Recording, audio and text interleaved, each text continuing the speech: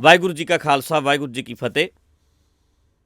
Programme मसले जिंदगी दे दो प्रोग्राम पहला भी कीते है, तीसरा आपां हुण कर रहे हैं। ਇਹਦਾ मकसद ਜਿਹੜਾ है वो यही है कि कुछ ਗੱਲਾਂ ਬਾਤਾਂ ਹੋਣ, ਵਿਚਾਰਾਂ ਹੋਣ ਤੇ ਤੁਸੀਂ ਆਪਣੀ ਜ਼ਿੰਦਗੀ ਦੇ ਮਸਲੇ खुद हल करने सीखो। ਅਸੀਂ ਆਪਣੀ ਜ਼ਿੰਦਗੀ ਦੇ ਮਸਲੇ हल करने ने, ਤੁਸੀਂ ਆਪਣੀ ਜ਼ਿੰਦਗੀ ਦੇ ਮਸਲੇ हल करने ने। हाँ, कोई विचारां करके गलबात करके कोई ना कोई राह निकलदा। कई तरह के सवाल हुंदे ने कईयां दे मन विच, ओह डिस्कस हो जांदे ने, विचारां हो जांदियां ने, क्योंकि बड़ियां जोकां ਜਿਹੜੀਆਂ ने ਸਾਡੇ समाज नूं चिंबड़ियां होईयां ने। चाहे वो राजनीतिक तौर ते ने, समाज सेवी बड़े इदां दे हैगे है, धंधे जी कईयां ने चलाए है। इस तरह धार्मिक जोकां बड़ियां तुरियां फिरदियां ने, ਜਿਹੜੀਆਂ खून पीणियां जोकां ने। साडा खून पीता गया, पर घट तो घट साडे नियाणे बचे रहन, साडे बच्चे बचे रहन, असी डिस्कस करिए, विचारां करिए ते मैंटली असी स्ट्रोंग होईए। यही साडा काम है। एक सवालों च सवाल आया, मैं उहदी गल पहले ही कर दिना, भूमिका बनदा ही कि ढड्डरियां वाले तुसी दसो की काम करदे हो, की काम की करदे हो। आही काम करदे हैं असीं। ਜਿਹੜੀਆਂ जोकां नहीं चिंबड़ियां, लुट के खाण वाले नहीं ਜਿਹੜੇ, ਉਹਨਾਂ ਬਾਰੇ ਵਿਚਾਰ ਕਰਦੇ ਆ। ਲੋਕਾਂ ਦਾ ਸਾਹ ਸੌਖਾ ਆਵੇ ਇਹਦੇ ਬਾਰੇ ਗੱਲਬਾਤ ਕਰਦੇ ਆ। ਪੁਜਾਰੀ ਸਿਸਟਮ ਨੇ ਜਿਹੜੀ ਸਾਡੀ ਸੁਰਤ ਨੂੰ ਜਕੜਿਆ ਹੋਇਆ ਹੈ, ਅੱਜ ਦੇ ਢਾਂਚੇ ਨੇ ਵਿਕਾਸ ਦੇ ਰਾਹ ਦੇ ਵਿੱਚ ਜਿਹੜਾ ਰੋੜਾ ਬਣਿਆ ਹੋਇਆ ਹੈ, ਇਹੀ ਕੰਮ ਕਰਦੇ ਆ। ਉਹਦੇ ਬਾਰੇ ਗੱਲ ਕਰੀਏ, ਘੱਟ ਤੋਂ ਘੱਟ ਪੁਆਇੰਟ ਆਊਟ ਕਰੀਏ। ਇਹੀ ਕੰਮ ਕਰਦੇ ਆ ਵੀਰੋ ਭਰਾਵੋ। ना नहीं दसदे, कई सवाल करते है, पर दसन भी जथेदार की काम करते हैं, टकसाल के मुखी की काम करते, नानकसर के मुखी की काम करते हैं, वड्डियां वड्डियां जथेबंदियां दे आगू जिहड़े ने वो किहड़े बिजनस करते हैं, किहड़े किरत किहड़ी करते हैं, काम किहड़ा करते हैं। बहुत सारे लोग, लखां लोकां ने अज तक अपना प्रोफैशन कीर्तन नूं चुनिया, कथा नूं चुनिया। नाले उन्होंने अपना कीर्तन किया, नाल नाल उन्हों का काम भी चलिया, उन्होंने घर बने। कई लोग गाउण का प्रोफैशन चुन लेंदे ने। हुण गाउण वाले की काम करते हैं, उन्हों का काम ही गाउणा है। प्रचारकों का काम ही प्रचार करना है। इस करके मैं नहीं कदे कहंदा हुंदा असी जी बड़ी सेवा करन वास्ते आए हैं, असी जी बड़ी सिक्खी की सेवा कर रहे हैं। असी नहीं सेवा की, सिक्खी ने साडी सेवा की है। मैं कहना ना पंजाबी माँ बोली की असीं सेवा कर रहे हैं, ये ना कहो। तुसीं कहो पंजाबी माँ बोली गाउण वाले कहण पंजाबी माँ बोली ने साडी बड़ी सेवा की है, सानू बनाया है, सानू सैट किया है। साडे घर किसी चीज़ का घाटा नहीं। अज पंजाबी माँ बोली करके असीं पंजाबी गीत गाए, इत्थों तक पहुँचे, कहणगे असीं सेवा की है। इस तरह बड़े लोग ने जेड़े वो कहण भी असीं जी गुरबाणी दा सिक्खी का बड़ा फायदा किया। नहीं, सिक्खी ने साडा फायदा किया। पर जिथे असीं सौखे हाँ, असीं रोटी खाने आ, असीं कपड़े पाउने आ, असीं मकान च रहिंदे आ, उहदे नाल नाल असीं फर्ज समझदे आ अपना कि कुछ डिस्कस करिए, कुछ विचार करिए, कुछ गल करिए, जिहड़ा ये दिमागां दे उत्ते बोझ पिया है साडे तो लवे, असी सौखे हो जाइए। ते होए भी है लोग। पिछे जे एक वीर ने पोस्ट पाई सी कि बड़े कहंदे ने ढड्डरियां वाला लोकां दा नुकसान करदा है,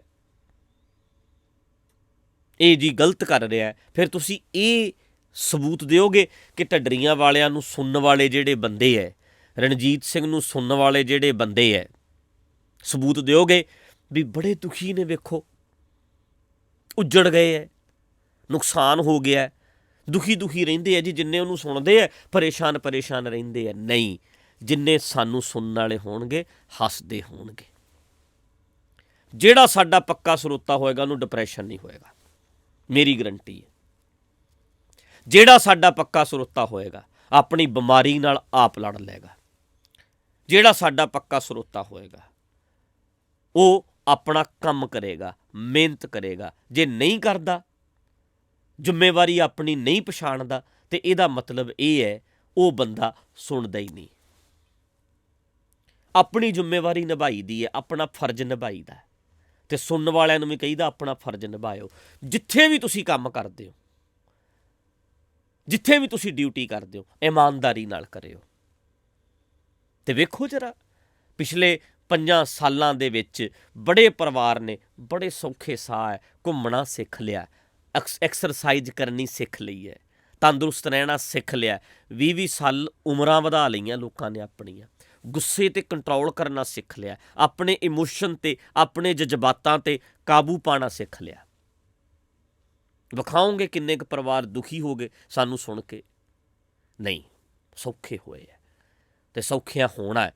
ਬਾਕੀ ਵੀ ਸੌਖੇ ਹੋ ਜਾਣ, ਰਹਿੰਦੇ ਵੀ ਸੌਖੇ ਹੋ ਜਾਣ, ਉਹਦੇ ਲਈ ਅਸੀਂ ਪ੍ਰੋਗਰਾਮ ਕਰਦੇ ਹਾਂ ਅਤੇ ਕਰਾਂਗੇ। ਨਵੀਂ ਸਵੇਰ ਦਾ ਨਵਾਂ ਸੁਨੇਹਾ ਕਰਦੇ ਹਾਂ, ਆਹ ਕਰਦੇ ਹਾਂ, ਦੀਵਾਨ ਲਾਉਂਦੇ ਹਾਂ, ਹੋਰ ਵੀ ਜੋ ਕਰ ਸਕਾਂਗੇ ਕਰਾਂਗੇ। ਜਿਵੇਂ ਹੋ ਸਕੇਗਾ ਅਸੀਂ ਕਰਾਂਗੇ, ਤਾਂ ਜੋ ਸਾਰਿਆਂ ਦੇ ਦਿਮਾਗ ਤੋਂ ਬੋਝ ਲਵੇ, ਭਾਰ ਲਵੇ। ਆਪਣ ਹੱਥੀਂ ਆਪਣਾ ਆਪੇ ਹੀ ਕਾਜ ਸਵਾਰੀਏ, ਆਪਣਾ ਕਾਜ ਸਵਾਰਨ ਲੱਗੀਏ। ਇਹ ਸਮਝ ਜਾਈਏ ਕਿ ਜੋ ਕਰਨਾ ਹੈ ਅਸੀਂ ਕਰਨਾ ਹੈ। ਕਰ ਕਰ ਕਰਨਾ ਲਿਖ ਲੈ ਜਾਹੋ, ਆਪੇ ਬੀਜ ਆਪੇ ਹੀ ਖਾਹੋ ਦਾ ਕੌਨਸੈਪਟ ਸਾਡੇ ਸਮਝ 'ਚ ਆਵੇ। ਉਹਦੇ ਬਾਰੇ ਗੱਲ ਕਰਦੇ ਰਹਿਣਾ, ਉਹਦੇ ਬਾਰੇ ਵਿਚਾਰਾਂ ਕਰਦੇ ਰਹਿਣਾ। ਤੇ ਬੜੇ ਸੌਖੇ ਹੋ ਗਏ ਆ ਲੋਕ। ਔਖਾ ਹੈ ਤੇ ਧੰਦਾ ਕਰਨ ਵਾਲਾ ਕਹਿੰਦੇ ਸੱਚ ਤੇ ਬੋਲ, ਪਰ ਜ਼ਿਆਦਾ ਨਾ ਬੋਲ। ਗੱਲਾਂ ਤੇ ਚੰਗੀਆਂ ਲੋਕਾਂ ਨੂੰ ਦੱਸ, ਪਰ ਸਾਰੀਆਂ ਨਾ ਦੱਸ। ਕੁਝ ਰੱਖ ਲੈ, ਸਾਰਾ ਕੁਝ ਨਾ ਦੱਸ। ਪਰ ਜਿੰਨਾ ਚਿਰ ਸਾਰਾ ਕੁਝ ਸਮਝ ਨਹੀਂ ਆਉਂਦਾ, ਉਹਨਾਂ ਚਿਰ ਸਾਰੇ ਜੰਜਾਲ ਜਿਹੜੇ ਨੇ ਲੈਣੇ ਨਹੀਂ।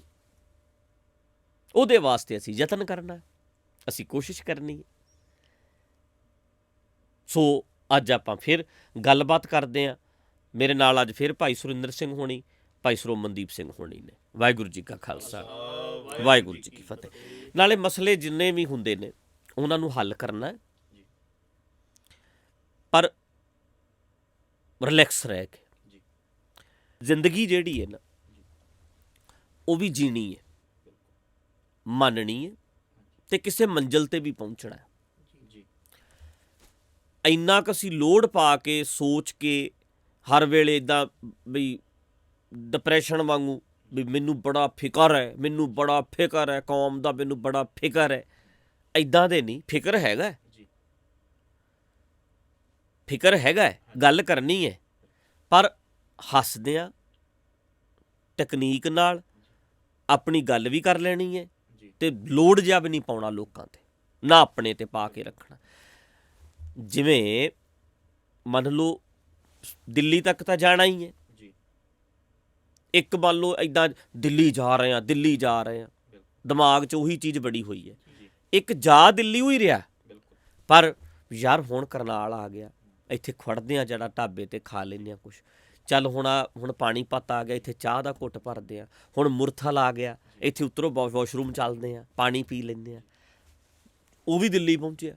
ਵੀ ਸਫ਼ਰ ਦਾ ਵੀ ਆਨੰਦ ਲੈਣਾ ਉਹਦਾ, ਸਫ਼ਰ ਦਾ ਵੀ, ਹਾਂਜੀ, ਤੇ ਮੰਜ਼ਿਲ ਦਾ ਵੀ। ਮੰਜ਼ਿਲ 'ਤੇ ਪਹੁੰਚਣਾ, ਪਰ ਜਿਹੜਾ ਸਫ਼ਰ ਹੈ ਉਹਨੂੰ ਇੰਜੋਏ ਕਰਨਾ। ਹੁਣ ਜਿਹੜਾ ਸਟਰੈਸ ਪਾ ਕੇ ਮੈਨੂੰ ਬੜਾ ਫਿਕਰ ਹੈ, ਇੱਦਾਂ ਹੀ ਕਰਦੇ ਸਾਰੇ। ਬਿਲਕੁਲ ਉੱਦਾਂ ਨਹੀਂ। ਹਾਂਜੀ, ਫਿਕਰ ਹੈਗਾ, ਪਰ ਰਿਲੈਕਸ ਰਹਿ ਕੇ ਫਿਕਰ ਹੈ। ਜੀ, ਮੰਨ ਲਓ ਦਿੱਲੀ ਪਹੁੰਚਣ ਦਾ ਫਿਕਰ ਤਾਂ ਦੋਨਾਂ ਨੂੰ ਹੀ ਹੈ। ਬਿਲਕੁਲ। ਇੱਕ ਮਰ ਚੱਲਿਆ ਰੋ ਕੇ, ਦੂਜਾ ਇੱਕ ਬੱਚੇ ਪਾਲਣ ਦਾ ਫਿਕਰ ਤਾਂ ਦੋਨਾਂ ਨੂੰ ਹੀ ਹੁੰਦਾ। ਇੱਕ ਸਾਰ ਵੇਲੇ ਹਾਏ ਮੇਰੇ ਬੱਚਿਆਂ ਦਾ ਕੀ ਬਣੂ, ਮੇਰੇ ਬੱਚਿਆਂ ਦਾ ਕੀ ਬਣੂ, ਇੱਦਾਂ ਹੀ ਸੋਚੀ ਜਾਂਦਾ। ਇੱਕ ਕਹਿੰਦਾ ਚੱਲ ਯਾਰ ਆਨੰਦ ਲਓ, ਬੱਚਿਆਂ ਦਾ ਬਣ ਜਾਣਾ। ਕਰ ਰਿਹਾ ਉਹ ਵੀ, ਇਹ ਨਹੀਂ ਵੀ ਕਰ ਨਹੀਂ ਰਿਹਾ। ਪਲ ਦੋਵਾਂ ਦੇ ਜਾਂਦੇ ਨੇ, ਜਦੋਂ ਅਸੀਂ ਰਿਲੈਕਸ ਹੋ ਕੇ ਗੱਲਬਾਤ ਕਰਦੇ ਹਾਂ ਨਾ, ਕਈ ਬੰਦੇ ਇੰਨੇ ਕੁ ਦੁਖੀ ਨੇ ਜੀ, ਉਹਨਾਂ ਨੇ ਕੀ ਹੱਸਣਾ ਹੈ, ਉਹ ਕਿਸੇ ਨੂੰ ਹੱਸਦਾ ਵੇਖ ਕੇ ਚੱਲ ਵੀ ਨਹੀਂ ਸਕਦੇ, ਦੁਖੀ ਹੋ ਜਾਂਦੇ ਨੇ। ਤੁਸੀਂ ਵੇਖੋ ਨਾ, ਕਈ ਬੰਦਿਆਂ ਦੇ ਚਿਹਰੇ ਇੱਦਾਂ ਨੇ ਬਈ ਚਾਹੁੰਦਾ ਤੇ ਰੋਣਾ ਹੈ ਜੀ, ਪਰ ਹੱਸਣਾ ਪੈ ਰਿਹਾ। ਮਜਬੂਰੀ ਬਸ ਬੰਦੇ ਹੱਸਦੇ ਹੈ ਜੀ, ਪਰ ਹੱਸਣਾ ਚਾਹੁੰਦੇ ਨਹੀਂ, ਚਾਹੁੰਦੇ ਰੋਣਾ ਹੀ ਹੁੰਦੇ। ਐਂ ਲੱਗਦਾ ਵੀ ਰੋਣਾ ਚਾਹੁੰਦਾ ਸੀ ਪਰ ਹੱਸ ਰਿਹਾ।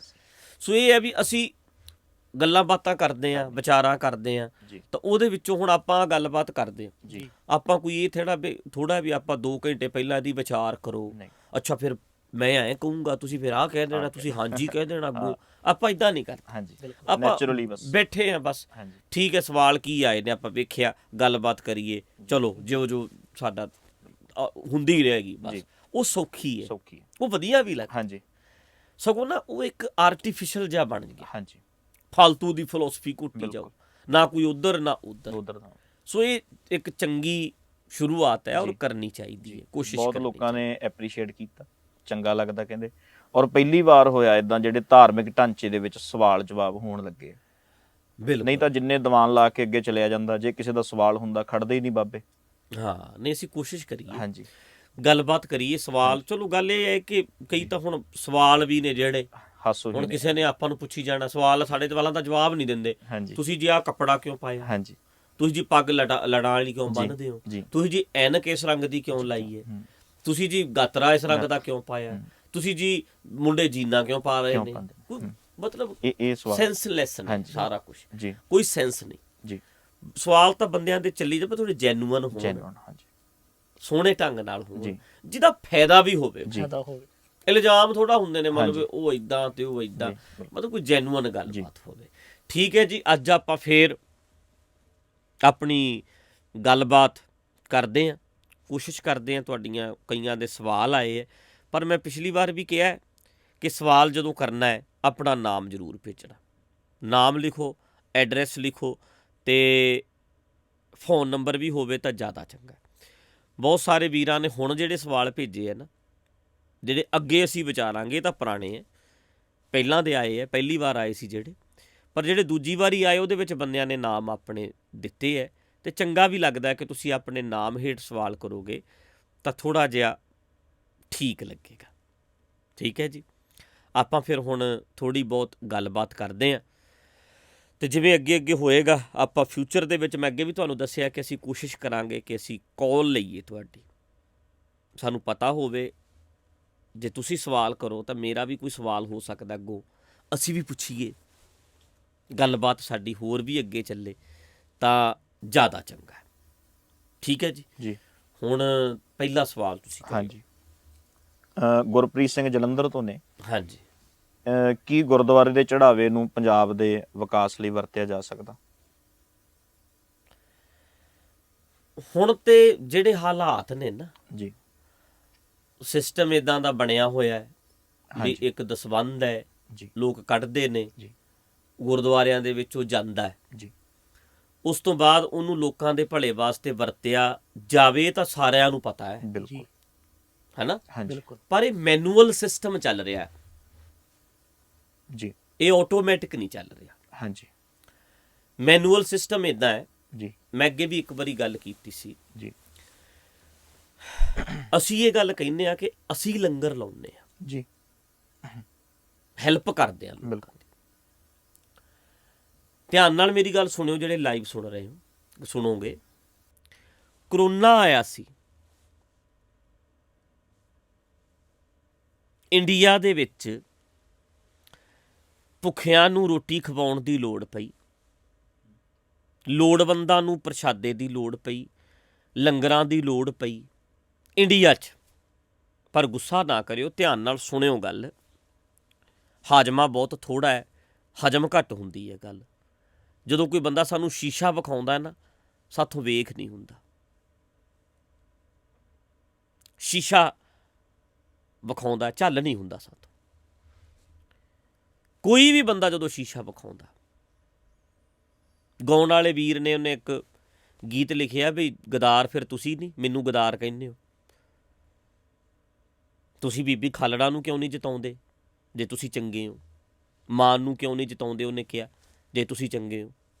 ਉਹਨੇ ਕਿਹਾ ਵੀ ਜੇ ਤੁਸੀਂ ਚੰਗੇ ਹੋ ਫਿਰ ਤੁਸੀਂ, ਮੈਨੂੰ ਪਾਰਟੀ 'ਚ ਮੈਂ ਰਲ ਗਿਆ ਤੇ ਮੈਨੂੰ ਗਦਾਰ ਕਹਿ ਦਿੱਤਾ, ਤੇ ਫਿਰ ਤੁਸੀਂ ਜਿਤਾਈ ਕਿਉਂ ਜਾਂਦੇ ਹੋ? ਨਾ ਸਰਕਾਰਾਂ ਕਿਵੇਂ ਬਣਾ ਦਿੰਦੇ ਹੋ? ਇਹ ਸ਼ੀਸ਼ਾ ਵਿਖਾਉਣਾ ਹੈ ਸਾਡੇ ਲੋਕਾਂ ਨੂੰ।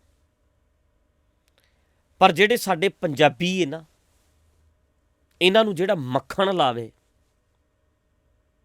ਮੱਖਣ ਲਾਉਣਾ ਪਤਾ ਹੈ, ਬ੍ਰੈਡ 'ਤੇ ਮੱਖਣ ਲਾਇਆ ਜਾਂਦਾ, ਸਵੇਰੇ ਉੱਠ ਕੇ ਬ੍ਰੇਕਫਾਸਟ ਜਦੋਂ ਕਰਦੇ ਨੇ ਨਾ ਗੋਰੇ, ਸਾਡੇ ਪੜ੍ਹੇ ਲਿਖੇ ਵੀ ਬ੍ਰੇਕਫਾਸਟ ਕਰਦੇ ਨੇ, ਉਹ ਜੈਮ ਵੀ ਲਾਉਂਦੇ ਨੇ ਛੁਰੀ ਦੇ ਨਾਲ ਅਤੇ ਮੱਖਣ ਵੀ ਲਾਉਂਦੇ ਨੇ।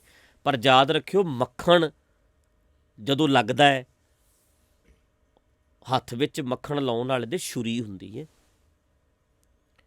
ਚਾਪਲੂਸੀਆਂ ਕਰਨ ਵਾਲੇ ਸਾਨੂੰ ਪਸੰਦ ਨੇ, ਮੱਖਣ ਲਾਉਣ ਵਾਲੇ ਪਸੰਦ ਨੇ, ਪਰ ਮੱਖਣ ਲਾਉਣ ਵਾਲਿਆਂ ਦੇ ਥੱਲੇ ਛੁਰੀਆਂ ਨਹੀਂ ਸਾਨੂੰ ਦਿਸਦੀਆਂ। ਜਿਹੜਾ ਬੰਦਾ ਸ਼ੀਸ਼ਾ ਵਿਖਾਵੇ, ਮੂਸੇ ਵਾਲੇ ਨੇ ਗਾਤਾ, ਸ਼ੀਸ਼ਾ ਵਿਖਾਤਾ ਵੀ ਮੈਂ ਗਦਾਰ ਆ, ਫਿਰ ਤੁਸੀਂ ਗਦਾਰ ਕਿਉਂ ਨਹੀਂ? ਇਹ ਵਿਖਾਇਆ ਸ਼ੀਸ਼ਾ, ਪਰ ਗੁੱਸਾ ਚੜ੍ਹ ਜਾਂਦਾ ਸਾਨੂੰ ਵੀ ਸਾਨੂੰ ਗਦਾਰ ਕੌਵੇਂ ਕਹਿ ਦਿੱਤਾ। ਪੰਜਾਬੀਆਂ ਦੀਆਂ ਤੇ ਸਿਫਤਾਂ ਹੀ ਕਰੋ, ਸਿਫਤਾਂ ਦੇ ਪੁਲ ਬੰਨੋ, ਫਿਰ ਅਸੀਂ ਖੁਸ਼ ਹਾਂ। ਪਰ ਵੀਰੋ, ਸਿਫਤ ਤੁਹਾਡੀ ਬੜੀ ਹੈ, ਮੈਂ ਵੀ ਕਰ ਦਿੰਦਾ। ਤੁਸੀਂ ਉੱਥੇ ਜਾ ਕੇ ਲੰਗਰ ਲਾਏ ਜਿੱਥੇ ਕੋਈ ਨਹੀਂ ਪਹੁੰਚਿਆ, ਪਰ ਦੂਜੇ ਦੀ ਸਿਫਤ ਵੀ ਸੁਣੋ। ਉਹ ਕੀ ਸਿਫਤ ਹੈ? ਕੋਵਿਡ ਆਇਆ, ਲੰਗਰਾਂ ਦੀ ਲੋੜ ਪਈ, ਕਦੇ ਰੋਟੀ ਪਹੁੰਚੀ, ਕਿਤੇ ਪ੍ਰਸ਼ਾਦਾ ਪਹੁੰਚਿਆ, ਕਿਤੇ ਕੱਪੜੇ ਪਹੁੰਚੇ, ਕਿਤੇ ਕੁਛ ਪਹੁੰਚਿਆ, ਕਿਤੇ ਕੁਛ ਪਹੁੰਚਿਆ। ਇਹ ਮੈਨੂਅਲ ਹੈ, ਜਿਵੇਂ ਗੱਡੀ ਦਾ ਗੇਅਰ ਆਪ ਪਾਉਣਾ ਪੈਂਦਾ। ਜਿਹੜੀ ਆਟੋਮੈਟਿਕ ਗੱਡੀ ਹੁੰਦੀ ਹੈ ਉਹਦਾ ਗੇਅਰ ਆਪੇ ਹੀ ਪੈ ਜਾਂਦਾ, ਪਾਉਣਾ ਨਹੀਂ ਪੈਂਦਾ। ਪਹਿਲਾ ਗੇਅਰ, ਦੂਜਾ ਗੇਅਰ, ਤੀਜਾ ਗੇਅਰ, ਉਹਦੇ ਕਲੱਚ ਹੀ ਨਹੀਂ ਹੁੰਦਾ। ਜਿਹੜੀ ਆਟੋਮੈਟਿਕ ਗੱਡੀ ਹੁੰਦੀ ਉਹਦੇ ਵਿੱਚ ਕਲੱਚ ਹੀ ਨਹੀਂ ਹੁੰਦਾ ਅਤੇ ਗੇਅਰ ਆਪਣੇ ਆਪ ਹੀ ਬਦਲਦਾ ਰਹਿੰਦਾ। ਵਿਦੇਸ਼ਾਂ ਵਿੱਚ ਜ਼ਿਆਦਾ ਆਟੋਮੈਟਿਕ ਗੱਡੀਆਂ ਨੇ, ਇੰਡੀਆ ਵਿੱਚ ਜ਼ਿਆਦਾ ਮੈਨੂਅਲ ਗੱਡੀਆਂ ਨੇ। ਅਮਰੀਕਾ ਕੈਨੇਡਾ ਦੇ ਵਿੱਚ ਗੇਅਰ ਪਾਉਣਾ ਨਹੀਂ ਪੈਂਦਾ, ਆਪੇ ਪੈ ਜਾਂਦਾ ਗੱਡੀਆਂ ਦਾ। ਇੰਡੀਆ ਵਾਲੀਆਂ ਗੱਡੀਆਂ ਦਾ ਗੇਅਰ ਪਾਉਣਾ ਪੈਂਦਾ, ਸਮਝਣਾ। ਇਸੇ ਤਰ੍ਹਾਂ ਹੁਣ ਮੈਨੂੰ ਜਵਾਬ ਦਿਓ ਵੀ ਕੈਨੇਡਾ ਦੇ ਵਿੱਚ ਅਤੇ ਅਮਰੀਕਾ ਦੇ ਵਿੱਚ, ਇੰਗਲੈਂਡ ਦੇ ਵਿੱਚ, ਆਸਟ੍ਰੇਲੀਆ ਦੇ ਵਿੱਚ ਕੋਵਿਡ ਆਇਆ ਨਹੀਂ? ਆਇਆ ਸੀ। ਉੱਥੇ ਲੰਗਰਾਂ ਦੀ ਲੋੜ ਪਈ, ਪ੍ਰਸ਼ਾਦੇ ਦੀ ਲੋੜ ਪਈ? ਨਹੀਂ ਪਈ। ਜੇ ਕੋਈ ਚਰਚ ਦਾ ਪਾਦਰੀ ਸਾਡੇ ਨਾਲ ਸਵਾਲ ਜਵਾਬ ਕਰਨ ਲੱਗ ਗਿਆ, ਕਿੱਧਰ ਭੱਜਾਂਗੇ? ਅਸੀਂ ਕਹਿੰਦੇ ਹਾਂ ਤੁਹਾਡੇ ਕਿਹੜਾ ਲੰਗਰ ਚੱਲਦਾ, ਤੁਸੀਂ ਤਾਂ, ਤੁਹਾਡੀਆਂ ਚਰਚਾਂ 'ਚ ਤਾਂ ਕੋਈ ਲੰਗਰ ਨਹੀਂ। ਅਤੇ ਜੇ ਉਹਨਾਂ ਨੇ ਕਹਿ ਦਿੱਤਾ, ਭਰਾਵੋ ਦਿਲ ਤਕੜਾ ਕਰਕੇ ਸੁਣੋ, ਭਰਾਵੋ ਸਾਡੇ ਲੰਗਰਾਂ ਦੀ ਲੋੜ ਹੀ ਨਹੀਂ ਪੈਂਦੀ, ਆਪਣੇ ਆਪ ਪੈਸਾ ਅਕਾਊਂਟਾਂ 'ਚੋਂ ਕੱਟ ਲਿਆ ਜਾਂਦਾ ਟੈਕਸ, ਅਤੇ ਜਿੱਦਣ ਕਿਤੇ ਭੀੜ ਪਏਗੀ ਸਰਕਾਰਾਂ ਉੱਥੇ ਪਹੁੰਚਣਗੀਆਂ। 2-2 ਹਜ਼ਾਰ, 3-3 ਹਜ਼ਾਰ, 4-4 ਹਜ਼ਾਰ ਡਾਲਰ ਪਰ ਪਰਸਨ ਵੀ ਮਿਲਿਆ ਅਮਰੀਕਾ 'ਚ। $4,000। ਸਾਡੇ ਵੀ ਕੰਮ ਰੁਕ ਗਏ, ਅਮਰੀਕਾ ਵਾਲਿਆਂ ਦੇ ਰੁਕ ਗਏ। ਅਮਰੀਕਾ ਦੇ ਵਿੱਚ ਇੱਕ ਬੰਦੇ ਨੂੰ 2.5 ਲੱਖ ਰੁਪਈਆ ਮਹੀਨੇ ਦਾ ਸਰਕਾਰ ਦੇ ਰਹੀ ਸੀ, ਅਤੇ ਉਹਨਾਂ ਨੂੰ ਲੋੜ ਹੀ ਨਹੀਂ ਸੀ ਕਿ ਕੋਈ ਉਹਨਾਂ ਨੂੰ ਰੋਟੀ ਖਵਾਵੇ। ਅਤੇ ਯਾਦ ਰੱਖੋ, ਜਿਹੜਾ ਉੱਥੇ ਲੰਗਰ ਇੱਥੇ ਲਾਉਂਦੇ ਆ, ਚਾਹੇ ਬਾਹਰ ਵੀ ਲਾਉਂਦੇ ਆ, ਕਾਹਦੇ ਨਾਲ ਲੱਗਦਾ? ਲੋਕਾਂ ਦੇ ਪੈਸੇ ਨਾਲ। ਉਹ ਵੀ ਲੋਕਾਂ ਦਾ ਪੈਸਾ। ਜਿਹੜਾ ਟੈਕਸ ਹੈ ਉਹ ਵੀ ਲੋਕਾਂ ਦਾ ਪੈਸਾ।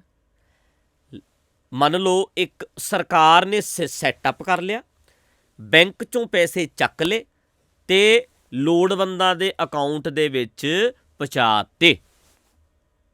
ਨਾ ਕਿਸੇ ਨੇ ਇੱਦਾਂ ਕੀਤਾ, ਦਾਨੀ ਬਣਿਆ ਕੋਈ, ਅਤੇ ਨਾ ਕੋਈ ਮੰਗਤਾ ਬਣਿਆ। ਨਾ ਕਿਸੇ ਨੇ ਫੋਟੋ ਖਿਚਾਈ ਰੋਟੀਆਂ ਦੇ ਨਾਲ ਵੀ ਮੈਂ ਦਾਨ ਕਰ ਰਿਹਾ, ਮੈਂ ਲੰਗਰ ਲਾ ਰਿਹਾ। ਨਾ ਕੋਈ ਦਾਨੀ ਬਣਿਆ, ਨਾ ਕੋਈ ਮੰਗਤਾ ਬਣਿਆ। ਸੈਟਅਪ ਆਟੋਮੈਟਿਕ ਸਰਕਾਰ ਨੇ ਇੱਦਾਂ ਕਰਤਾ, ਆਪੇ ਟੈਕਸ ਕੱਟੇ ਗਏ, ਆਪੇ ਲੋਕਾਂ ਦੇ ਅਕਾਊਂਟ 'ਚ ਪਹੁੰਚ ਗਿਆ। ਹੁਣ ਚਾਹੇ ਰੋਟੀ ਖਾਵੇ, ਚਾਹੇ ਰੈਸਟੋਰੈਂਟ 'ਚ ਖਾਵੇ, ਅਤੇ ਚਾਹੇ ਸਬਵੇ 'ਤੇ ਜਾ ਕੇ ਆਰਡਰ ਕਰੇ ਆਹ ਲੈਣਾ, ਚਾਹੇ ਪੀਜ਼ਾ ਖਾਵੇ। ਇਹ ਆਟੋਮੈਟਿਕ ਸਿਸਟਮ ਹੈ, ਆਪਣੇ ਆਪ ਚੱਲਦਾ ਹੈ। ਅਤੇ ਬੰਦੇ ਨੇ ਸਵਾਲ ਕੀਤਾ ਹੈ ਕਿ ਲੰਗਰਾਂ ਦਾ ਚੜ੍ਹਾਵੇ ਦਾ ਪੈਸਾ ਲੋਕਾਂ ਵਾਸਤੇ ਵਰਤਿਆ ਜਾਣਾ ਚਾਹੀਦਾ। ਗੱਲ ਤਾਂ ਠੀਕ ਹੈ, ਪਰ ਇਹ ਸੈਟਅਪ ਹੀ ਗਲਤ ਹੈ ਭਰਾਵੋ। ਇਹਦੇ ਨਾਲ ਕਰੋੜਾਂ ਰੁਪਇਆ ਆਏਗਾ। ਜੇ ਕਰੋੜ ਆਏਗਾ ਅਤੇ 95 ਪੁਜਾਰੀਆਂ ਨੇ ਆਪਣੀ ਜੇਬ 'ਚ ਪਾ ਲੈਣਾ, 5 ਲੋਕਾਂ ਦੇ ਭਲੇ ਵਾਸਤੇ ਜਾਂਦਾ। ਕਿਉਂ ਨਾ ਇਦਾਂ ਦਾ ਸੈਟਅਪ ਹੋਵੇ ਕਿ ਸਰਕਾਰਾਂ ਹਰ ਥਾਂ ਤੇ ਪਹੁੰਚਣ, ਜਿਹੜੀ ਸਮਾਜ ਵਿੱਚ ਲੋੜ ਹੈ ਉੱਥੇ ਸਰਕਾਰਾਂ ਪਹੁੰਚਣ। ਜਿਵੇਂ ਅਮਰੀਕਾ ਕਰੋਨਾ ਵੇਲੇ ਪਹੁੰਚਿਆ, ਕੈਨੇਡਾ ਪਹੁੰਚਿਆ, ਆਸਟ੍ਰੇਲੀਆ ਪਹੁੰਚਿਆ, ਨਿਊਜ਼ੀਲੈਂਡ ਪਹੁੰਚਿਆ, 4-4 ਹਜ਼ਾਰ ਇੱਕ ਬੰਦੇ ਦੇ ਅਕਾਊਂਟ 'ਚ ਆਇਆ, ਪੈਸਾ ਦਿੱਤਾ ਸਰਕਾਰਾਂ ਨੇ, ਲੋਕੀ ਔਖੇ ਨਹੀਂ ਹੋਏ। ਜਦੋਂ ਹੀ ਨੌਕਰੀਆਂ ਗਈਆਂ, ਜਦੋਂ ਹੀ ਕੰਮ ਠੱਪ ਹੋ ਗਏ, ਪੈਸਾ ਆਉਣ ਲੱਗ ਪਿਆ। ਪੈਸਾ ਕਾਹਦਾ ਹੈ? ਲੋਕਾਂ ਦਾ, ਟੈਕਸ ਦਾ। ਐਸਾ ਸੈਟਅਪ ਪੰਜਾਬ 'ਚ ਹੋਵੇ, ਇੰਡੀਆ 'ਚ ਹੋਵੇ। ਸੋਚੋ, ਕਰੋਨਾ ਹੁਣ ਤੋਂ 20 ਸਾਲ 30 ਸਾਲ ਬਾਅਦ ਦੁਬਾਰਾ ਆਵੇ ਤੇ ਇਦਾਂ ਦਾ ਸੈਟਅਪ ਹੋਵੇ ਕਿ ਹਰੇਕ ਦੇ ਅਕਾਊਂਟ ਦੇ ਵਿੱਚ 50-50 ਹਜ਼ਾਰ ਰੁਪਈਆ ਸਰਕਾਰ ਪਾਵੇ। ਤੇ ਦੱਸੋ ਇੰਡੀਆ ਵਾਲਿਓ, 50 ਹਜ਼ਾਰ ਰੁਪਈਆ ਅਕਾਊਂਟ ਵਿੱਚ ਆਵੇ ਇੱਕ ਜੀ ਦੇ, 4 ਜੀ ਨੇ ਘਰ ਦੇ, 2 ਲੱਖ ਰੁਪਈਆ ਆ ਗਿਆ। ਤੇ ਫਿਰ ਹੈ ਲੋੜ ਵੀ ਪ੍ਰਸ਼ਾਦਾ ਕੋਈ ਛਕਾ ਕੇ ਜਾਵੇ, ਕੋਈ ਮੈਨੂਅਲ ਚਲਾਵੇ ਲੰਗਰ? ਆਟੋਮੈਟਿਕ ਚੱਲ ਰਿਹਾ, ਆਪਣੇ ਆਪ ਚੱਲ ਰਿਹਾ। ਜਿਹੜਾ ਸੈਟਅਪ ਅਮਰੀਕਾ ਨੇ ਕੀਤਾ, ਕੈਨੇਡਾ ਨੇ ਕੀਤਾ, ਆਸਟ੍ਰੇਲੀਆ ਨੇ ਕੀਤਾ, ਸਰਕਾਰਾਂ ਦਾ ਸੈਟਅਪ ਹੈ, ਇਮਾਨਦਾਰੀ ਹੈ ਉੱਥੇ, ਸਾਡਾ ਕਿਉਂ ਨਹੀਂ ਹੋ ਰਿਹਾ? ਵਿਚੋਲੇ ਖਤਮ ਹੋ ਜਾਣਗੇ ਆਪੇ, ਆਪਣੇ ਆਪ ਟੈਕਸ ਕੱਟਿਆ ਜਾਵੇ, ਆਪਣੇ ਆਪ ਸਾਡੇ ਅਕਾਊਂਟਾਂ 'ਚ ਆਵੇ। ਕੋਈ ਨਾ ਕੋਈ ਬਣਿਆ ਦਾਨੀ, ਨਾ ਕੋਈ ਬਣਿਆ ਭਿਖਾਰੀ, ਮੰਗਤਾ ਵੀ ਨਾ ਬਣਨਾ ਪਿਆ, ਆਪਣੇ ਆਪ ਚੱਲ ਪਿਆ। ਚੜਾਵੇ ਦਾ ਪੈਸਾ ਵੀ ਲੋਕਾਂ ਦਾ ਹੈ ਤੇ ਟੈਕਸ ਦਾ ਪੈਸਾ ਵੀ ਲੋਕਾਂ ਦਾ। ਤਾਂ ਕਰਕੇ ਇਹ ਸਵਾਲ ਥੋੜ੍ਹਾ ਜਿਹਾ ਲੰਮਾ ਚਲਿਆ ਗਿਆ, ਪਰ ਗੱਲ ਇੱਥੇ ਹੀ ਨਿਬੜਨੀ ਜੀ। ਬਿਲਕੁਲ। ਜਿੰਨਾ ਚਿਰ ਚੜਾਵਾ ਚੜਾਵਾਂਗੇ, ਉਹ ਚੜਾਵੇ ਨੂੰ ਫਿਰ ਲੋਕ ਚੰਗੇ ਪਾਸੇ ਵਰਤਣਗੇ। ਕਹਿੰਦੇ ਤਾਂ ਸਾਰੇ ਹੀ ਇਹੋ ਹੀ ਨੇ, ਬਿਲਕੁਲ, ਪਰ ਕਿੰਨੇ ਕੁ ਵਰਤਦੇ ਨੇ? ਨਹੀਂ ਵਰਤਦੇ। ਧੰਦਾ ਹੋ ਰਿਹਾ, ਧੰਦਾ ਹੋ ਰਿਹਾ। ਤੇ ਕਿਉਂ ਨਾ ਇਹ ਸਰਕਾਰਾਂ ਦਾ ਸੈਟਅਪ ਹੋਵੇ? ਬਿਲਕੁਲ। ਕੋਈ ਬੰਦਾ ਬਿਮਾਰੀਆਂ ਦੇ ਨਾਂ ਤੇ, ਕੋਈ ਗਰੀਬਾਂ ਦੇ ਨਾਂ ਤੇ, ਕੋਈ ਆਫਤਾਂ ਦੇ ਨਾਂ ਤੇ, ਕੋਈ ਕਿਸੇ ਚੀਜ਼ ਦੇ ਨਾਂ ਤੇ ਪੈਸਾ ਇਕੱਠਾ ਕਰ ਰਹੇ ਨੇ, ਤੇ ਸਰਕਾਰਾਂ ਕੀ ਕਰਨਗੀਆਂ? ਤੇ ਇੱਕ ਗੱਲ ਹੋਰ ਸੁਣ ਲਿਓ, ਕੰਮ ਕਰਨਾ ਸੀ ਸਰਕਾਰਾਂ ਨੇ ਕੀਤਾ ਨਹੀਂ ਜੀ। ਸਰਕਾਰਾਂ ਨੇ ਤਾਂ ਕੰਮ ਕੀਤਾ ਨਹੀਂ ਕੀਤਾ। ਅੱਛਾ, ਤੁਸੀਂ ਲੋਕਾਂ ਨੂੰ ਰੋਟੀਆਂ ਖਵਾਤੀਆਂ, ਜਿਹੜਾ ਗੁੱਸਾ ਚੜਿਆ ਸੀ ਲੋਕਾਂ ਦਾ ਠੰਡਾ ਹੋ ਗਿਆ। ਫਾਇਦਾ ਕਿਹਦਾ ਕੀਤਾ? ਸਰਕਾਰ ਦਾ। ਫਾਇਦਾ ਤੁਸੀਂ ਸਰਕਾਰ ਦਾ ਕਰਤਾ। ਸਰਕਾਰ ਕਹਿੰਦੀ ਬਹੁਤ ਵਧੀਆ, ਘਰ ਢਹਿ ਗਏ, ਤੁਸੀਂ ਬਣਾ ਦਿਓ, ਹਾਂਜੀ, ਪੈਸਾ ਵੀ ਤੁਸੀਂ ਇਕੱਠਾ ਕਰੋ, ਘਰ ਵੀ ਤੁਸੀਂ ਬਣਾ ਦਿਓ।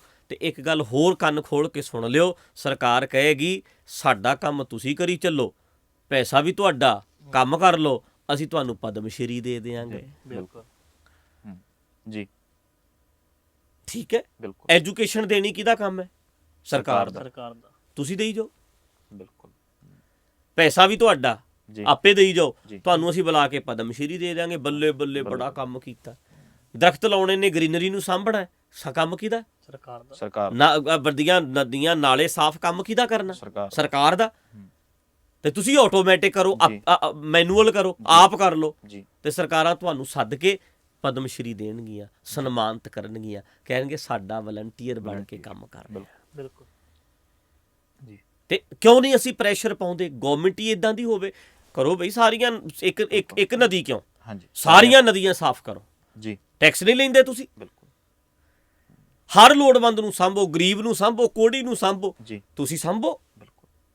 ਜਿਹੜਾ ਇੰਡੀਅਨ ਸਿਟੀਜ਼ਨ ਹੈ ਉਹਨੂੰ ਸਾਂਭੋ ਭਾਈ, ਹੈ ਨਾ? ਜਿਵੇਂ ਵਿਦੇਸ਼ਾਂ ਵਾਲੇ ਸਾਂਭਦੇ ਨੇ, ਇੰਡੀਆ ਦਾ ਸੈਟਅਪ ਇਦਾਂ ਹੋਵੇ ਕਿ ਸਾਂਭੇ ਜਾਣ ਲੋਕ। ਦਵਾਈਆਂ ਦਿਓ, ਸਕੂਲ ਚਲਾਓ। ਇਹਦੇ ਲਈ ਦਿਮਾਗ ਵਰਤ ਕੇ ਪ੍ਰੈਸ਼ਰ ਕਿਵੇਂ ਬਿਲਡ ਕੀਤਾ ਜਾਵੇ, ਵੋਟਰ ਨੂੰ ਕਿੱਦਾਂ ਸਿਆਣਾ ਕੀਤਾ ਜਾਵੇ, ਸਮਝਦਾਰੀ ਦਿੱਤੀ ਜਾਵੇ, ਇਹ ਕਰੀਏ।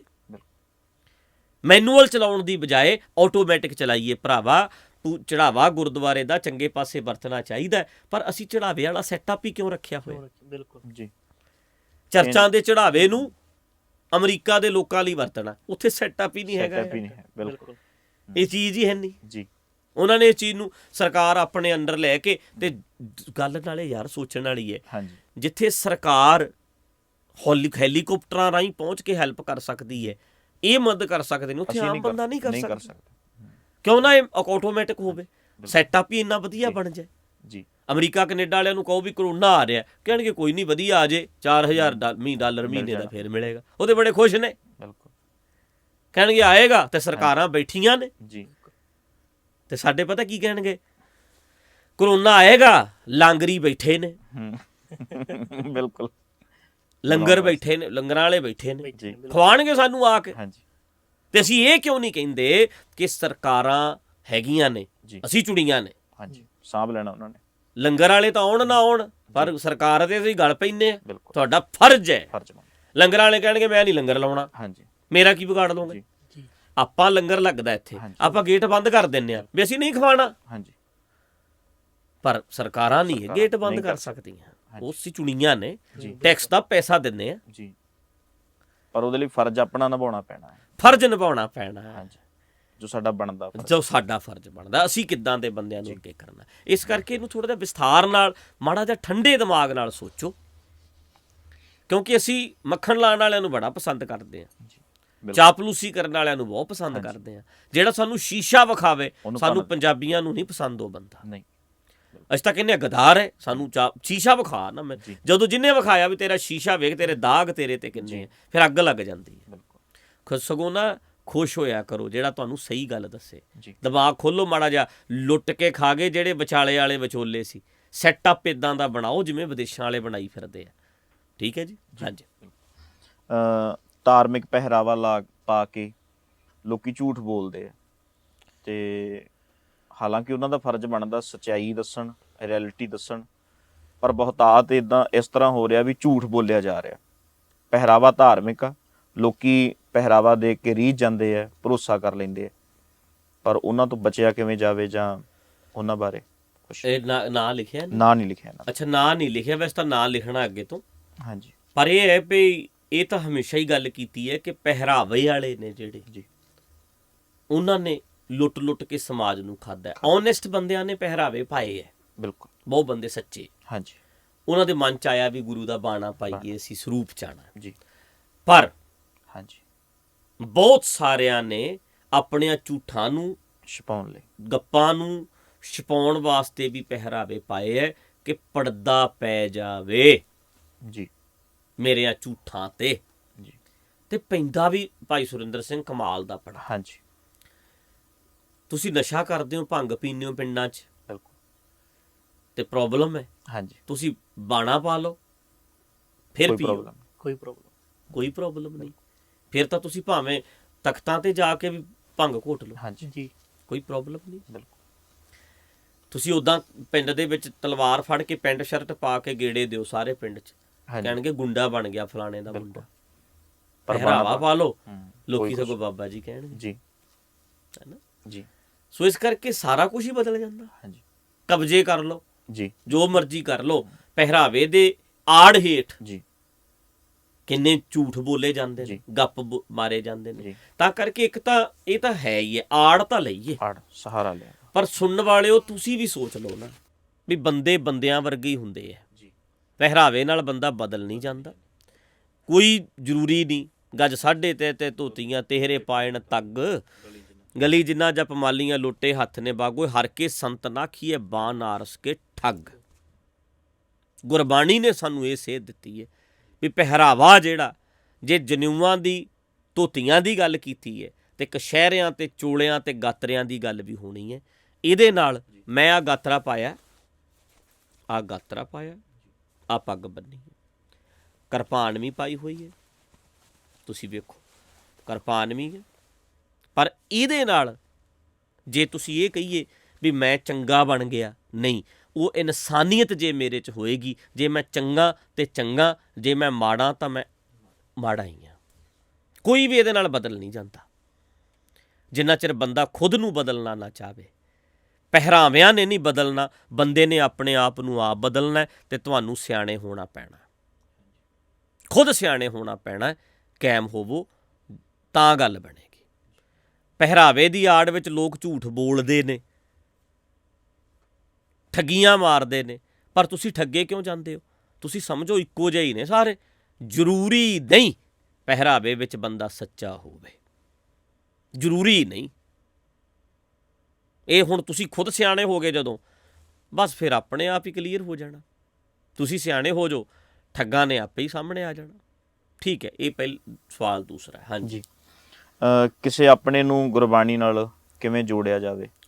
ਵੈਸੇ ਤਾਂ ਸਵਾਲ ਇਹ ਹੈ ਜੀ ਕਿ ਮੈਂ ਗੁਰਬਾਣੀ ਨਾਲ ਕਿਵੇਂ ਜੁੜਾਂ, ਇਹੀ ਰੱਖਿਆ ਜਾ ਸਕਦਾ। ਹਾਂਜੀ, ਆਪਣੇ ਨੂੰ ਕਿਵੇਂ ਜੋੜਿਆ ਜਾਵੇ, ਹਾਂਜੀ, ਜਾਂ ਆਪਾਂ ਇੰਨੇ ਵਧੀਆ ਬਣੀਏ, ਜੀ ਇੰਨੇ ਹੱਸਦੇ ਖੇਡਦੇ ਬਣੀਏ, ਖੁਸ਼ ਰਹੀਏ, ਕਾਇਮ ਰਹੀਏ, ਜੀ ਤੇ ਬੜੇ ਆਲੇ ਦੁਆਲੇ ਜਿੰਨੇ ਵੀ ਹੋਣਗੇ ਜੀ। ਉਹ ਤੁਹਾਡੇ ਨਾਲ ਪਿਆਰ ਕਰਨਗੇ, ਤੁਹਾਡੇ ਵੱਲ ਵੇਖ ਕੇ ਆਪਣੀ ਲਾਈਫ ਨੂੰ ਚੇਂਜ ਕਰ ਸਕਦੇ ਆ। ਪਰ ਇਦਾਂ ਦਾ ਕੋਈ ਤਰੀਕਾ ਨਹੀਂ ਵੀ ਆਪਣੇ ਨੂੰ ਕਿਵੇਂ ਜੋੜਿਆ ਜਾਵੇ। ਹੁਣ ਇਹ ਦੱਸੋ, ਗੁਰੂ ਨਾਨਕ ਸਵਾਲ ਪੁੱਛਣ ਵੀ ਆਪਣੇ ਨੂੰ ਕਿਵੇਂ ਜੋੜਿਆ ਜਾਵੇ, ਘਰ ਜੰਮਿਆ ਸ਼੍ਰੀ ਚੰਦ। ਗੁਰੂ ਰਾਮਦਾਸ ਕਹਿਣ ਵੀ ਆਪਣਿਆਂ ਨੂੰ ਕਿਵੇਂ ਜੋੜਿਆ ਜਾਵੇ, ਹੁਣ ਕੀ ਜਵਾਬ ਤੁਹਾਨੂੰ ਦੇਣ? ਪਿਰਥੀ ਚੰਦ ਪੁੱਤਰ ਹੈ, ਉਹ ਗੁਰੂ ਘਰ ਦੇ ਵਿਰੁੱਧ ਚੱਲਿਆ। ਗੁਰੂ ਰਾਮ ਰਾਏ, ਗੁਰੂ ਹਰ ਰਾਏ ਸਾਹਿਬ ਦਾ ਪੁੱਤਰ ਰਾਮ ਰਾਏ, ਉਹ ਕੀ ਕਹਿਣ ਫਿਰ ਸਾਨੂੰ? ਗੁਰੂ ਹਰਕ੍ਰਿਸ਼ਨ ਜੀ ਦੇ ਵੱਡੇ ਭਰਾ ਰਾਮ ਰਾਏ ਹੋਇਆ, ਉਹ ਕਹਿਣ ਦੱਸੋ ਕਿਵੇਂ ਜੋੜਿਆ ਜਾਵੇ। ਜੁੜਦਾ ਉਹ ਹੈ ਜਿਹੜਾ ਜੁੜਨਾ ਚਾਹੁੰਦਾ ਹੈ, ਸੁਧਰਦਾ ਉਹ ਜਿਹੜਾ ਸੁਧਰਨਾ ਚਾਹੁੰਦਾ ਹੈ, ਬਦਲਦਾ ਉਹ ਜਿਹੜਾ ਬਦਲਣਾ ਚਾਹੁੰਦਾ ਹੈ। ਆਪਣਾ ਜੀਵਨ ਵਧੀਆ ਬਣਾਓ, ਕਾਇਮ ਰਹੋ, ਹੱਸਦੇ ਖੇਡਦੇ ਰਹੋ ਤੇ ਖੁਸ਼ ਰਹੋ। ਹੋ ਸਕਦਾ ਤੇਰੇ ਵੱਲ ਵੇਖ ਕੇ ਉਹ ਬੰਦਾ ਬਦਲ ਜਾਵੇ, ਪਰ ਕਿਸੇ ਨੂੰ ਬਦਲਿਆ ਨਹੀਂ ਜਾ ਸਕਦਾ ਜੇ ਬੰਦਾ ਆਪਣੇ ਆਪ ਨੂੰ ਬਦਲਣਾ ਨਹੀਂ ਚਾਹੁੰਦਾ। ਠੀਕ ਹੈ ਜੀ। ਬਾਕੀ ਆਪਣਾ ਜੀਵਨ ਸੋਹਣਾ ਬਣਾਓ, ਫਿਰ ਅਸਰ ਜ਼ਰੂਰ ਹੋ ਜਾਂਦਾ ਵੀ ਯਾਰ ਕਿੰਨਾ ਖੁਸ਼ ਰਹਿੰਦਾ ਹੈ, ਕਿੰਨਾ ਵਧੀਆ ਹੈ। ਆਪਣੇ ਆਪ ਨੂੰ ਕਾਇਮ ਰੱਖੋ ਜੀ। ਕੀ ਮੀਟ ਖਾਣਾ ਪਾਪ ਹੈ? ਇਹਦੇ ਉੱਤੇ ਇੱਕ ਵੀਡੀਓ ਪਾਈ ਸੀ, ਜੇ ਮਾਸ ਖਾਣਾ ਹੈ ਤਾਂ ਰੀਜਨ ਸਹੀ ਦਿਓ ਜੀ, ਇਹ ਮੈਂ ਬੋਲਿਆ। ਹਾਂਜੀ। ਬੜਾ ਲੰਬਾ ਕਲਿੱਪ ਹੈ, ਮੈਂ ਚਾਹਾਂਗਾ ਇੱਥੇ ਥੱਲੇ ਹੀ ਲਿੰਕ ਪਾ ਦੇਣਗੇ ਸਾਡੇ ਸਿੰਘ, ਤੁਸੀਂ ਸੁਣਿਆ ਵੀ ਹੋਣਾ ਵੈਸੇ ਤਾਂ, ਕਿਉਂਕਿ ਉਸ ਮੈਨੂੰ ਲੱਗਦਾ ਕਲਿੱਪ ਨੂੰ 60-70 ਲੱਖ ਲੋਕਾਂ ਨੇ ਹਾਂਜੀ ਸੁਣਿਆ ਹੋਇਆ ਜੀ। ਤੇ ਜੇ ਹੋਵੇ ਤਾਂ ਤੁਸੀਂ ਸੁਣ ਵੀ ਲਓ, ਤੇ ਜੇ ਕਹੋਗੇ ਤਾਂ ਮੈਂ ਇੱਕ ਦਿਨ ਪ੍ਰੋਗਰਾਮ ਦੇ ਵਿੱਚ ਫੇਰ ਦੁਬਾਰਾ 1 ਘੰਟਾ ਇਸ ਟੌਪਿਕ ਤੇ ਅਸੀਂ ਗੱਲ ਕਰ ਲਵਾਂਗੇ, ਕਿਉਂਕਿ ਬੜਾ ਲੰਮਾ ਵਿਸ਼ਾ ਹੈ ਇਹ। ਮਾਸ ਖਾਣਾ ਨਾ ਖਾਣਾ ਇਹ ਬੰਦੇ ਦੀ ਆਪਣੀ ਮਰਜ਼ੀ ਹੈ। ਗੁਰੂ ਸਾਹਿਬ ਨੇ ਨਾ ਖਾਣ ਨੂੰ ਹੀ ਕਿਹਾ ਨਾ ਤੇ ਨਾ ਖਾਣ ਨੂੰ ਕਿਹਾ, ਰੋਕਿਆ ਵੀ ਨਹੀਂ। ਖਾਣਾ ਕੀ ਹੈ? ਤੇਰੀ ਮਰਜ਼ੀ। ਪਹਿਨਣਾ ਕੀ ਹੈ? ਤੇਰੀ ਮਰਜ਼ੀ। ਇਹ ਤੇਰੀ ਆਪਣੀ ਚੁਆਇਸ ਹੈ। ਧਿਆਨ ਨਾਲ ਤੁਸੀਂ ਉਹ ਕਲਿੱਪ ਨੂੰ ਸੁਣਿਓ, ਗੁਰੂ ਨਾਨਕ ਪਾਤਸ਼ਾਹ ਦੇ ਸ਼ਬਦ ਦੀ ਕਥਾ ਵੀ ਉਹਦੇ 'ਚ ਹੈਗੀ ਹੈ, ਤਾਂ ਜੋ ਤੁਹਾਨੂੰ ਚੰਗੀ ਤਰ੍ਹਾਂ ਗੱਲ ਕਲੀਅਰ ਹੋ ਸਕੇ। ਕਿਉਂਕਿ ਵੀਰੋ, ਭਰਾਵੋ, ਭੈਣੋ, ਤੁਹਾਡਾ ਬੱਚਾ ਸਕੂਲ ਜਾਂਦਾ, ਟੀਚਰ ਵੇਖਦਾ ਹੈ ਕਿ ਬੱਚਾ ਚੰਗੀ ਤਰ੍ਹਾਂ ਸਮਝ ਰਿਹਾ ਮੇਰੀ ਗੱਲ ਨੂੰ, ਨੰਬਰ ਚੰਗੇ ਲੈ ਰਿਹਾ, ਪੜ੍ਹ ਰਿਹਾ। ਟੀਚਰ ਕਦੇ ਨਹੀਂ ਪੁੱਛਦਾ ਕਿ ਤੇਰੇ ਢਿੱਡ 'ਚ ਪਰੌਂਠਾ ਹੈ ਕਿ ਆਮਲੇਟ ਹੈ, ਤੇਰੀ ਮਾਂ ਨੇ ਤੈਨੂੰ ਆਮਲੇਟ ਖਵਾ ਕੇ ਭੇਜਿਆ ਕਿ ਪਰੌਂਠਾ ਖਵਾ ਕੇ ਭੇਜਿਆ। ਬਾਹਰਲੇ ਦੇਸ਼ਾਂ 'ਚ ਤੇ ਯੂਨੀਫਾਰਮ ਵੀ ਨਹੀਂ ਪਾਉਂਦੇ ਬੱਚੇ, ਕੱਛੇ ਜੇ ਪਾ ਕੇ ਵੀ ਸਕੂਲਾਂ 'ਚ ਜਾ ਵੜਦੇ ਆ, ਲੋਰਾਂ ਜੀਆਂ ਹੀ ਪਾਈਆਂ ਹੁੰਦੀਆਂ। ਸੋ ਕੀ ਪਾਉਣਾ ਹੈ, ਕੀ ਖਾਣਾ ਹੈ, ਤੈਨੂੰ ਆਪ ਵੇਖਣਾ ਪੈਣਾ। ਮਾਂ ਕਿਸੇ ਨੂੰ ਬਾਦੀ ਤੇ ਕਿਸੇ ਨੂੰ ਸਵਾਦੀ। ਤੇਰਾ ਕੀ ਸਵਾਦ ਹੈ, ਕਿਸ ਮਾਹੌਲ 'ਚ ਤੂੰ ਰਹਿੰਦਾ ਹੈ, ਉੱਦਾਂ ਦਾ ਤੂੰ ਖਾਣਾ ਖਾਏਗਾ। ਇਸ ਕਰਕੇ ਕਲੀਅਰ, ਜੇ ਅਸੀਂ ਕਹੀਏ ਵੀ ਖਾ ਲਿਆ ਕਰੋ ਨਾ ਖਾ ਲਿਆ ਕਰੋ, ਇਹ ਤੁਹਾਡੀ ਆਪਣੀ ਇੱਛਾ ਹੈ, ਤੁਹਾਡੀ ਆਪਣੀ ਚੁਆਇਸ ਹੈ। ਤੁਸੀਂ ਉਹ ਕਲਿੱਪ ਜ਼ਰੂਰ ਸੁਣ ਲਿਓ ਸਾਰਾ। ਮਾਸ ਖਾਣ ਵਾਲੇ, ਮਹਾਰਾਜ ਨੇ ਦਿੱਤ ਤੱਕ ਵੀ ਕਹਿ ਦਿੱਤਾ, ਕਹਿੰਦੇ ਉਹ ਪਾਂਡਿਆ, ਜੇ ਮਾਸ ਖਾਣ ਵਾਲਾ ਮਾੜਾ ਹੈ ਉਹਦੇ ਪੈਸੇ ਕਿਉਂ ਲੈਂਦਾ ਹੈ? ਜੇ ਤੈਨੂੰ ਲੱਗਦਾ ਵੀ ਇਹ ਮਾਸ ਖਾਣ ਵਾਲਾ ਬੰਦਾ ਗਲਤ ਹੈ, ਇਹ ਮੀਟ ਖਾ ਕੇ ਆਇਆ, ਫਿਰ ਉਹਦੇ ਕਹਿੰਦੇ ਚੜਾਵਾ ਤੇ ਉਹਦਾ ਫੱਟ ਫੜ ਲੈਂਦੇ ਹੋ। ਤੇ ਗੁਰਦੁਆਰਿਆਂ ਵਿੱਚ ਵੀ ਪੈਸੇ ਇਦਾਂ ਹੀ ਆਉਂਦੇ ਆ। ਕਿਸੇ ਨੇ ਨਹੀਂ ਕਿਹਾ ਤੂੰ ਤਾਂ ਮਾਸ ਖਾਣਾ, ਤੂੰ ਚੜਾਵਾ ਕਿਉਂ ਲੈ ਕੇ ਆਇਆ? ਸੋ ਪਾਤਸ਼ਾਹ ਦੇ ਤਾਂ ਬੜੇ ਕਮਾਲ ਦੇ ਇਹਦੇ ਤੇ ਤਰਕ ਨੇ। ਗੁਰੂ ਨਾਨਕ ਦੇ ਸਿੱਖ ਹਾਂ ਅਸੀਂ, ਉਹਨਾਂ ਨੇ ਸਵਾਲ ਕੀਤੇ ਨੇ ਬੜੇ। ਸੋ ਕੀ ਖਾਣਾ, ਕੀ ਪਹਿਨਣਾ। ਹੁਣ ਨਾਲ ਇੱਕ ਗੱਲ ਹੋਰ ਸਮਝ ਲੈਣਾ, ਪਤਾ ਨਹੀਂ ਕਿੰਨੇ ਗਰੀਬਾਂ ਦਾ ਮਾਸ ਖੂਨ ਪੀ ਗਏ ਲੋਕ ਇੱਥੇ ਜੀ, ਲੁੱਟ ਕੇ ਖਾ ਗਏ। ਉੱਦਾਂ ਉਹ ਕਹਿੰਦੇ ਨੇ ਕਿ ਅਸੀਂ ਜੀ ਮਾਸ ਨਹੀਂ ਖਾਂਦੇ, ਪਰ ਉਹਨਾਂ ਨੇ ਕੱਚਾ ਮਾਸ ਪਤਾ ਨਹੀਂ ਕਿੰਨਾ ਕੁ ਖਾ ਲਿਆ। ਕਿੱਥੇ ਉਹ ਜੀਭਾਂ ਮਾਰਦੇ ਨੇ ਜੀ, ਕੀ ਕਰਦੇ ਨੇ। ਗੱਲ ਉਹਨਾਂ ਦੀ ਕਰੀਏ ਅਸੀਂ। ਇਨਸਾਨ ਦਾ ਖੂਨ ਪੀਤਾ ਜਾ ਰਿਹਾ, ਇੱਥੇ ਲੁੱਟ ਕੇ ਖਾਧਾ ਜਾ ਰਿਹਾ। ਪੰਜਾਬ ਸਾਰੇ ਦਾ ਖੂਨ ਪੀ ਗਏ ਆ, ਤੇ ਬੰਦੇ ਕਹਿੰਦੇ ਮੈਂ ਤਾਂ ਵੈਜੀਟੇਰੀਅਨ ਹਾਂ ਜੀ, ਸਾਰੇ ਪੰਜਾਬ ਨੂੰ ਲੁੱਟ ਕੇ ਖਾ ਗਿਆ। ਵੈਜੀਟੇਰੀਅਨ ਕਿੱਧਰ ਦਾ ਹੋ ਗਿਆ ਏ? ਮੈਂ ਮਾਸ ਨਹੀਂ ਖਾਂਦਾ, ਅਸੀਂ ਤੇ ਅੰਮ੍ਰਿਤ ਧਾਰੀ ਹਾਂ ਤੇ ਗੁਰੂ ਦੇ ਸਿੱਖ ਬਣ ਗਏ, ਮੈਂ ਮਾਸ ਨਹੀਂ ਖਾਂਦਾ। ਲੁੱਟ ਕੇ ਖਾ ਗਏ ਸਾਰੇ ਪੰਜਾਬ ਨੂੰ, ਖੂਨ ਪੀ ਗਏ ਗਰੀਬਾਂ ਦਾ। ਕਾਹਦਾ ਵੈਜੀਟੇਰੀਅਨ ਹੋਇਆ? ਸੋ ਸਹੀ ਬੰਦਾ ਕੀ ਹੈ? ਵੈਜੀਟੇਰੀਅਨ ਮਤਲਬ ਹੈ ਕੀ? ਇਹ ਤਾਂ ਸਮਝ ਤਾਂ ਲਓ। ਜੇ ਮੁਰਗੇ ਦਾ ਖੂਨ ਨਹੀਂ ਪੀਤਾ, ਬੱਕਰੇ ਦਾ ਖੂਨ ਨਹੀਂ ਪੀਤਾ, ਇਨਸਾਨਾਂ ਦਾ ਖੂਨ ਪੀ ਗਏ, ਤੁਹਾਨੂੰ ਸਾਰੀ ਪਿਕਚਰ ਵੇਖਣੀ ਪੈਣੀ। ਰੱਜ ਕੇ ਵਿਗੜਿਆ ਹੋਇਆ ਬੰਦਾ ਤੇ ਇੱਕ ਬੰਦੇ ਮਾਸ ਤੋਂ ਬਿਨਾਂ ਅਮਰੀਕਾ ਕੈਨੇਡਾ ਦੇ ਵਿੱਚ ਬੜੇ ਲੋਕ ਨੇ, ਕਦੇ ਬਚਦੇ ਨਹੀਂ, ਪਰ ਬੜੀਆਂ ਕਾਢਾਂ ਕੱਢੀਆਂ ਨੇ, ਕਦੇ ਇੰਨੀ ਹੇਰਾ ਫੇਰੀ ਨਹੀਂ ਕੀਤੀ ਇੱਕ ਪੈਸੇ ਦੀ ਕਿਤੇ ਉਹਨਾਂ ਨੇ। ਇਨਸਾਨੀਅਤ ਜਾਗਦੀ ਹੈ ਤੇ ਮੀਟ ਬਿਨਾਂ ਰਹਿ ਨਹੀਂ ਸਕਦੇ। ਉਹਨੂੰ ਕੀ ਕਹੋਗੇ? ਇਹ ਜੀ ਮਾਸਾਹਾਰੀ ਹੈ। ਆਹ ਬੰਦਾ ਤੇ ਜਿਹੜਾ ਪੰਜਾਬ 'ਚ ਰਹਿੰਦਾ ਹੈ, ਉੱਪਰ ਦੀ ਕਿਰਪਾਨ ਪਾਈ ਹੈ, ਸਾਡੇ ਇਹ ਬੜੇ ਵੱਡੇ ਲੀਡਰ ਨੇ, ਇਹ ਬੰਦਾ ਚੰਗਾ ਹੈ, ਇਹ ਮਾਸ ਨਹੀਂ ਖਾਂਦਾ, ਪਰ ਇਹ ਖੂਨ ਪੀ ਗਿਆ, ਲੋਕਾਂ ਦਾ ਲੁੱਟ ਕੇ ਪੀ ਗਿਆ। ਉਸ ਬੰਦੇ ਨੇ ਕਦੇ ਕਿਸੇ ਦਾ, ਇਨਸਾਨ ਦਾ ਖੂਨ ਨਹੀਂ ਪੀਤਾ, ਧੋਖਾ ਨਹੀਂ ਕੀਤਾ, ਦਿੱਤਾ ਹੀ ਹੋਣਾ। ਫਿਰ ਸਮਝ ਆਏਗੀ ਵੀ ਹਾਂ ਯਾਰ,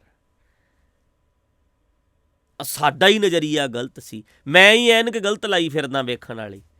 ਮੈਂ ਹਮੇਸ਼ਾ ਬਾਹਰੋਂ ਵੇਖ ਕੇ ਖੁਸ਼ ਹੋ ਜਾਂਦਾ। ਇਹ ਵਿਸ਼ੇ ਨੂੰ ਜਰਾ ਕੁ ਧਿਆਨ ਨਾਲ ਵਿਚਾਰ ਲਿਓ। ਮੈਂ ਵੀ ਵਿਚਾਰ ਲਾਂਗਾ, ਹੋਰ ਵਿਆਖਿਆ ਜਿੰਨੀ ਮਰਜ਼ੀ ਕਰਾ ਲਓ, ਕਰ ਲਾਂਗੇ, ਸ਼ਬਦ ਦੀ ਵਿਆਖਿਆ ਵੀ ਕਰ ਲਾਂਗੇ, ਸੁਣ ਵੀ ਲਓ, ਪਰ ਮਾੜਾ ਜਿਹਾ ਦਿਮਾਗ ਲੜਾਓ ਆਪਣਾ।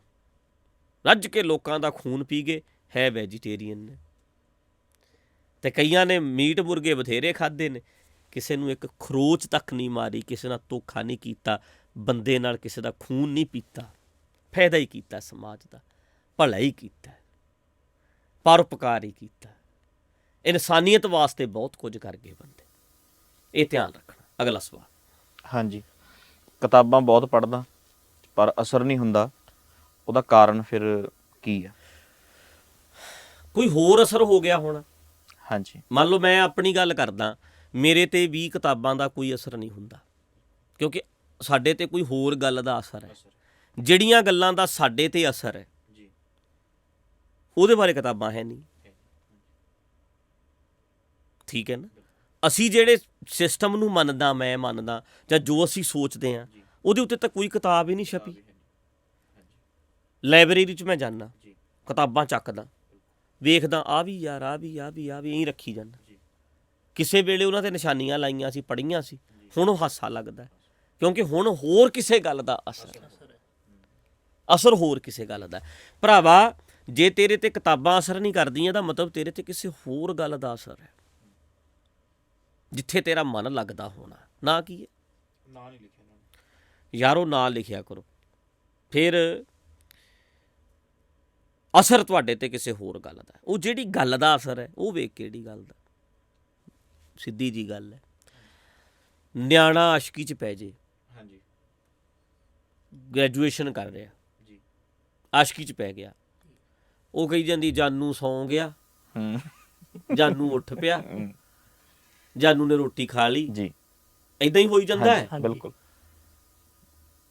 ਤੇ ਫਿਰ ਉਹਦੇ ਤੇ ਕਿਤਾਬਾਂ ਦਾ ਅਸਰ ਹੁੰਦਾ, ਫਿਰ ਉਦੋਂ ਪੜ੍ਹਾਈ ਤਾਂ ਉਹਦੀ ਛੁੱਟ ਜਾਂਦੀ ਹੈ। ਨਾ ਮਾਂ ਦਾ ਅਸਰ ਹੁੰਦਾ, ਨਾ ਫਿਰ ਪਿਓ ਦਾ ਅਸਰ ਹੁੰਦਾ। ਠੀਕ ਹੈ? ਨਹੀਂ ਹੁੰਦਾ। ਜਿੰਨੇ ਮਰਜ਼ੀ ਗਿਆਨੀ ਹੋਣ, ਉਹਨੂੰ ਫਿਰ ਕਿਸੇ ਦਾ ਅਸਰ ਨਹੀਂ ਹੁੰਦਾ। ਇਹਦਾ ਮਤਲਬ ਉਹਦੇ ਤੇ ਕਿਸੇ ਹੋਰ ਦਾ ਅਸਰ ਹੈ। ਹੁਣ ਤੁਸੀਂ ਇਹ ਦੱਸੋ ਵੀ ਤੇਰੇ ਤੇ ਕਿਹਦਾ ਅਸਰ ਹੈ? ਹੁਣ ਜੇ ਤੂੰ ਲਾਈਵ ਬੋਲਦਾ ਹੋਵੇਂ, ਫਿਰ ਮੈਂ ਤੈਨੂੰ ਪੁੱਛਾਂ ਵੀ ਕਿਹਦਾ ਅਸਰ ਹੈ ਫਿਰ ਤੇਰੇ ਤੇ? ਸੋ ਇਹ ਟੌਪਿਕ ਨੇ, ਤੁਸੀਂ ਆਪਣੇ ਪਰਸਨਲ ਮੈਟਰ ਇਹਨੂੰ ਸੋਚੋ ਵੀ ਕਿਹੜੀ ਚੀਜ਼ ਦਾ ਮੇਰੇ ਤੇ ਅਸਰ ਜ਼ਿਆਦਾ, ਹਾਵੀ ਕੀ ਹੈ, ਉਹਨੂੰ ਠੀਕ ਕਰ, ਉਹਨੂੰ ਮੇਨਟੇਨ ਕਰ, ਬੈਲੈਂਸ ਕਰ। ਜਿਹੜਾ ਜ਼ਿਆਦਾ ਤੇਰੇ ਸਿਰ ਤੇ ਚੜ ਗਿਆ ਜਾਂ ਚੜ ਗਈ ਹੈ, ਉਹਨੂੰ ਲਾ, ਦੂਜਿਆਂ ਨੂੰ ਵੀ ਸੁਣ ਲੈ ਮਾੜਾ ਮੋਟਾ। ਇਹ ਤੈਨੂੰ ਖੁਦ ਕਰਨਾ ਪੈਣਾ। ਹਾਂਜੀ ਜੀ। ਤਕਰੀਬਨ ਹਰ ਬੰਦੇ ਦਾ ਹੀ ਸਵਾਲ, ਕੋਈ ਨਾ ਕੋਈ ਮੁਸੀਬਤ, ਕੋਈ ਨਾ ਕੋਈ ਗੱਲਬਾਤ ਇੱਦਾਂ ਮਨ 'ਚ ਖੜਕਦੀ ਰਹਿੰਦੀ ਹੈ। ਐਵੇਂ ਕਿਸੇ ਨੇ ਸਵਾਲ ਕੀਤਾ ਵੀ ਮੈਂ ਦੁਖੀ ਰਹਿਣਾ ਤੇ ਮੈਂ ਕਰਾਂ ਕੀ? ਹੁਣ ਥੋੜ੍ਹੀਆਂ ਗੱਲਾਂ ਤੇ ਹਰ ਬੰਦੇ ਦੀ ਜ਼ਿੰਦਗੀ 'ਚ ਚਲੋ ਚੱਲਦੀਆਂ ਰਹਿੰਦੀਆਂ, ਪਰ ਇਹ ਕਹਿੰਦਾ ਮੈਂ ਬਹੁਤ ਦੁਖੀ ਹਾਂ, ਕਰਾਂ ਕੀ? ਸੱਚੀ ਯਾਰ, ਜੇ ਹੁਣ ਮੰਨ ਲਓ ਇਹ ਬੰਦਾ ਆਪਣੇ ਸਾਹਮਣੇ, ਆਪਾਂ ਇਹਨਾਂ ਗੱਲ ਕਰੀਏ, ਹਾਂਜੀ, ਵੀ ਯਾਰ ਕਿਹੜੇ ਤੇਰੀ ਜ਼ਿੰਦਗੀ 'ਚ ਦੁੱਖ ਨੇ ਜੀ, ਤੇ ਤੇਰੇ ਨਾਲੋਂ 1000 ਗੁਣਾ ਜ਼ਿਆਦਾ ਇੱਥੇ ਬੰਦੇ ਹੈਗੇ ਜਿਨ੍ਹਾਂ ਦੀ ਜ਼ਿੰਦਗੀ 'ਚ ਦੁੱਖ, ਵੱਡੇ ਦੁੱਖ। ਹੋ ਸਕਦਾ ਬੰਦੇ ਕੋਲੇ ਘਰ ਆਪਣਾ ਹੋਵੇ ਜੀ, ਪਰ ਬੜਿਆਂ ਕੋਲ ਘਰ ਹੈ ਨਹੀਂ। ਹੋ ਸਕਦਾ ਬੰਦੇ ਕੋਲੇ ਬੱਚੇ ਹੋਣ ਜਾਂ ਇਹਦਾ ਸਰੀਰ ਠੀਕ ਹੋਵੇ, ਤੰਦਰੁਸਤੀ ਇਸ ਬੰਦੇ ਕੋਲ ਹੋਵੇ। ਕਈਆਂ ਬੰਦਿਆਂ ਕੋਲ ਤੰਦਰੁਸਤੀ ਹੈ ਨਹੀਂ, ਕੈਂਸਰ ਨਾਲ ਮਰਨ ਵਾਲੇ ਨੇ, ਡਾਕਟਰ ਨੇ ਦੱਸਿਆ ਹੋਇਆ ਮਰਨ ਵਾਲਾ ਹੈ। ਕਈ ਇੱਦਾਂ ਦੇ ਵੀ ਹੈਗੇ ਨੇ। ਤਾਂ ਕਰਕੇ ਦੁਖੀ ਤੋਂ ਦੁਖੀ ਦੁਨੀਆ ਪਈ ਹੈ, ਇੱਕ ਤੋਂ ਇੱਕ ਦੁਖੀ ਪਏ ਨੇ। ਪਰ ਲੋੜ ਹੁੰਦੀ ਆ ਆਪਣੇ ਆਪ ਨੂੰ ਕਾਇਮ ਕਰਨ ਦੀ। ਤੂੰ ਛੱਡ ਯਾਰ, ਤੂੰ ਦੁਖੀ ਦੀ ਗੱਲ ਕਰਦਾ, ਤੂੰ ਸੁਖੀ ਦੱਸ ਕਿਹੜਾ? ਤੂੰ ਦੁਖੀ ਰਹਿਣਾ। ਪਰ ਐਦਾਂ ਸੁਣਿਆ ਤੁਸੀਂ, ਮੈਂ ਬਹੁਤ ਸੁਖੀ ਰਹਿਣਾ? ਕੋਈ ਵੀ ਨਹੀਂ ਕਹਿੰਦਾ। ਸੁਖੀ ਕੋਲ ਵੀ ਬਹੁਤ ਦੁੱਖ ਹੈਗੇ ਨੇ, ਹੈਗੇ, ਉਹਦੇ ਕੋਲ ਆਪਣੇ ਦੁੱਖ ਨੇ। ਜੀ, ਜਿਵੇਂ ਮਹਾਰਾਜ ਕਹਿੰਦੇ ਵੀ ਜਿਸ ਗ੍ਰਹਿ ਬਹੁਤ ਤਿਸੈ ਗ੍ਰਹਿ ਚਿੰਤਾ, ਜਿਸ ਗ੍ਰਹਿ ਥੋੜੀ ਸੋ ਫਿਰੈ ਪਰਮੰਤਾ। ਜ਼ਿਆਦਾ ਹੈ ਉਹ ਵੀ ਹਾਂਜੀ, ਚਿੰਤਾ ਚ, ਚਿੰਤਾ ਚ, ਜਿਹਦੇ ਕੋਲ ਹੈ ਨਹੀਂ ਉਹ ਵੀ ਉਹ ਵੀ ਦੁਖੀ ਹੈ। ਦੁਖੀ। ਤਾਂ ਕਰਕੇ ਸੁੱਖ ਤੇ ਆਪਣੇ ਮਨ ਦਾ ਟਿਕਾ ਆ, ਹਾਂਜੀ, ਕਿੱਥੇ ਕੁ ਖੜਦਾ ਹੈ। ਬਿਲਕੁਲ। ਜਿਵੇਂ ਨਾ ਟੈਂਪਰੇਚਰ ਹੁੰਦਾ ਜਦੋਂ ਬੁਖਾਰ, ਹਾਂਜੀ, ਤੇ ਉਹ ਪਾਰਾ ਹੈ ਨਾ ਜਦੋਂ ਚੈੱਕ ਕਰਦੇ ਆ, ਹਾਂਜੀ, ਉਹ ਫਿਰ ਇਦਾਂ ਥੱਲੇ ਨੂੰ ਆਉਂਦਾ ਜਦੋਂ ਬੀਪੀ ਚੈੱਕ ਕਰਦੇ ਆ, ਬੀਪੀ। ਹਾਂਜੀ, ਉਹ ਜਦੋਂ ਐ ਆਉਂਦਾ ਇੱਕ ਥਾਂ ਤੇ ਖੜ ਜਾਂਦਾ, ਫਿਰ ਪਤਾ ਇੱਥੇ ਕਿ ਖੜ ਗਿਆ। ਹਾਂਜੀ, ਇਦਾਂ ਤੁਸੀਂ ਖੜਦੇ ਕਿੱਥੇ?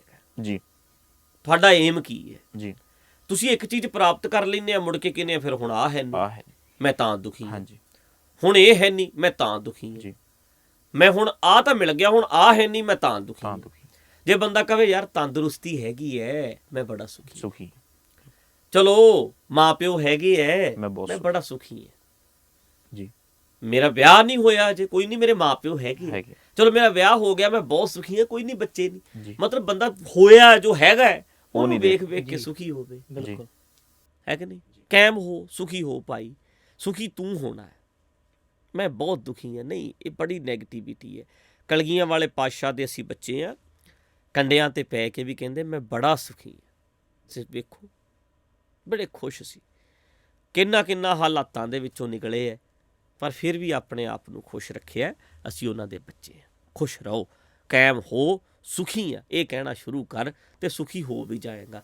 ਬੜਾ ਕੁਝ ਤੇਰੇ ਕੋਲ ਹੈਗਾ ਜਿਹੜਾ ਤੈਨੂੰ ਦਿਸ ਨਹੀਂ ਰਿਹਾ। ਆਪਣਾ ਨਜ਼ਰੀਆ ਬਦਲ। ਜੀ, ਕੁਲਦੀਪ ਕੌਰ ਸਮਾਣਾ ਉਹ ਸਵਾਲ ਕਰਦੇ ਆ, ਕਹਿੰਦੇ ਵੀ ਮੈਂ ਗਲਤੀ ਤਾਂ ਮੰਨਦੀ ਨਹੀਂ, ਕੋਈ ਗਲਤੀ ਹੋ ਜਾਂਦੀ ਹੈ ਪਰ ਮੈਂ ਮੰਨਦੀ ਨਹੀਂ, ਪਰ ਮੈਂ ਚਾਹੁੰਦੀ ਮੇਰੀ ਤਾਰੀਫ ਹੋਵੇ, ਸੋਭਾ ਕਰਨ, ਮੇਰੀ ਵਡਿਆਈ ਹੋਵੇ। ਆ ਤਾਰੀਫ ਨੂੰ ਮੈਂ ਲੈ ਲੈਂਦੀ ਹਾਂ, ਹਾਂਜੀ, ਗਲਤੀ ਮੈਂ ਮੰਨਦੀ ਨਹੀਂ। ਹਾਂ, ਇਹ ਤਾਂ ਗੱਲ ਆਦਤ ਹੀ ਹੈ ਲੋਕਾਂ ਦੀ। ਜੀ, ਤਾਰੀਫ ਕੋਈ ਕਰੇ ਹਾਂਜੀ, ਤਾਂ ਅਸੀਂ ਬੜੀ ਛੇਤੀ ਪ੍ਰਵਾਨ ਕਰ ਲੈਂਦੇ ਹਾਂ, ਤੇ ਕੋਈ ਅਸੀਂ ਗਲਤੀ ਕਰਦੇ ਹਾਂ ਸਾਨੂੰ ਮੰਨਦੇ ਨਹੀਂ। ਗਲਤੀ ਮੰਨੀ ਬਿਨਾ ਬੰਦਾ ਤਰੱਕੀ ਨਹੀਂ ਕਰ ਸਕਦਾ, ਅੱਗੇ ਨਹੀਂ ਵਧ ਸਕਦਾ। ਹਮੇਸ਼ਾ ਇਹ ਮੰਨ ਕੇ ਚੱਲਣਾ ਚਾਹੀਦਾ ਮੈਂ ਗਲਤ ਹੋ ਸਕਦਾ। ਜੀ, ਆਪਾਂ ਵਿਚਾਰ ਕਰ ਰਹੇ ਹਾਂ, ਹਾਂਜੀ, ਆਪਾਂ ਇਹ ਮੰਨ ਕੇ ਚੱਲੀਏ ਵੀ ਅਸੀਂ ਸਿਆਣੇ ਨੇ ਜੀ, ਜੋ ਗੱਲ ਕਰ ਰਹੇ ਹਾਂ ਹਾਂਜੀ ਇਹਦੇ ਤੇ ਵੀ ਸਵਾਲ ਹੋ ਸਕਦੇ। ਭਾਈ ਸੁਰਿੰਦਰ ਸਿੰਘ ਜੀ, ਆਪਾਂ ਹੀ ਕਰ ਦਿਆਂਗੇ। ਹਾਂਜੀ, ਵੇਖਿਓ, ਹਾਂਜੀ, ਆਪਣੀ ਇੰਟਰਵਿਊ ਨੂੰ ਆਪਾਂ ਨੂੰ ਸੁਣਾਓ, ਹਾਂਜੀ, ਆਪਾਂ ਇਹਦੇ ਤੇ ਹੀ ਸਵਾਲ ਕਰ ਦਿਆਂਗੇ, ਇੱਥੇ ਗਲਤ ਹੈ, ਆਪਾਂ ਹੀ ਕਰ ਦਿਆਂਗੇ ਜੀ। ਗੁੰਜਾਇਸ਼ ਰੱਖਣੀ ਚਾਹੀਦੀ ਹੈ ਕਿ ਗਲਤੀਆਂ ਹੁੰਦੀਆਂ ਨੇ ਜੀ, ਬੰਦਾ ਹੀ ਕਰਦਾ। ਬਿਲਕੁਲ, ਗਲਤੀਆਂ ਮੰਨਣ ਦੇ ਨਾਲ ਕੋਈ ਵੀ ਛੋਟਾ ਨਹੀਂ ਹੁੰਦਾ। ਗਲਤੀ ਮੰਨ ਕੇ ਹੀ ਅੱਗੇ ਤੁਰਿਆ ਜਾ ਸਕਦਾ। ਕੋਈ ਵੀ ਦੁਨੀਆ 'ਚ ਜੰਮਿਆ ਭੁੱਲਣ ਅੰਦਰ ਸਭ ਕੋ ਅਭੁੱਲ ਗੁਰੂ ਕਰਤਾਰ। ਹਰ ਬੰਦਾ ਭੁੱਲਦਾ। ਕੋਈ ਵੀ ਦੁਨੀਆ 'ਚ ਬੰਦਾ ਇਦਾਂ ਦਾ ਹੈ ਨਹੀਂ ਜਿਹੜਾ ਗਲਤੀਆਂ ਨਹੀਂ ਕਰਦਾ। ਇਨਸਾਨ ਗਲਤੀ ਕਰਦਾ, ਤੇ ਗਲਤੀਆਂ ਮੰਨਣ ਵਾਲਾ ਜਿਹੜਾ ਨਾ ਉਹ ਬਹਾਦਰ ਹੈ, ਉਹ ਸਿਆਣਾ ਹੈ। ਤੇ ਤਰੱਕੀ ਵੀ ਬੰਦਾ ਤਾਂ ਹੀ ਕਰਦਾ ਜਦੋਂ ਗਲਤੀਆਂ ਮੰਨਦਾ ਹੈ। ਗਲਤੀ ਮੰਨ ਕੇ ਕੋਈ ਛੋਟਾ ਨਹੀਂ ਹੁੰਦਾ, ਇਹ ਸਿਆਣੇ ਬੰਦੇ ਦੀ ਨਿਸ਼ਾਨੀ ਹੈ, ਤੇ ਬੰਦਾ ਸਗੋਂ ਵੱਡਾ ਹੁੰਦਾ ਹੈ। ਤੇ ਜਦੋਂ ਵੀ ਕਿਤੇ ਭੁੱਲ ਕਰੋ, ਗਲਤੀ ਕਰੋ, ਮੰਨੋ, ਚਾਅ ਨਾਲ ਮੰਨੋ ਵੀ ਹਾਂ ਮੇਰੇ ਤੋਂ ਗਲਤੀ ਹੋਈ ਹੈ। ਹਾਂਜੀ ਜੀ, ਜਿਵੇਂ ਹੁਣ ਆਪਾਂ ਦੇਖਦੇ ਹਾਂ ਵੀ ਸਿੱਖ ਧਰਮ ਵਿੱਚ ਜੁੱਤੇ ਲਾ ਕੇ ਜਾਣਾ ਪੈਂਦਾ, ਸਿਰ ਢੱਕ ਕੇ ਜਾਣਾ ਪੈਂਦਾ। ਇਵੇਂ ਈਸਾਈ ਧਰਮ ਵਿੱਚ ਨਾ ਜੁੱਤੇ ਲਾਉਣੇ ਪੈਂਦੇ ਆ, ਨਾ ਸਿਰ ਢੱਕਣਾ ਪੈਂਦਾ। ਹਾਂਜੀ, ਹਿੰਦੂ ਧਰਮ ਦੇ ਵਿੱਚ ਸਿਰ ਨਹੀਂ ਢੱਕਿਆ ਜਾਂਦਾ, ਕੇਵਲ ਜੁੱਤੇ ਲਾਏ ਜਾਂਦੇ ਆ। ਹੈ ਚਾਰੋਂ ਹੀ ਧਾਰਮਿਕ ਸਥਾਨ ਨੇ, ਹਿੰਦੂਆਂ ਦਾ ਵੀ ਹੈ, ਮੁਸਲਮਾਨਾਂ ਦਾ ਵੀ ਹੈ, ਈਸਾਈਆਂ ਦਾ ਵੀ ਹੈ, ਸਿੱਖਾਂ ਦਾ ਵੀ ਹੈ ਧਾਰਮਿਕ ਸਥਾਨ ਨੇ, ਪਰ ਇਹ ਵੱਖ-ਵੱਖ ਕਿਉਂ ਇਹ ਢਾਂਚਾ ਬਣਿਆ ਹੋਇਆ? ਦੇਖੋ, ਤਿੱਖਾ ਸਵਾਲ ਹੈ। ਹਾਂਜੀ, ਹੈ ਜੀ, ਸਵਾਲ ਤਾਂ ਸਿੰਪਲ ਹੈ। ਹਾਂਜੀ, ਨੋਰਮਲ ਬੰਦੇ ਦੇ ਦਿਮਾਗ 'ਚ ਇਹ ਗੱਲ ਆਉਂਦੀ ਹੈ। ਹਾਂਜੀ, ਪਰ ਜਦੋਂ ਇਹਦਾ ਜਵਾਬ ਦਿੰਦੇ ਆ ਹਾਂਜੀ ਤਾਂ ਬੜੇ ਸਿਸਟਮ ਦੇ ਵਿੱਚ ਭਾਜਣਾ ਪੈਂਦੀਆਂ ਨੇ ਜੀ। ਹੁਣ ਮੇਰੇ ਇੱਧਰ ਸੁਣਿਓ ਗੱਲ, ਮੈਂ ਸਟੇਜ 'ਤੇ ਵੀ ਇਹ ਗੱਲ ਕਰ ਚੁੱਕਿਆ ਪਹਿਲਾਂ। ਬੰਦੇ ਦੇ ਅੰਦਰ ਸਵਾਲ ਪੈਦਾ ਹੁੰਦਾ ਹੈ ਵੀ ਯਾਰ ਮੰਦਿਰ ਦੇ ਵਿੱਚ ਤਾਂ ਇਕੱਲੇ ਜੁੱਤੀ ਲਾਉਂਦੇ ਆ, ਗੁਰਦੁਆਰੇ 'ਚ ਸਿਰ ਵੀ ਢੱਕਣਾ ਪੈਂਦਾ, ਜੁੱਤੀ ਵੀ ਲਾਉਣੀ ਪੈਂਦੀ ਹੈ। ਈਸਾਈਆਂ ਦੇ ਹੋਰ ਚੀਜ਼ ਹੈ, ਠੀਕ ਹੈ। ਹੁਣ ਵੇਖਿਓ, ਸੁਣਿਓ, ਮੈਂ ਪਿੱਛੇ ਜਿਹੇ ਇੱਕ ਕਲਿੱਪ ਪਾਇਆ ਸੀ ਕਿ ਅੰਦਰੋਂ ਆਤਮਾ ਦੀ ਆਵਾਜ਼ ਹੁੰਦੀ ਹੈ, ਅੰਦਰੋਂ ਆਵਾਜ਼ ਆਉਂਦੀ ਹੈ ਕੋਈ? ਇੰਨਾ ਫਿੱਟ ਕੀਤਾ ਸਿਸਟਮ ਕਿ ਜੇ ਤੂੰ ਸ਼ਰਾਬ ਦੀ ਬੋਤਲ ਅੰਦਰ ਲੈ ਕੇ ਗੁਰਦੁਆਰੇ ਜਾ ਰਿਹਾ ਹੋਏਗਾ, ਤੈਨੂੰ ਇੱਕਦਮ ਅੰਦਰੋਂ ਆਵਾਜ਼ ਆਉਣੀ ਹੈ, ਕੀ ਕਰਨ ਲੱਗਾ? ਪਾਪ ਹੈ। ਤੇ ਜੇ ਚਰਚ 'ਚ ਜਾ ਰਿਹਾ ਹੋਏਗਾ, ਅੰਦਰੋਂ ਆਵਾਜ਼ ਹੀ ਨਹੀਂ ਆਉਂਦੀ, ਕਿਉਂਕਿ ਪ੍ਰੋਗਰਾਮਿੰਗ ਹੀ ਬੰਦੇ ਦੀ ਇਦਾਂ ਦੀ ਕਰ ਦਿੱਤੀ ਗਈ ਹੈ। ਜੇ ਰੱਬ ਦਾ ਘਰ ਹੈ, ਚਾਰੇ ਪੰਜੇ ਜੋ ਵੀ ਰੱਬ ਦੇ ਘਰ ਨੇ, ਜੇ ਫਿਰ ਇੱਕ ਮਰਿਆਦਾ ਹੋਏਗੀ। ਰੱਬ ਕਹਿੰਦਾ ਕਿਤੇ ਤਾਂ ਤੁਸੀਂ ਮੇਰੇ ਕੋਲੇ ਸ਼ਰਾਬ ਲੈ ਆਇਓ। ਈਸਾਈ ਸ਼ਰਾਬ ਵਾਈਨ ਲੈ ਕੇ ਜਾਂਦੇ ਨੇ, ਪੀਂਦੇ ਨੇ, ਕੋਈ ਪ੍ਰੋਬਲਮ ਨਹੀਂ। ਜੁੱਤੀ ਵੀ ਲੈ ਕੇ ਜਾਂਦੇ ਨੇ, ਨੰਗਾ ਸਿਰ, ਜੁੱਤੀ ਵੀ ਨਾਲ, ਚੇਅਰ ਤੇ ਬੈਠਦੇ ਨੇ ਤੇ ਵਾਈਨ।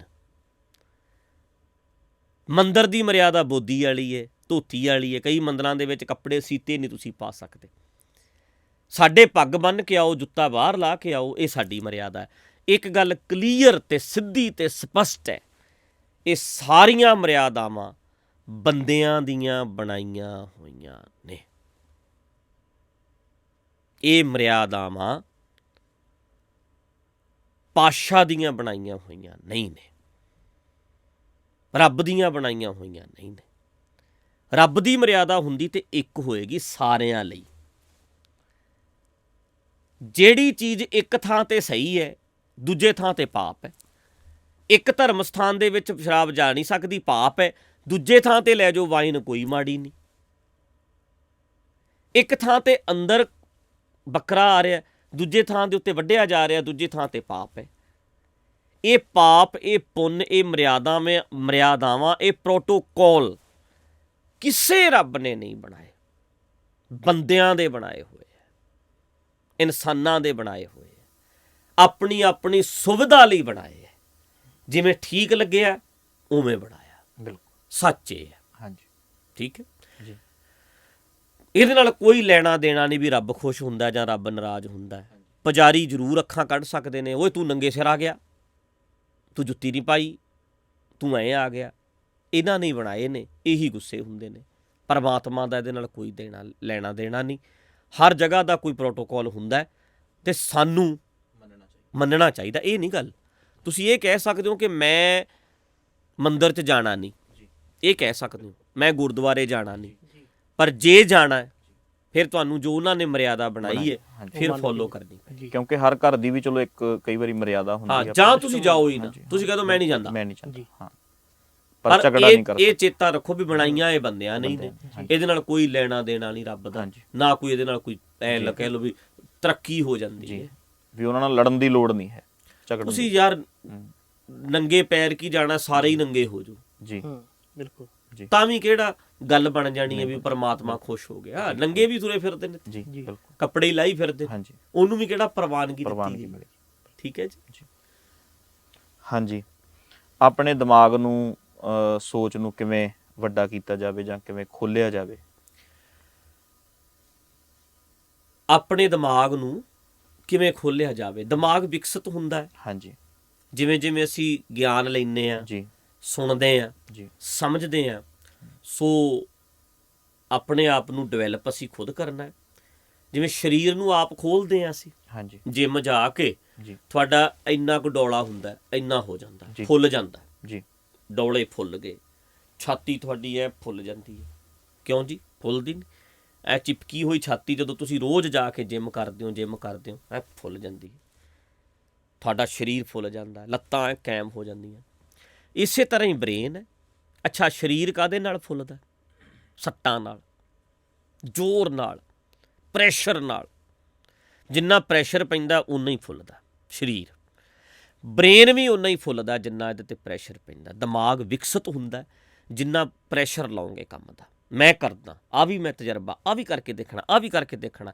ਜਿੰਨਾ ਤੁਸੀਂ ਇਹਦੇ 'ਚ ਪੈਂਦੇ ਰਹੋਗੇ ਉਹਨਾਂ ਤੁਹਾਡਾ ਦਿਮਾਗ ਖੁੱਲ੍ਹੇਗਾ, ਵਿਕਾਸ ਕਰੇਗਾ। ਦਿਮਾਗ 'ਤੇ ਪ੍ਰੈਸ਼ਰ ਪੈਣ ਦਿਓ। ਤੁਸੀਂ ਤਾਂ ਡਰਦੇ ਹੋ ਮੇਰੇ ਦਿਮਾਗ 'ਤੇ ਲੋਡ ਨਾ ਪੈ ਜੇ, ਮੇਰੇ ਦਿਮਾਗ 'ਤੇ ਪ੍ਰੈਸ਼ਰ ਨਾ ਪੈ ਜੇ। ਪ੍ਰੈਸ਼ਰ ਨਹੀਂ ਪਏਗਾ ਅਤੇ ਤੇਰੇ ਦਿਮਾਗ ਦਾ ਵਿਕਾਸ ਨਹੀਂ ਹੋਣਾ। ਦਿਮਾਗ ਦਾ ਵਿਕਾਸ ਕਰਨਾ ਹੈ, ਆਪਣੇ ਆਪ ਦਾ ਵਿਕਾਸ ਕਰਨਾ ਹੈ, ਅਤੇ ਤੂੰ ਪ੍ਰੈਸ਼ਰ ਪੈਣ ਦੇ। ਉਹਨਾਂ ਕੰਮਾਂ 'ਚ ਪੈ ਜਿਹੜੇ ਨਹੀਂ ਕਰਦਾ। ਕੋਸ਼ਿਸ਼ ਕਰ, ਹੋਰ ਕੰਮ ਕਰਕੇ ਵੇਖ ਜਿਹੜੇ ਜ਼ਰੂਰੀ ਨੇ। ਅਤੇ ਜਿੰਨਾ ਪ੍ਰੈਸ਼ਰ ਪੈਂਦਾ ਜਾਏਗਾ ਸਾਡੇ ਆਪਣੇ ਆਪ ਦਾ ਓਨਾ ਹੀ ਵਿਕਾਸ ਹੋਏਗਾ। ਹਾਂਜੀ, ਅਗਲਾ ਸਵਾਲ। ਹਾਂਜੀ, ਜਿਵੇਂ ਆਪਾਂ ਦੇਖਦੇ ਹਾਂ ਵੀ ਗੁਰੂ ਨਾਨਕ ਪਾਤਸ਼ਾਹ ਨੇ ਕਿਸੇ ਚਿੰਨ੍ਹ ਨੂੰ ਪ੍ਰਵਾਨ ਨਹੀਂ ਕੀਤਾ, ਖਾਸ ਕਰਕੇ ਉਹ ਹਿੰਦੂ ਧਰਮ ਦੇ ਵਿੱਚ ਜਾਂ ਕਹਿ ਲਓ ਹਿੰਦੂ ਘਰਾਣੇ ਵਿੱਚ ਪੈਦਾ ਹੋਏ, ਜਨੇਊ ਨੂੰ ਇਨਕਾਰ ਕਰ ਦਿੱਤਾ। ਪਰ ਫਿਰ ਗੁਰੂ ਕਲਗੀਧਰ ਮਹਾਰਾਜ ਗਾਤਰਾ ਕਿਰਪਾਨ ਕਿਉਂ ਪਾਉਂਦੇ ਆ? ਇਹ ਕਿਸੇ ਨੇ ਸਵਾਲ ਕੀਤਾ ਹਾਂਜੀ, ਕਿਸੇ ਨੇ ਵੀ ਜਨੇਊ ਨਹੀਂ ਤਾਂ ਗਾਤਰਾ ਕਿਉਂ? ਗਾਤਰਾ ਕਿਉਂ? ਹਾਂਜੀ, ਇਹ ਸਵਾਲ ਹੋ ਗਿਆ ਜੀ। ਦੁਬਾਰਾ ਪੁੱਛ। ਮੈਂ ਸਮਝ ਗਿਆ, ਮੈਂ ਸਮਝ ਗਿਆ। ਹਾਂਜੀ, ਇਹ ਜਿਹੜਾ ਸਵਾਲ ਹੈ ਜੀ, ਨਾਂ ਨਹੀਂ ਦਿੱਤਾ ਇਹਨਾਂ ਨੇ, ਪਰ ਨਾਨਕਸਰੀਆਂ ਨੇ ਜੀ, ਜਾਂ ਰਾੜੇ ਵਾਲਿਆਂ ਨੇ, ਹਾਂਜੀ, ਉਹਨਾਂ ਨੇ ਇਹ ਸਵਾਲ ਨਹੀਂ ਕੀਤਾ ਨਹੀਂ ਕੀਤਾ, ਤੇ ਕਿਰਪਾਨਾਂ ਪਾਈਆਂ ਹੀ ਨਹੀਂ, ਗਾਤਰੇ ਨਹੀਂ ਪਾਏ। ਜੀ, ਠੀਕ ਹੈ, ਆਪਾਂ ਤਾਂ ਰਾੜੇ ਵਾਲਿਆਂ 'ਚ ਰਹੇ ਆ, ਆਪਾਂ ਨੂੰ ਪਤਾ ਹੈ।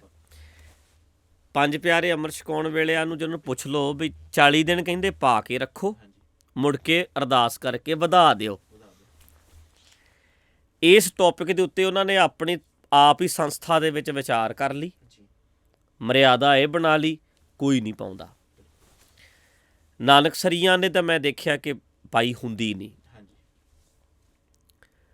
ਪਰ ਜਥੇਦਾਰ ਉੱਥੇ ਜਾਂਦੇ ਨੇ, ਸਰੂਪੇ ਵੀ ਪੈਂਦੇ ਨੇ, ਇਹਨਾਂ ਨੂੰ ਲਿਫਾਫੇ ਵੀ ਜਥੇਦਾਰਾਂ ਨੂੰ ਮਿਲਦੇ ਨੇ। ਨਾ ਉਹਨਾਂ ਨੇ ਪੁੱਛਿਆ, ਨਾ ਇਹਨਾਂ ਨੇ ਦੱਸਿਆ।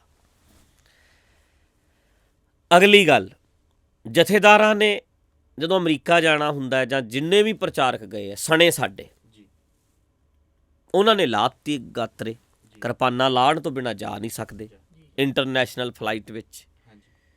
ਕਿਸੇ ਨੇ ਪੁੱਛਿਆ ਨਹੀਂ, ਕਿਸੇ ਨੇ ਦੱਸਿਆ ਨਹੀਂ। ਠੀਕ ਹੈ, ਪਰ ਗੱਲ ਇਹ ਹੈ ਕਿ ਆਮ ਬੰਦੇ ਦੇ ਦਿਮਾਗ ਵਿੱਚ ਸ਼ਸਤਰਾਂ ਦੇ ਨਾਂ ਦੇ ਉੱਤੇ ਵੀ ਤੇ ਚਿੰਨ੍ਹ ਦੇ ਨਾਂ ਉੱਤੇ ਵੀ ਇਹ ਚੀਜ਼ ਬੜੀ ਦੁਬਦਾ ਪਈ ਹੋਈ ਹੈ। ਤੇ ਮੈਨੂੰ ਸੁਣਨ ਵਾਲੇ ਸਰੋਤਿਓ ਇੱਧਰ ਧਿਆਨ ਦਿਓ। ਜਿਵੇਂ ਮੈਂ ਦੱਸਿਆ ਵੀ ਇਹ ਸਵਾਲ ਹੈ ਵੀ ਚਿੰਨ੍ਹ ਗੁਰੂ ਨਾਨਕ ਨੇ ਨਹੀਂ ਪਾਇਆ ਜਨੇਊ, ਤੇ ਅਸੀਂ ਕਿਉਂ ਪਾਈਏ, ਜਾਂ ਇਹ ਗਾਤਰਾ ਕਿਉਂ? ਮੈਂ ਤੁਹਾਨੂੰ ਦੱਸ ਰਿਹਾ ਵੀ ਜਿਹੜਾ ਸਾਡਾ ਪੁਜਾਰੀ ਲਾਣਾ ਹੈ, ਇਹਨਾਂ 'ਚੋਂ ਅੱਧੇ ਕੁ ਪਾਉਂਦੇ ਨੇ, ਅੱਧੇ ਕੁ ਨਹੀਂ ਪਾਉਂਦੇ। ਜਿਹੜੇ ਪਾਉਂਦੇ ਵੀ ਨੇ ਉਹ ਵੀ ਏਅਰਪੋਰਟਾਂ 'ਤੇ ਜਾਣ ਵੇਲੇ ਲਾ ਦਿੰਦੇ ਨੇ। ਮਤਲਬ ਇਹ ਹੈ ਵੀ ਇਹਨਾਂ ਦੀ ਆਪਣੀ ਮਰਜ਼ੀ ਚੱਲਦੀ ਹੈ। ਤੇ ਆਮ ਲੋਕਾਂ ਦੇ ਦਿਮਾਗ ਵਿੱਚ ਇਹ ਸਵਾਲ ਚੱਲੀ ਜਾਂਦੇ ਨੇ, ਘੁੰਮਦੇ ਰਹਿੰਦੇ ਨੇ, ਤੇ ਇਹਨਾਂ ਨੇ ਪਾਏ ਨੇ। ਕਹਿੰਦੇ ਕਿਰਪਾਨ ਦੂਰ ਨਹੀਂ ਕਰਨੀ, ਪਰ ਆਪ ਕਰ ਦਿੰਦੇ ਨੇ, ਜਥੇਦਾਰ ਕਰ ਦਿੰਦੇ ਨੇ। ਜੇ ਕਿਰਪਾਨ ਇੱਦਾਂ ਮੰਨਿਆ ਜਾਂਦਾ ਹੈ, ਫਿਰ ਤੇ ਕੋਈ ਵੀ ਸਿੱਖ ਨਹੀਂ, ਜਿਹੜਾ ਲਾਉਂਦਾ ਉਹ ਸਿੱਖ ਨਹੀਂ, ਤੇ ਸਭ ਨੇ ਲਾ ਲਈਆਂ। ਨਾਨਕਸਰੀਏ ਪਾਉਂਦੇ ਹੀ ਨਹੀਂ, ਉਹ ਫਿਰ ਸਿੱਖ ਨਹੀਂ। ਰਾੜੇ ਵਾਲੇ ਨਹੀਂ ਪਾਉਂਦੇ, ਸਿੱਖ ਨਹੀਂ। ਬਾਬਾ ਈਸ਼ਰ ਸਿੰਘ ਨੂੰ ਤਾਂ ਸਾਰੇ ਮਹਾਂਪੁਰਖ ਕਹਿੰਦੇ ਆ, ਮਹਾਰਾਜ ਕਹਿੰਦੇ ਆ। ਉਹਨਾਂ ਦੀਆਂ ਫੋਟੋਆਂ ਹੈਗੀਆਂ ਨੇ, ਉਹਨਾਂ ਨੇ ਕੋਈ ਨਹੀਂ ਪਾਈ ਹੋਈ, ਬਿਲਕੁਲ ਨੰਗੇ ਪਿੰਡੇ ਬੈਠੇ। ਬਾਬਾ ਅਤਰ ਸਿੰਘ ਮਸਤਵਾਣੇ ਵਾਲੇ ਨੰਗੇ ਪਿੰਡੇ ਬੈਠੇ, ਕੋਈ ਕਿਰਪਾ, ਕੋਈ ਛੋਟੀ ਨਹੀਂ, ਕੋਈ ਵੱਡੀ ਨਹੀਂ। ਮਤਲਬ ਇਹਨਾਂ ਸਾਰਿਆਂ ਨੇ ਇਸ ਵਿਸ਼ੇ ਤੇ ਵਿਚਾਰ ਕਰ ਲਈ ਹੈ ਆਪ ਹੀ, ਤੇ ਇਹਦਾ ਰਿਜ਼ਲਟ ਪਤਾ ਕੀ ਨਿਕਲਦਾ? ਤੁਹਾਨੂੰ ਸਿੱਧੀ ਗੱਲ ਦੱਸਾਂ, ਤੁਸੀਂ ਆਪੇ ਵਿਚਾਰ ਕਰ ਲਓ ਜੀ। ਜੇ ਉਹ ਵਿਚਾਰ ਕਰ ਸਕਦੇ ਆ, ਆਪੇ ਕਰ ਲਈ ਆ ਉਹਨਾਂ ਨੇ। ਬਿਲਕੁਲ, ਉਹਨਾਂ ਨੇ ਕਿਸੇ ਨੂੰ ਪੁੱਛਿਆ ਨਹੀਂ, ਨਾ ਦੱਸਿਆ। ਨਾ ਦੱਸ।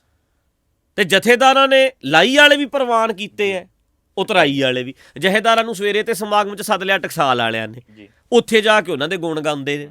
ਮਤਲਬ ਉਹ ਸਾਨੂੰ ਪ੍ਰਵਾਨ ਨੇ। ਰਾਤ ਨੂੰ ਨਾਨਕਸਰ ਵਾਲਿਆਂ ਨੇ ਸੱਦ ਲਿਆ, ਉਹ ਵੀ ਪ੍ਰਵਾਨ ਨੇ। ਦੁਪਹਿਰ ਨੂੰ ਰਾੜੇ ਵਾਲਿਆਂ ਨੇ ਸੱਦ ਲਿਆ, ਉਹ ਵੀ ਪ੍ਰਵਾਨ ਨੇ। ਫਿਰ ਇਦਾਂ ਹੀ ਉਹਨਾਂ ਨੇ ਆਪਣੀਆਂ ਮਰਜ਼ੀਆਂ ਕਰ ਲਈਆਂ ਜੀ। ਹੁਣ ਤੁਹਾਨੂੰ ਤਿੰਨਾਂ ਚਾਰਾਂ ਤੋਂ ਦੇਖ ਲਓ ਕਿਹੜੇ ਦਾ ਚੇਲਾ ਬਣਨਾ। ਜਿਹੜਾ ਇੱਕ ਗੱਲ ਹੋਰ ਵੀ ਹੈ, ਜਿਹਦਾ ਬੰਨਾ ਹੋਇਆ ਉਹਦੇ ਡੇਰੇ ਜਾ ਕੇ ਤਾਂ ਉਹਨਾਂ ਦੇ ਚੇਲੇ ਆ। ਜੇ ਨਹੀਂ ਪਾਉਂਦਾ ਅਗਲਾ ਕਹਿੰਦੇ ਨਾਨਕਸਰੀ ਆ। ਬਿਲਕੁਲ, ਜੇ ਵੱਡੀ ਸਾਰੀ ਪਾਉਣੀ ਕਹਿ ਦਿਓ ਅਸੀਂ ਟਕਸਾਲੀ। ਜਿਹੜਾ ਬੰਨਾ ਬਣ ਜਾ। ਫਿਰ ਹੁਣ ਹੱਲ ਤਾਂ ਇਹੋ ਹੀ ਹੈ, ਮੇਰੇ ਤੋਂ ਕੀ ਸੁਣਨਾ ਜੀ। ਸਿੱਧੀ ਗੱਲ ਹੈ, ਇਹੋ ਹੀ ਹੈ। ਬਿਲਕੁਲ, ਹੁਣ ਮੈਂ ਕਹਾਂ ਲਾੜੀ ਨਹੀਂ, ਪਾਣੀ ਨਹੀਂ, ਕੀ ਇਹਦਾ ਹੱਲ ਹੈ? ਸਭ ਨੇ ਹੱਲ ਕਰੇ ਫਿਰਦੇ ਨੇ, ਆਗੂਆਂ ਨੇ ਆਪਣੇ ਹੱਲ ਕਰ ਲਏ ਆ। ਹੀਲਾ ਕਰ ਲਿਆ ਆਪਣਾ। ਇਹਦਾ ਸਵਾਲ ਜਥੇਦਾਰ ਨੂੰ ਪੁੱਛਣਾ। ਉਹਨੂੰ ਪੁੱਛ ਲਓ, ਜਥੇਦਾਰ ਨੂੰ ਪੁੱਛ ਸਕਦੇ ਤੁਸੀਂ ਹਾਂਜੀ ਵੀ ਜਿਹੋ ਜੀ ਕਿਵੇਂ ਕਰੀਏ। ਹਾਂ ਤਾਂ ਕਰਕੇ ਆਪਣੇ ਹੀਲੇ ਕਰੀ ਫਿਰਦੇ ਆ ਯਾਰ, ਤੁਸੀਂ ਆਪਣੇ ਕਰ ਲਓ ਜੀ। ਚਲੋ। ਹਾਂਜੀ, ਸਿੱਖਣ ਵਾਲਾ ਸਿੱਖ ਹੁੰਦਾ, ਪਰ ਸਿੱਖਣਾ ਕੀ ਹੈ?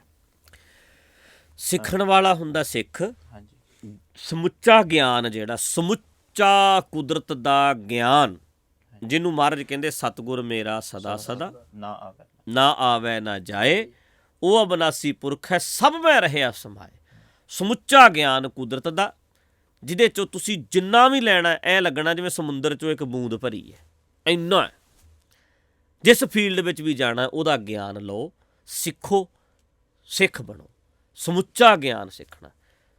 ਹੁਣ ਧਾਰਮਿਕ ਨੇ ਕਹਿਣਾ ਸਾਡੇ ਵਾਲਾ ਸਿੱਖੋ, ਦੂਜਿਆਂ ਨੇ ਕਹਿਣਾ ਸਾਡਾ ਸਿੱਖੋ। ਧਰਮ ਦੇ ਵਿੱਚ ਵੀ ਫਿਰ ਆਪੋ ਆਪਣੇ ਧਰਮ ਨੇ, ਰੂਹਾਨੀਅਤ ਵੀ ਆਪੋ ਆਪਣੀ ਹੈ, ਸਪਿਰਿਚੁਅਲਿਟੀ ਵੀ ਆਪੋ ਆਪਣੀ ਹੈ, ਅਧਿਆਤਮਕਤਾ ਦੇ ਵੀ ਅਰਥ ਆਪੋ ਆਪਣੇ ਨੇ, ਸਿਮਰਨ ਵੀ ਆਪੋ ਆਪਣੇ ਨੇ। ਵਾਹਿਗੁਰੂ ਵਾਹਿਗੁਰੂ, ਰਾਮ ਰਾਮ, ਅੱਲਾ ਅੱਲਾ, ਖੁਦਾ ਖੁਦਾ, ਕਿਤੇ ਇੱਕ ਹੈ। ਤਾਂ ਕਰਕੇ ਸਮੁੱਚਾ ਗਿਆਨ ਹੈ। ਸਮੁੱਚੇ ਗਿਆਨ 'ਚੋਂ ਚੰਗਾ ਸਿੱਖ ਕੇ ਸੋਹਣੀ ਜ਼ਿੰਦਗੀ ਮੈਂ ਕਿਵੇਂ ਜੀਵਾਂ, ਵਧੀਆ ਵਧੀਆ ਸਿੱਖ ਕੇ ਜ਼ਿੰਦਗੀ ਜੀ। ਸਮੁੱਚੇ ਗਿਆਨ ਦਾ ਸਿੱਖ ਬਣ, ਜਿਹਨੂੰ ਗੁਰਬਾਣੀ ਨੇ ਸਤਿਗੁਰ ਮੇਰਾ ਸਦਾ ਸਦਾ ਕਿਹਾ। ਇਹਦੇ ਨਾਲ ਮੇਰੇ ਕੋਲ ਪੂਰਾ ਸਵਾਲ ਹੈ ਕਿ ਵਿੱਚ ਰਹਿ ਗਿਆ? ਹਾਂਜੀ, ਵੀ ਸਿੱਖਣ ਵਾਲਾ ਯਕੀਨ ਕਿਹਦੇ ਉੱਤੇ ਕਰੇ ਫਿਰ? ਜਿਹੜਾ ਸਿੱਖਣ ਵਾਲਾ, ਜਦੋਂ ਤੁਸੀਂ ਗਿਆਨ ਲਿਆ, ਉਹਦਾ ਰਿਜ਼ਲਟ ਨਿਕਲਿਆ, ਤੇ ਯਕੀਨ ਆਪੇ ਹੋ ਜਾਣਾ। ਮੈਂ ਗਿਆਨ ਲਿਆ, ਮੈਂ ਖੁਸ਼ ਹੋ ਗਿਆ, ਜ਼ਿੰਦਗੀ ਬੜੀ ਸੌਖੀ ਹੈ, ਉੱਡੇ ਫਿਰਦੇ ਆ, ਤੇ ਆਪੇ ਯਕੀਨ ਹੋ ਗਿਆ। ਮੈਂ ਆਪਣੀ ਗੱਲ ਕਰਦਾ ਸੁਰਿੰਦਰ ਸਿੰਘ, ਮੈਂ ਰਾੜੇ ਵਾਲਿਆਂ 'ਚ ਜੰਮਿਆ ਪਲਿਆ ਤਾਂ ਜੰਮਿਆ ਤਾਂ ਘਰੇ ਹੀ ਹੈ, ਚਲੋ ਕਹਿਣ ਨੂੰ ਆ ਜਾਂਦੀ। ਸ਼ੁਰੂਆਤ ਮੇਰੀ ਉੱਥੋਂ ਹੋਈ ਹੈ। ਮੈਂ ਨਾਨਕਸਰ ਦੀ ਮਰਿਆਦਾ ਵੀ ਰੱਖੀ ਹੈ, ਟਕਸਾਲ ਦੀ ਵੀ ਰੱਖੀ ਹੈ, ਅਖੰਡ ਕੀਰਤਨੀ ਵਾਲਾ ਵਾਹਿਗੁਰੂ ਵਾਹਿਗੁਰੂ ਬਹੁਤ ਕੀਤਾ। ਕੁੰਡਲੀਨੀ ਜਗਾ ਕੇ ਹਟਿਆ ਮੈਂ, ਛੱਪਰੀਆਂ 'ਚ ਬਹਿ ਬਹਿ ਕੇ ਕਰ ਕਰਕੇ 8-8 ਘੰਟੇ। ਤੇ ਹੁਣ ਵੀ ਮੈਂ ਸਮਝਦਾ, ਹੁਣ ਮੈਂ ਤਰਕ ਵੀ ਕਰਦਾ। ਸਹੀ ਨੂੰ ਸਹੀ ਕਹੀਏ, ਆਪਣੀ ਰਿਸਪੌਂਸੀਬਿਲਟੀ, ਫਰਜ਼, ਜ਼ਿੰਮੇਵਾਰੀ ਨਿਭਾਉਣ ਨਾਲ ਬੰਦਾ ਸ਼ਾਂਤ ਹੁੰਦਾ। ਸੱਚੀ ਗੱਲ ਇਹ ਹੈ ਵੀ ਹੁਣ ਮੈਂ ਬੜਾ ਖੁਸ਼ ਹਾਂ। ਹੁਣ ਮੇਰਾ ਮਨ ਖੜ ਗਿਆ। ਕਿਉਂ ਖੜਿਆ? ਕਿਉਂਕਿ ਹੁਣ ਮੈਨੂੰ ਲੱਗਦਾ ਕਿ ਮੈਂ ਟਿਕਾਣੇ ਤੇ ਆ ਗਿਆ। ਪਹਿਲਾਂ ਮਨ ਖੜਦਾ ਨਹੀਂ ਸੀ, ਸਵਾਲ ਨਹੀਂ ਸੀ ਮੁੱਕਦੇ। ਆਹ ਫਿਰ ਕਿਉਂ ਹੈ, ਆਹ ਫਿਰ ਕਿਉਂ ਹੈ, ਐਂ ਕਿਉਂ ਹੈ। ਹੁਣ ਡਾਊਟ ਕਲੀਅਰ ਹੋ ਗਏ। ਜੇ ਜ਼ਿੰਮੇਵਾਰੀ ਧਰਮ ਬਣ ਗਿਆ, ਕਰਮ ਧਰਮ ਬਣ ਗਿਆ, ਜਾਨ ਬੜੀ ਸੌਖੀ ਹੈ ਉਦੋਂ ਤੋਂ। ਤਾਂ ਕਰਕੇ ਯਕੀਨ ਕਿਵੇਂ ਆਵੇ? ਯਕੀਨ ਆ ਜਾਣਾ ਜਦੋਂ ਤੇਰੇ ਸਵਾਲ ਮੁੱਕ ਗਏ, ਖੁਸ਼ ਹੋ ਗਿਆ ਜਿੱਦੇ, ਉਦੋਂ ਤੈਨੂੰ ਯਕੀਨ ਹੀ ਯਕੀਨ ਹੈ। ਫਿਰ ਇੱਕ ਗੱਲ ਹੋਰ ਕਹਿ ਦਿੰਦੇ ਵੀ ਇਹ ਦੁਨਿਆਵੀ ਗਿਆਨ ਹੁੰਦਾ, ਇੱਕ ਹੁੰਦਾ ਧਾਰਮਿਕ ਗਿਆਨ। ਇਹਦੀ ਦੁਬਿਧਾ 'ਚ ਵੀ ਬੜੇ ਬੰਦੇ ਫਸੇ ਰਹਿੰਦੇ। ਪਰ ਤੁਸੀਂ ਕਿਹਾ ਵੀ ਸਮੁੱਚਾ ਗਿਆਨ ਹੀ ਰੱਬ ਦਾ ਗਿਆਨ ਕਹਿ ਲਓ। ਕਿਉਂਕਿ ਧਾਰਮਿਕ ਗਿਆਨ, ਅਧਿਆਤਮਕਤਾ, ਹੁਣ ਗੁਰੂ ਗ੍ਰੰਥ ਸਾਹਿਬ ਜੀ ਨੇ ਸਾਡੇ, ਜੀ, ਗੁਰਬਾਣੀ ਜਿੰਨੀ ਵੀ ਸਾਡੇ ਕੋਲ ਹੈ, ਗੁਰਬਾਣੀ ਵਿੱਚ ਅਸੀਂ ਕਹਿੰਦੇ ਹਾਂ ਵੀ ਇਹਦੇ ਵਿੱਚ ਅਧਿਆਤਮਕਤਾ ਹੈ ਜੀ। ਠੀਕ ਹੈ, ਹਾਂਜੀ, ਗੱਲ ਮੰਨਦੀ ਹੈ, ਬਿਲਕੁਲ ਮਨ ਨੂੰ ਸੁਧਾਰਨ ਦੀ ਹੈ, ਕੋਈ ਸ਼ੱਕ ਨਹੀਂ ਜੀ। ਪਰ ਜਿੰਨੀਆਂ ਐਗਜ਼ੈਂਪਲਾਂ ਨੇ ਹਾਂਜੀ ਦੁਨਿਆਵੀ ਨੇ, ਦੁਨਿਆਵੀ ਹਰ ਚੀਜ਼ ਦਾ ਸੋਚਿਆ ਸੋਚ ਨਾ ਹੋਵੇ, ਜੇ ਸੋਚੀ ਲਖਵਾਰ। ਇਹ ਜਿਹੜਾ ਸੋਚਣਾ ਨਹਾਉਣਾ ਹੈ, ਇਹ ਕਿੱਥੇ ਹੋ ਰਿਹਾ? ਦੁਨੀਆ 'ਚ। ਬਿਲਕੁਲ ਦੁਨੀਆ ਦਾ ਗਿਆਨ ਜੀ, ਜੋ ਦੁਨੀਆ ਦੇ ਵਿੱਚ ਸੁਧਾਰ ਕੀਤਾ ਜਾਵੇ। ਕੀ ਨਹਾ ਲਾ ਕੇ ਕਮਲਿਆਂ ਵਾਂਗੂ ਤੁਸੀਂ ਮਨ ਨੂੰ ਨਵਾਓ ਯਾਰ। ਜਿੰਨੀਆਂ ਐਗਜ਼ੈਂਪਲਾਂ ਨੇ ਗੁਰਬਾਣੀ 'ਚ, ਸਾਰੀਆਂ ਦੁਨਿਆਵੀ ਨੇ। ਕਿਉਂਕਿ ਦੁਨੀਆ ਨੂੰ ਸੋਹਣਾ ਬਣਾਉਣਾ, ਦੁਨੀਆ 'ਚ ਰਹਿਣਾ। ਹੁਣ ਮੈਂ ਅੱਖਾਂ ਬੰਦ ਕਰਕੇ ਕਹਾਂ ਮੈਂ ਸਪਿਰਿਚੁਅਲ ਹੋ ਗਿਆ, ਰਹਿਣਾ ਤਾਂ ਯਾਰ ਸਮਾਜ ਵਿੱਚ ਹੈ। ਸਪਿਰਿਚੁਅਲਿਟੀ, ਅਧਿਆਤਮਕਤਾ, ਰੂਹਾਨੀਅਤ, ਇਹ ਤਾਂ ਇੰਡੀਆ 'ਚ ਹੈ। ਤੇ ਇੰਡੀਆ ਵਾਲੇ ਤਰਸਦੇ ਨੇ ਵੀ ਅਮਰੀਕਾ ਚੱਲੀਏ। ਸਪਿਰਿਚੁਅਲਿਟੀ ਤਾਂ ਉੱਥੇ, ਫਿਰ ਉੱਥੇ ਤਾਂ ਅਧਿਆਤਮਕ ਗੁਰੂ ਹੈ ਨਹੀਂ ਇੰਨੇ, ਨਾ ਸਪਿਰਿਚੁਅਲਿਟੀ ਵਾਲੀ ਗੱਲ ਹੈ। ਅਸਲ 'ਚ ਸਪਿਰਿਚੁਅਲ ਉਹ ਨੇ ਜਿਨ੍ਹਾਂ ਨੇ ਦੁਨੀਆ ਨੂੰ ਸੋਹਣਾ ਬਣਾਇਆ। ਸਪਿਰਿਚੁਅਲਿਟੀ ਤੇਰੀ ਦਾ ਪਤਾ ਕਿਵੇਂ ਲੱਗੇਗਾ? ਤੇਰਾ ਰਹਿਣ ਸਹਿਣ, ਹੱਸਣਾ ਸੌਣਾ ਕਿੱਦਾਂ ਦਾ। ਜੇ ਤੂੰ ਵਧੀਆ ਹੈ ਤਾਂ ਮਤਲਬ ਤੂੰ ਸਪਿਰਿਚੁਅਲ ਹੈ ਜੀ, ਵਧੀਆ ਤੂੰ ਅਧਿਆਤਮਕ ਹੈਗਾ, ਤੂੰ ਆਪਣੇ ਆਪ ਦਾ ਅਧਿਐਨ ਕਰਦਾ। ਆਪਣੇ ਅਧਿਆਤਮ ਦਾ ਅਰਥ ਹੀ ਹੈ ਬਿਲਕੁਲ ਆਪਣੇ ਆਪ ਦਾ ਅਧਿਐਨ। ਆਪਣੇ ਆਪ ਦਾ ਅਧਿਐਨ ਕਰੋ, ਵਧੀਆ ਬਣੋ, ਚੰਗੇ ਬਣੋ। ਤੇ ਬਾਹਰਲਿਆਂ ਨੇ ਸਾਡੇ ਨਾਲੋਂ ਜ਼ਿਆਦਾ ਕੀਤਾ ਜੀ, ਵੀ ਆਪਣਾ ਮੂਲ ਪਛਾਣ, ਮੂਲ ਪਛਾਣ। ਇਹਨਾਂ ਨੇ ਅਧਿਆਤਮਕਤਾ, ਸਪਿਰਿਚੁਅਲਿਟੀ, ਇਹ ਸਪਿਰਿਚੁਅਲ ਪਰਸਨ ਹੈ, ਇਹ ਰੂਹਾਨੀਅਤ ਵਾਲਾ, ਇਦਾਂ ਦੀਆਂ ਗੱਲਾਂ ਕਰਕੇ ਗਿਆਨ ਨੂੰ ਡਿਵਾਈਡ ਕਰਤਾ ਜੀ। ਪਰ ਇੱਕ ਹੈ, ਹਾਂਜੀ, ਸਮੁੱਚਾ ਗਿਆਨ। ਬਿਲਕੁਲ ਇੱਕ ਹੈ। ਇਹਨੂੰ ਨਾ ਹੋਰ ਵੀ ਇਹਨੂੰ ਵਿਆਖਿਆ ਇਹਦੀ ਕੀਤੀ ਜਾ ਸਕਦੀ ਹੈ। ਇਹਦੇ ਤੇ ਬੜੇ ਸਵਾਲ ਨੇ, ਆਪਾਂ ਫਿਰ ਵੀ ਕਰ ਸਕਦੇ ਹਾਂ ਅੱਗੇ ਜਾ ਕੇ ਵੀ, ਪਰ ਇੰਨਾ ਜਰਾ ਸਿੱਧਾ ਸਮਝ ਲੈਣਾ ਚਾਹੀਦਾ, ਸੌਖਾ ਜੀ। ਹਾਂਜੀ, ਗੁਰਬਾਣੀ ਵਿੱਚ ਸਤਨਾਮ ਵਾਹਿਗੁਰੂ ਤੇ ਲਿਖਿਆ ਨਹੀਂ ਹੋਇਆ, ਹੂੰ। ਪਰ ਇਹਦਾ ਜਾਪ ਬਹੁਤ ਜ਼ਿਆਦਾ ਕਰਾਇਆ ਜਾਂਦਾ। ਹਾਂਜੀ, ਸਿੱਧੀ ਸਿੱਧੀ ਗੱਲ ਤਾਂ ਯਾਰ ਇਹ ਹੈ ਕਿ ਮਹਾਰਾਜ ਕਹਿੰਦੇ ਨੇ ਰਾਮ ਰਾਮ ਕਰਤਾ ਸਭ ਜਗ ਫਿਰੈ ਰਾਮ ਨਾ ਪਾਇਆ ਜਾਏ। ਜੀ। ਆਪਾਂ ਕੀ ਇਹਦੇ ਰਾਮ ਬਾਰੇ ਵਾਹਿਗੁਰੂ ਬਾਰੇ ਤਾਂ ਕਿਤੇ ਨਹੀਂ ਲਿਖਿਆ। ਨਹੀਂ ਭਾਈ, ਜੇ ਗੁਰੂ ਗ੍ਰੰਥ ਸਾਹਿਬ ਦੇ ਵਿੱਚ ਇਹ ਲਿਖਿਆ ਹੈ ਨਾ, ਤੇ ਇਹ ਵੀ ਨਹੀਂ ਲਿਖਿਆ ਵੀ ਤੁਸੀਂ ਵਾਹਿਗੁਰੂ ਵਾਹਿਗੁਰੂ ਕਰ ਲੋਗੇ ਤੇ ਵਾਹਿਗੁਰੂ ਪਾ ਲਓਗੇ। ਇੱਦਾਂ ਵੀ ਹੈ ਨਹੀਂ। ਇਹ ਕੁਛ ਚੀਜ਼ਾਂ ਪ੍ਰਚਲਿਤ ਸਾਡੇ ਪੰਥ ਵਿੱਚ ਹੋ ਗਈਆਂ ਨੇ, ਚੱਲ ਰਹੀਆਂ ਨੇ, ਪਰ ਜੇ ਅਸੀਂ ਕਹੀਏ ਵੀ ਪ੍ਰਾਪਤੀ ਕਰ ਲਈਏ ਲੋਕਾਂ ਨੇ, ਬਹੁਤ ਕਰਨ ਵਾਲੇ ਹੈਗੇ ਨੇ, ਉੱਥੇ ਹੀ ਬੈਠੇ ਨੇ। ਕਿਸੇ ਨੇ ਬਾਂਹ ਫੜ ਕੇ ਸਾਡੀ ਸਿੱਖੀ ਨੂੰ ਲੁੱਟਣ ਵਾਲਿਆਂ ਦੇ ਬਾਂਹ ਫੜ ਕੇ ਨਹੀਂ ਪੁੱਛਿਆ ਕੀ ਕਰਦੇ ਹੋਏ, ਖਾ ਗਏ ਤੁਸੀਂ ਲੁੱਟ ਕੇ।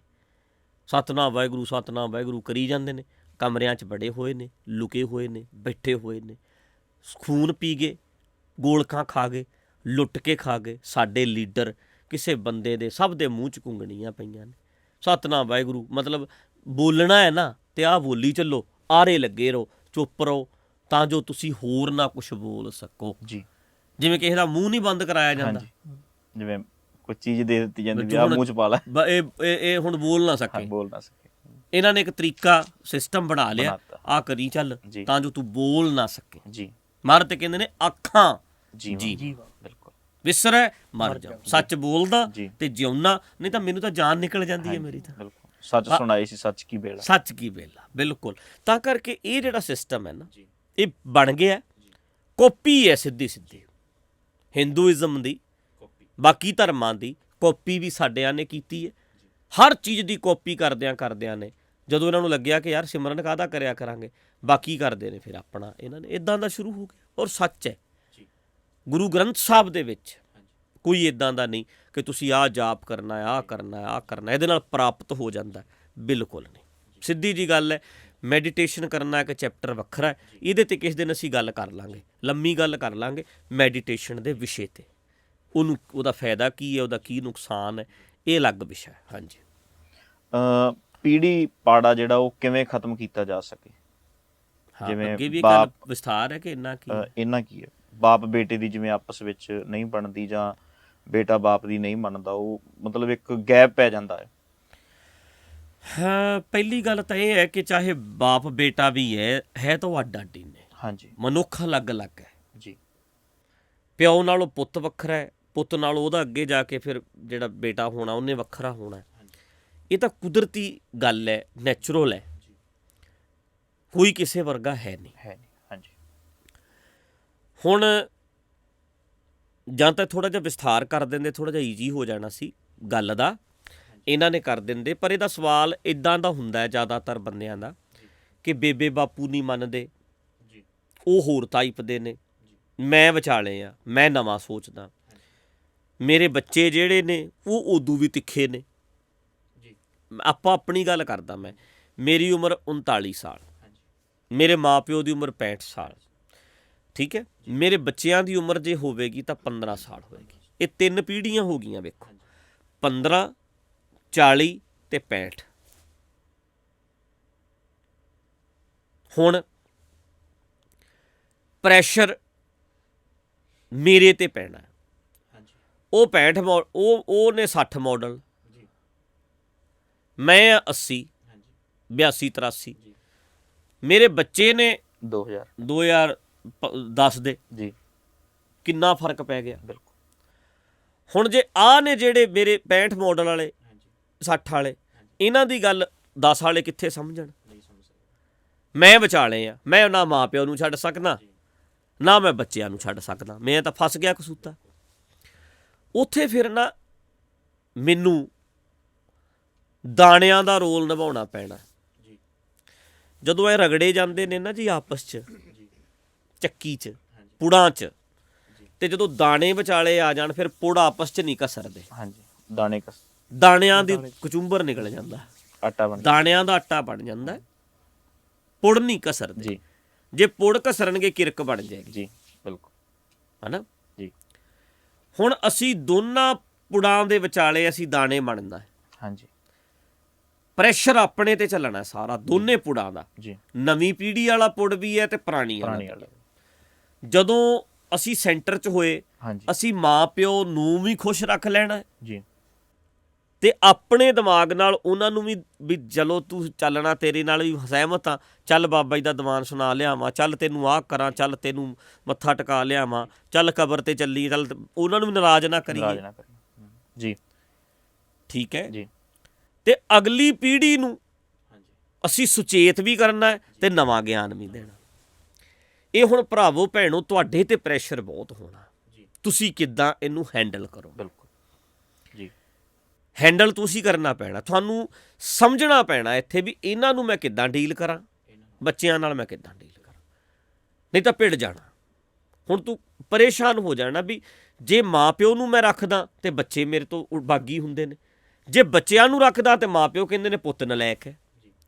ਸਿਆਣਾ ਹੁਣ ਬੱਚਾ ਉਹ ਹੋਏਗਾ ਜਿਹੜਾ ਮਾਂ ਪਿਓ ਨੂੰ ਵੀ ਖੁਸ਼ ਰੱਖੇ, ਕਿਉਂਕਿ ਇਹ ਮੰਨ ਜਾਵੇ ਇਹ ਪੁਰਾਣੀ ਪੀੜ੍ਹੀ ਹੈ, ਇਹ ਇੱਦਾਂ ਦੇ ਹੀ ਨੇ, ਇਹਨਾਂ ਦੀ ਪ੍ਰੋਗਰਾਮਿੰਗ ਇੱਦਾਂ ਦੀ ਹੋਈ ਹੈ, ਇਹਨਾਂ ਨੇ ਇੱਦਾਂ ਹੀ ਰਹਿਣਾ ਹੈ। ਤੇ ਬੱਚਿਆਂ ਨੂੰ ਨਾਲ ਹੀ ਨਵਾਂ ਸਿਖਾਉਣਾ ਪੈਣਾ ਵੀ ਬੱਚੇ ਜਿਹੜੇ ਨੇ ਨਵੇਂ ਮਾਡਲ ਦੇ ਨੇ, ਇਹਨਾਂ ਨੂੰ ਹੁਣ ਇੱਦਾਂ ਸਿਖਾਈ। ਬਿਲਕੁਲ ਪ੍ਰੈਸ਼ਰ ਜਿਹੜਾ ਅੱਜ ਦੇ ਬੰਦੇ ਤੇ ਜ਼ਿਆਦਾ ਹੈ ਤੇ ਰਹਿਣਾ, ਇਹਨੂੰ ਝੱਲੋ, ਜੀ ਕਾਲੇ ਨਾ ਪਾਓ, ਬੜੇ ਠੰਡੇ ਮਤੇ ਨਾਲ, ਠੰਡੇ ਦਿਮਾਗ ਨਾਲ ਦੋਨਾਂ ਨਾਲ ਡੀਲ ਕਰਨਾ ਸਿੱਖ ਲਓ।